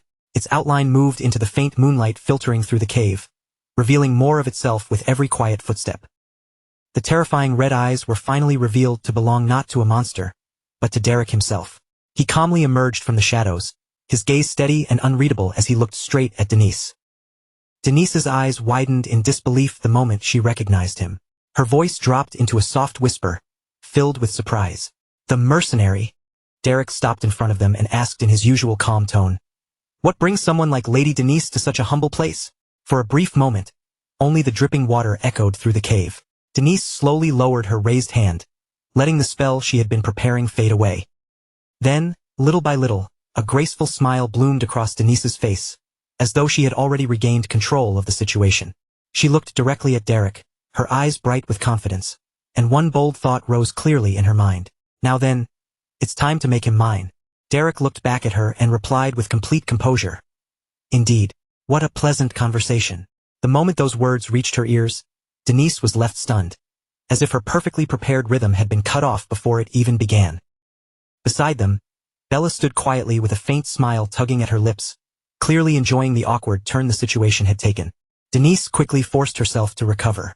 She adjusted her expression, softened her voice, and spoke again in a much gentler, more elegant tone, as if trying to wrap every word in charm. "Actually, I can't even count how many times I've met you in my dreams," Denise said sweetly, gazing at him with practiced sincerity. "I've heard that you are incredibly gifted, not only as a mage but also as an instructor. So, how should I say this? If I could receive your teachings, Derek," she continued, her voice growing even softer. I think I would be so happy. The moment she finished, Derek stared at her with a face so expressionless it was almost brutal. Then he asked bluntly, "Why are you speaking in such a theatrical tone? Are you practicing for a play because the cave echoes?" As soon as those words left Derek's mouth, Bella, who had been standing to the side desperately trying to hold in her laughter, finally lost the battle. She burst out laughing, and her voice rang loudly through the cold cave. Denise immediately snapped her head toward Bella, her face burning with embarrassment as her carefully crafted charm collapsed right in front of her. Inside, Denise could barely believe what had just happened. So the shy, beautiful girl act doesn't work on him? Even so, she refused to back down. After a quick breath, she gathered herself again and changed her approach, this time speaking in a far more serious and vulnerable tone. I felt many things after watching the duel between Lady Iselin and Lady Ellen, Denise said, her expression turning heavier. As one of the Rossi trio, I suddenly felt as though I was the only one being left behind. I grew anxious, she continued, lowering her gaze slightly, because it felt like everyone around me would keep moving forward, while I stayed trapped in the exact same place. At that moment, Denise looked every bit like a desperate and pitiful beauty. She slowly stepped closer to Derek as she spoke, closing the distance between them little by little until the space separating them became dangerously small.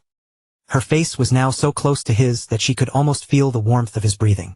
But while her expression remained fragile and earnest, the thoughts racing through her mind were something else entirely. Oh my, we're so close. He can probably feel my breath now. His heart must be pounding like crazy, right? There's no way he can refuse me after this. However, in the very next moment, Derek lifted his hand and pushed her backward without the slightest hesitation.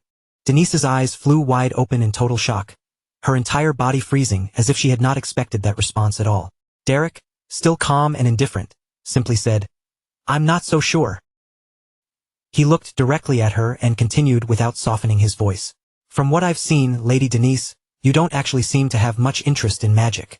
Derek's tone remained as calm and emotionless as ever, which only made his words feel even sharper. "Earlier, you mistook me for a monster and tried to cast Ice Spear, didn't you? It was clumsy, very clumsy. The way your mana flowed, the speed of your incantation, none of it was refined. Not a single part of it was properly prepared." Derek continued looking at Denise as he mercilessly picked apart her magic. "Your basic mana capacity is excellent, but it is completely disorganized. That alone shows how little you normally practice." Hearing that, Denise was utterly shaken. For the first time since she had met him, Denise found herself completely speechless. Her mouth opened slightly, but no words came out, and she could not think of a single answer to defend herself. Behind her, Bella quietly raised one hand and gave Derek a small thumbs up, as if praising him for seeing through everything so perfectly. Derek's expression did not change at all as he continued, "Let me give you one piece of advice. In front of someone who is truly serious about magic, do not speak of sincerity with lies. Some people would take that as an insult."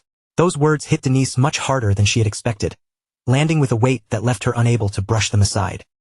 This time, Denise had absolutely no reply left. After saying everything he needed to say, Derek slowly turned away from her and began walking deeper into the cave. Even as he turned to leave, Derek gave her one last answer without so much as glancing over his shoulder. "I don't know why you want me specifically," he said in a calm, distant voice, "but from what I can tell, this has nothing to do with learning magic, and I don't take requests from people when I can't see what they're really after." Denise's composure cracked in an instant, and she quickly reached a hand toward his back, a brief flash of panic crossing her face. "Derek, wait, first of all." But before she could even finish getting the words out, Derek suddenly stopped in his tracks and answered her first. "You should find someone far more talented than a low-ranking mercenary like me. That would suit a noble lady of your standing much better." With those final words left behind, Derek quietly continued forward, his figure growing smaller as he disappeared into the distance. Denise stayed rooted in place, unable to move or speak for several long moments. The confident smile and graceful charm she had been forcing herself to maintain had vanished completely, leaving only a stiff expression filled with confusion, irritation, and wounded pride. The scene soon moved to the area outside the cave. The sky had begun to darken, and as night slowly settled over the land, a chilly evening wind spread through the surroundings. Nearby, a temporary camp had already been arranged, with several tents standing around the area and a warm campfire burning brightly at the center. Denise sat beside the fire in silence, her eyes fixed on the dancing flames while her mind remained tangled in everything Derek had said earlier. After watching her quietly for some time, Bella finally spoke up, her face filled with concern. "Are you really going to be all right, Lady Denise?" Bella asked carefully. Denise lifted her gaze from the fire, and determination returned to her expression. "If I step back now, some other family will simply take him for themselves. I have to win him over before anyone else gets the chance."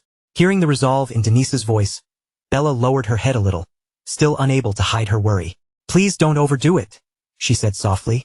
"I'll take my leave now." But just as Bella was about to walk away, Denise suddenly called after her. "Bella." Her voice grew quieter, and a trace of guilt appeared in her eyes. "I know you always end up suffering because I'm so selfish." She hesitated for a brief moment, then continued in an almost pleading tone. "But this favor is extremely important to me. I really, truly need you to do this." Denise looked at her with complete seriousness. "When you come back tomorrow, please bring volume 4 of the Duke's Pillar of Fire Melts the Commoner Lady." Bella could no longer find a single proper word to say. She simply stood there in silence, shoulders heavy, looking utterly drained by Denise's bizarre and unstoppable obsession. The scene then moved forward to the following day. Derek was sitting quietly by himself in his usual spot, keeping to his own space as always, when the sound of footsteps suddenly reached his ears. A short while later, Denise appeared before him, struggling with all her strength as she dragged an enormous box toward where he was sitting. The box was packed full of all kinds of things. Stacks of books, several magic crystals, snacks, and a variety of supplies that looked as though she had gathered them from everywhere she could think of. When Derek saw the ridiculous amount of items she had brought with her, he stared at the box for a moment in clear confusion before asking, "What exactly is all of this?" Denise quickly tried to answer while still catching her breath. "It's nothing special. There isn't much I can do for you personally, but I can at least support you like this, so you can concentrate fully on your magic training, Derek." But Derek responded at once, his tone as blunt and unmoved as ever. "Doing things like this won't change anything." Denise, however, simply smiled at him as if she had already expected that kind of answer. "That's fine. I feel like I'm growing just by being able to watch you, so please don't worry about me." Outwardly, she sounded gentle and sincere, but the thoughts running through her mind were completely different. If he was still human, then sooner or later he would have to feel something toward a person who kept treating him this generously. He could like her as much as he wanted. He could feel grateful all he wanted. In the end, she was convinced she would be the one smiling in victory. After looking down at the box for a moment, Derek calmly said, "Then I'll accept this gratefully." The instant he picked up the supplies, Denise's eyes lit up with excitement. He took them. He had taken the bait. But before she could enjoy that tiny victory for even a few seconds, Derek casually continued speaking while already eating some of the snacks she had brought. "Though I still won't become your teacher." The moment those words reached her ears, Denise froze completely. He was rejecting her while openly eating everything she had brought right in front of her. Denise could only stare at him in disbelief, wondering what kind of person could be that shameless. The next day, Denise returned once again, wearing a bright smile as though none of the previous failures had affected her at all. "Derek, I brought food and magic crystals for you today." But before she could even properly show them to him, Derek answered calmly, as if the entire routine had already become familiar. "Thank you. Though I still won't become your teacher." And the following day, she appeared again without missing a beat. "Good morning. Our head chef personally prepared a full-course meal for you, Derek." Yet once again, the response she received was brutally simple. "Thanks. I still won't do it, though." Even after being rejected again and again, Denise stubbornly refused to back down. The next day, she came carrying a huge refined mana crystal in both hands, her face full of confidence as she proudly presented it to him. "Derek, look at this. It's refined ore. I thought it might help with your magic training." Derek reached out toward the crystal without even the slightest hesitation. "You can leave it here." For one brief second, Denise's eyes sparkled with hope.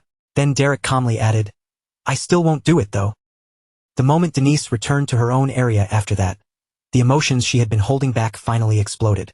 Overwhelmed with frustration, she slammed her fist straight into a nearby pillar, cracking it instantly and breaking part of it apart.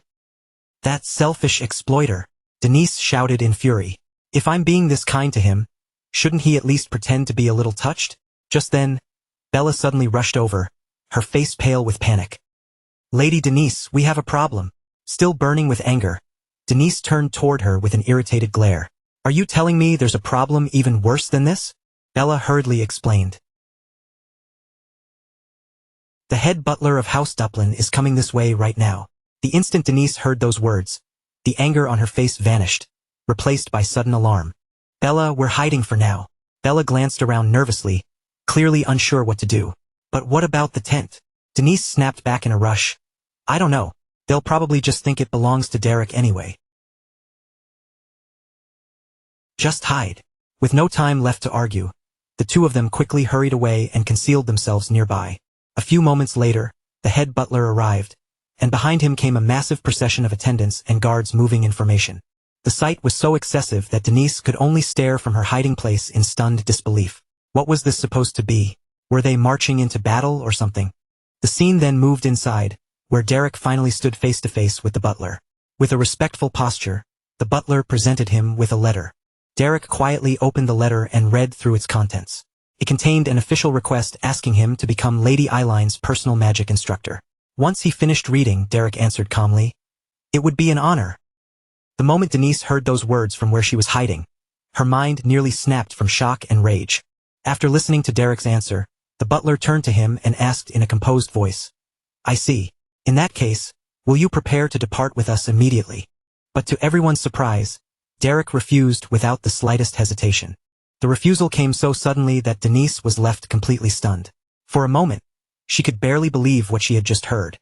Derek remained firm as he answered respectfully, "Only after I finish my training, though I can't say for certain when that will be." There was no arrogance in his voice, and no disrespect either, only quiet determination. Realizing that simple persuasion would not move him, the head butler tried changing tactics. "What if we increase the payment?" he asked. But even that offer did nothing to shake Derek's decision.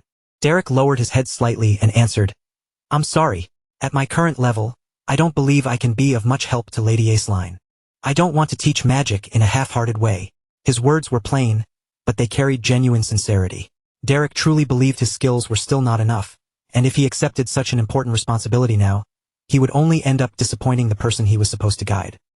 Nearby, Denise quietly listened to the entire exchange from her hiding spot. When she heard Derek speak so seriously about teaching magic, her gaze dropped as well. Unlike him, she had never been fond of magic, and just hearing the subject brought a faint discomfort to her chest. An unusually heavy silence settled over the area as everyone took in Derek's unwavering answer. Soon after, the scene shifted to the mansion, where Eileen was spending her day. The moment Eileen heard the report, her eyes widened with surprise, then quickly brightened with excitement. "Oh really? You found out where Derek is?" she asked at once. Her attendant nodded respectfully. "Yes, Lady Eileen. Yesterday evening, the head butler went to see him personally." Upon hearing that, Eileen looked even more surprised. "Oh, you should have told me. I was going to ask him myself," she said, clearly disappointed that she had not been informed sooner. But that disappointment did not last long. A bright smile quickly spread across her face as she rose from her seat and declared, "I must go now. Please gather the fastest soldiers." Her excitement was impossible to hide. She wanted to meet Derek as soon as possible, and she clearly had no intention of wasting even a moment. However, her personal maid looked troubled and immediately tried to stop her. "But, Lady Eileen, the terrain there is very rough," the maid warned cautiously. Even so, Eileen's enthusiasm did not fade in the slightest. The thought of finally meeting Derek again had already filled her with determination, and no difficult road ahead seemed capable of changing her mind. Eileen smiled brightly and answered without hesitation, "This is about welcoming my teacher. As his student, I should go in person." Her voice carried both excitement and firm resolve. To her, this was not something she could simply leave to servants or soldiers. Derek was someone Eileen respected from the bottom of her heart, and because of that, she felt there was only one proper way to welcome him. If she truly wanted to greet him as her teacher, then she had to go herself, no matter how rough the road was or how troublesome the journey might become. Just the thought of seeing her teacher again filled her chest with eager anticipation, making her want to leave as soon as possible. And as that day gradually came to an end, the scene shifted into the quiet darkness of night. Beneath the darkened sky, a small camp had been set up in silence. The campfire crackled softly, its orange flames flickering against the cold night air. Denise sat in front of the fire without saying a word, staring into the wavering light. Even though the warmth was right in front of her, she still felt strangely cold. It was not only the chill of the night settling over her shoulders. More than that, a heavy, unfamiliar exhaustion had begun pressing down on her mind, leaving her feeling hollow and worn out. After sitting in silence for quite some time, Denise finally opened her mouth and spoke in a subdued voice. "Let's head back tomorrow morning, Bella." Bella immediately bowed her head a little and answered, "Yes, I understand." "You certainly give up quickly," Bella added, though there was a faint teasing edge hidden in her tone. "I suppose that's because you're smart." Denise slowly turned her eyes toward Bella, watching her for a moment before speaking again. "Bella?" she asked quietly. "You actually think I'm a fool, don't you?" The sudden question startled Bella so badly that she froze for a second, then hurriedly waved both hands in denial. "How did you know? Of course not. Why would you say something like that?" Denise lowered her gaze slightly, hesitating as if the next words were difficult to admit. "In the past, once I became stubborn about something, I could usually make it happen no matter what." She paused, struggling to sort through the feelings inside her. "But this time, I don't even feel like being stubborn anymore. I'm just so tired." Her voice sounded weaker than usual, almost as if the confidence and bold determination she normally carried had slowly slipped away without her realizing it. Bella looked at her in silence for a while, then finally spoke with a careful, thoughtful expression. "That mercenary is not the kind of person who gets moved by someone's status or money," Bella said softly. "It feels like he chooses his path based on something much more important than that." When Denise heard those words, she did not answer right away. She simply fell quiet again, her eyes lingering on the glow of the fire. Her thoughts drifted back almost immediately to the conversation Derek had with the head butler. She remembered the steady look on Derek's face when he had said that at his current level, he could not be of much help to Lady Aceline. Those words had not sounded proud, arrogant, or dismissive. They had been spoken with genuine honesty. At the same time, other memories began rising in her mind. She thought back to the battles she had witnessed, and to the countless efforts Derek had poured into training his student. Every action he took, every choice he made, and every hardship he accepted had come from a sincere desire to grow stronger and help someone else improve.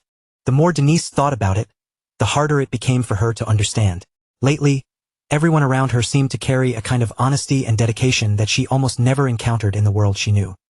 Still staring into the campfire, Denise's expression slowly became complicated.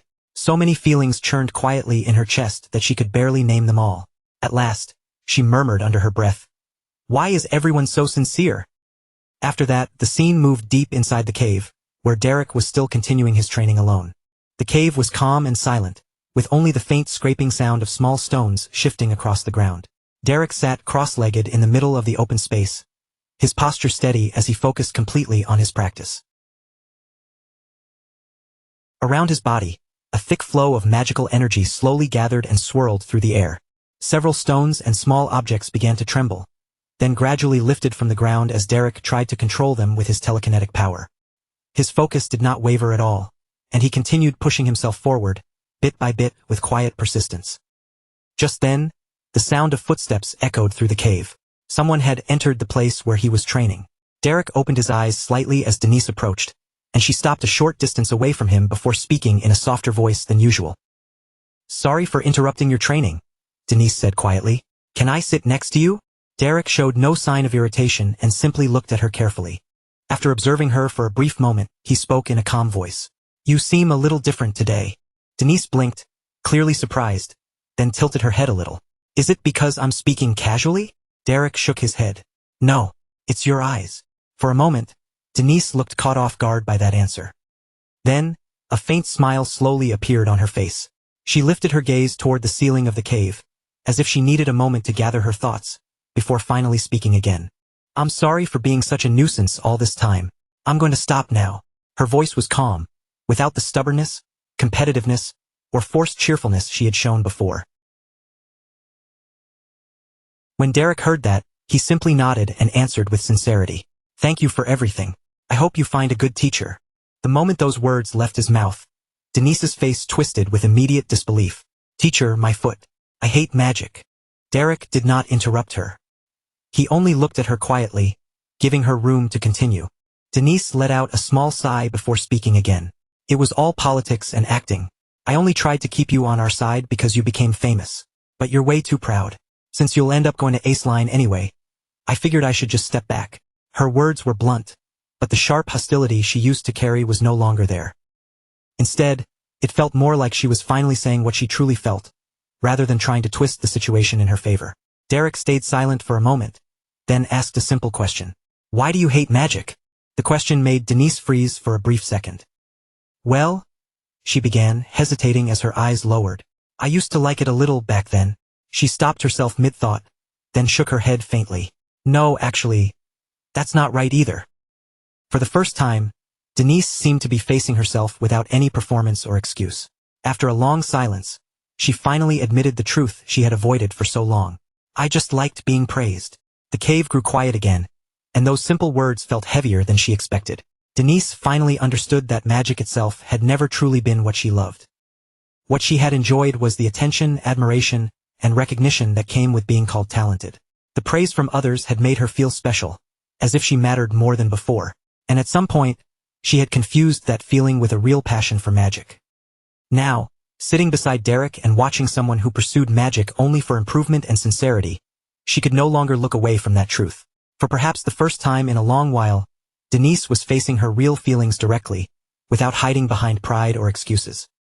That honesty made her feel strangely exposed. Denise remained quiet for a moment, then continued speaking. Her voice stayed calm, but beneath it lingered a faint bitterness.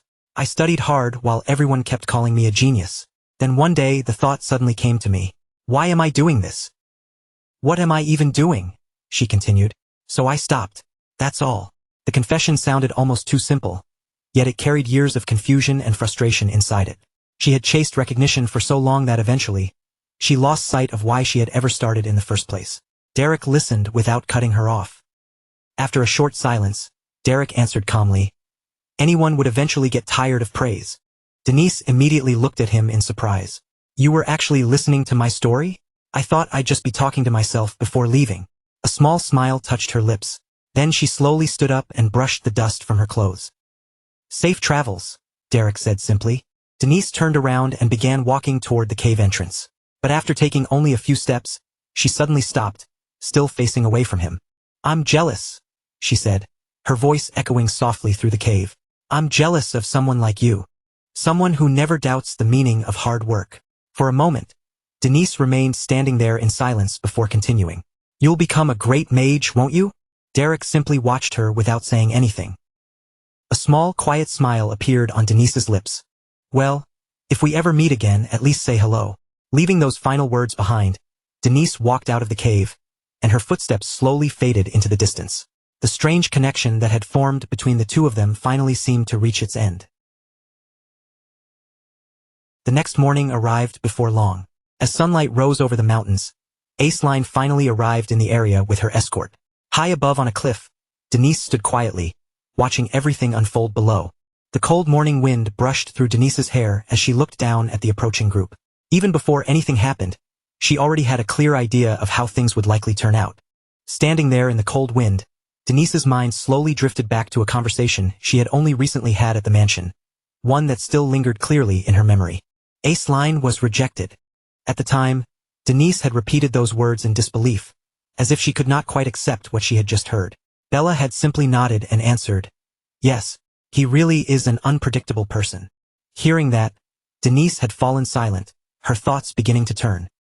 Because his training isn't finished yet, Denise had murmured, understanding Derek's reason far better than she would have before. That's not the same as rejecting her. Bella, however, had merely kept walking beside her and responded in her usual calm manner. You should stop worrying about this matter now. Denise had let out a small sigh and answered, right, I suppose he'll just live in that cave forever and turn into a bear, like that legend from the East.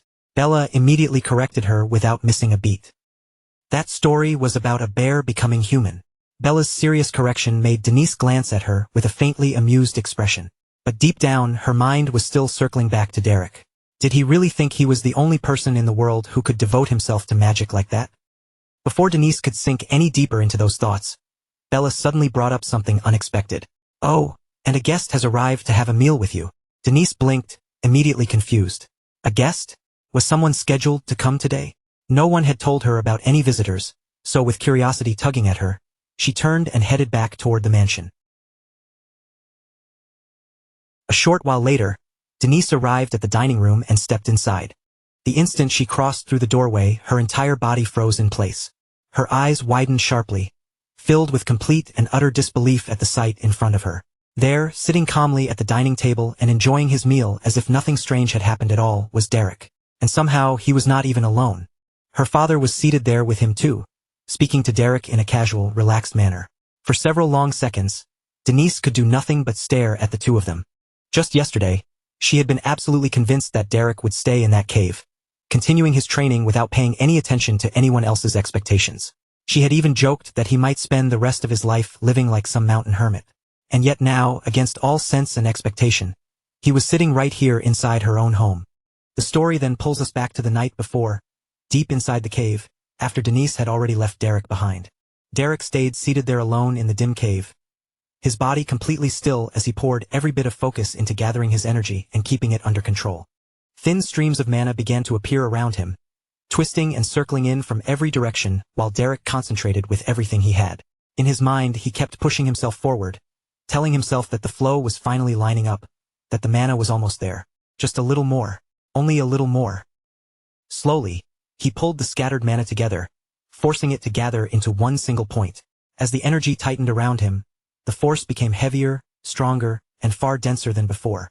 The currents of mana rushed faster and faster, all of them bending inward as they converged toward the same exact spot. Derek gritted through the strain and refused to let his focus break.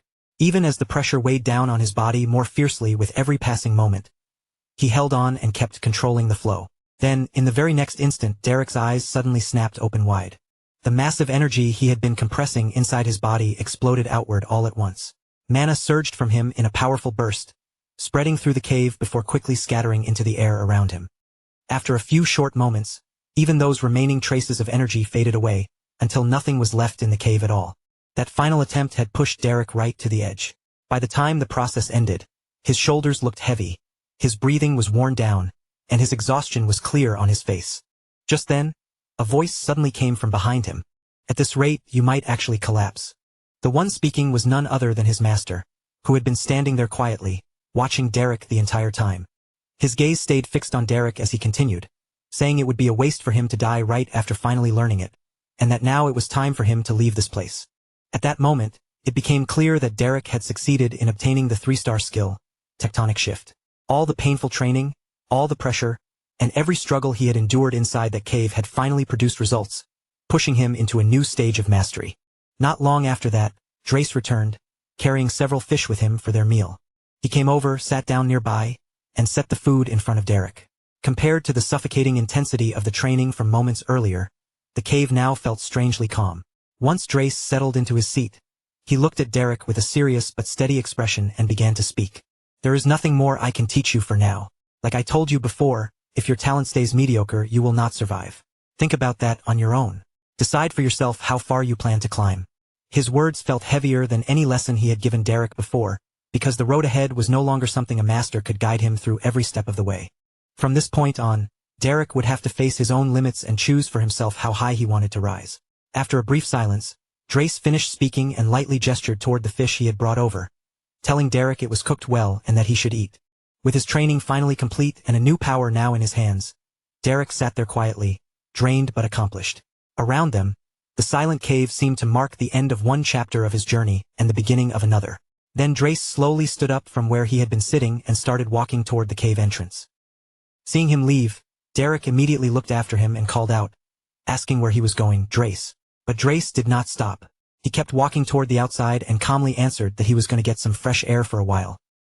Derek stayed where he was, silently watching his master's back as Drace moved farther and farther away. Something about the way he was leaving felt strange, as if those simple words carried another meaning hidden underneath. As Drace continued toward the exit, he suddenly spoke again. He called Derek's name and warned him to be careful of Cola. That unexpected warning made Derek's expression shift slightly, and he stared at Drace's departing figure while the words sank into his mind. Derek realized then that Drace was leaving. But the warning he had left behind refused to fade, lingering in Derek's thoughts and leaving him with far more questions than answers. Before Derek could think any deeper about what Drace truly meant, the story returned to the present. Back in the current moment, Denise's father was speaking with obvious satisfaction as he looked toward both Denise and Derek. "Denise, I am truly pleased. Because you took the lead, a valuable magic instructor came to us on his own." Hearing this, Denise respectfully lowered her head and answered him. "Thank you, father.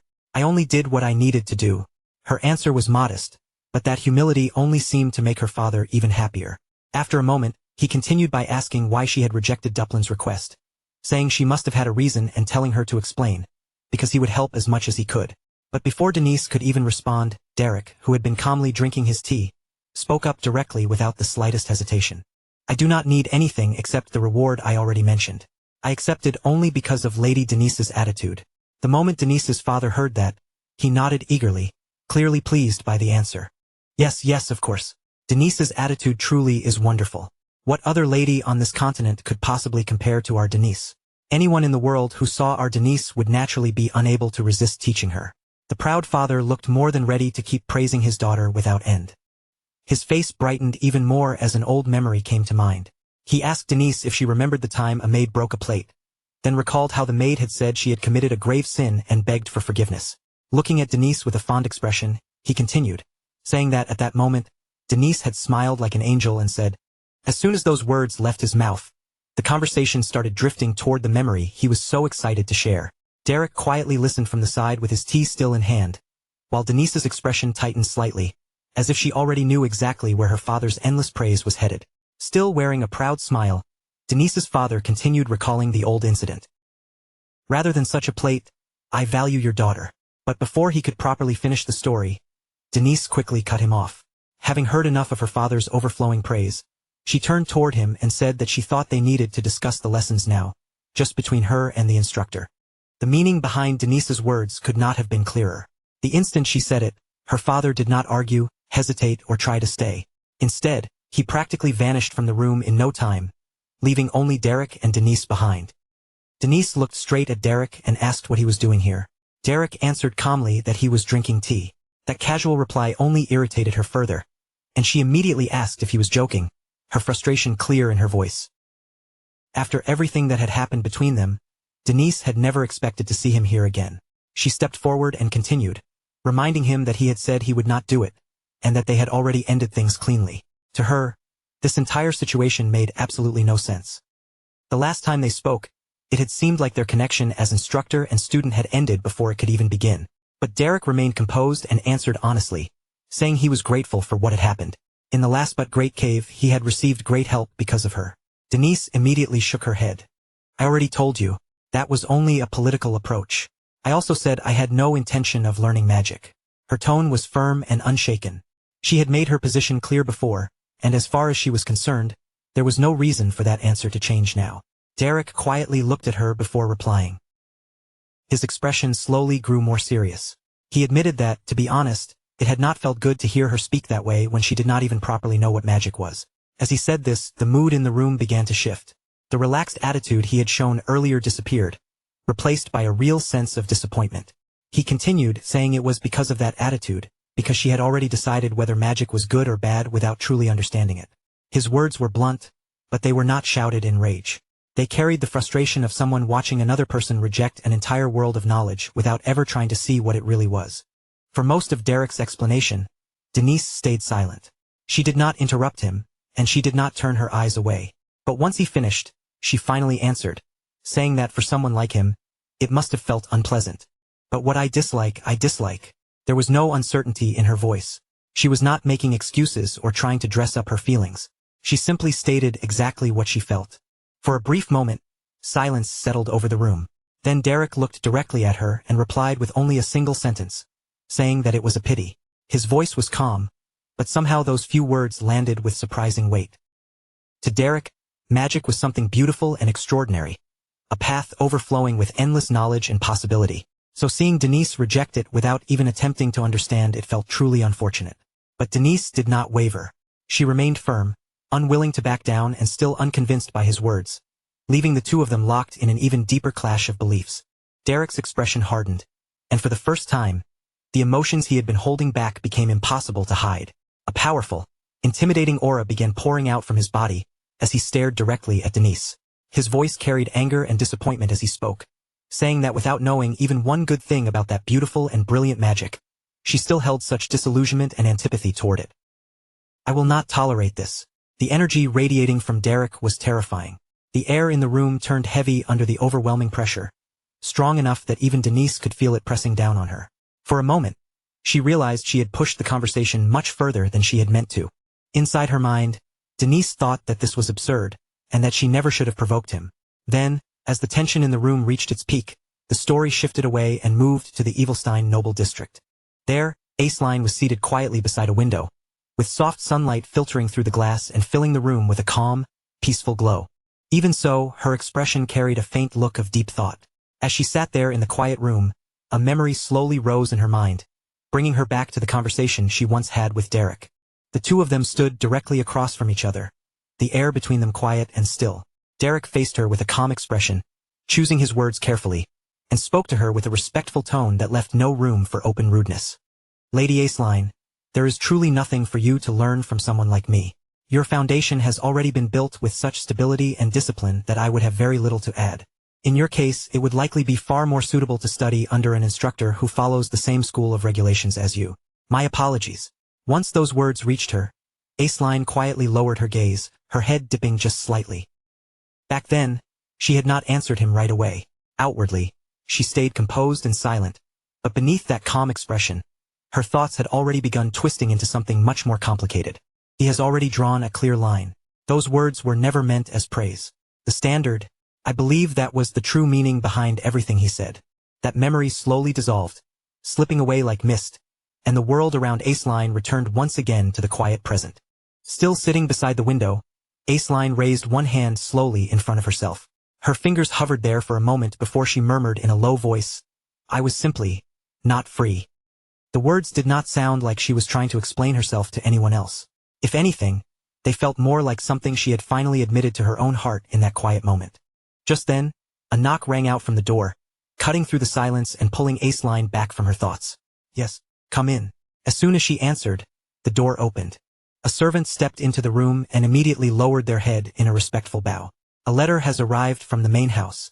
Eileen's eyes shifted toward the servant at once, her attention sharpening. What kind of letter? The servant kept their posture polite as they answered Eileen's question. Young Master Valerian's departure ceremony is scheduled for next week. The moment she heard that, Eileen's eyes widened just a little, as if the date had suddenly become real.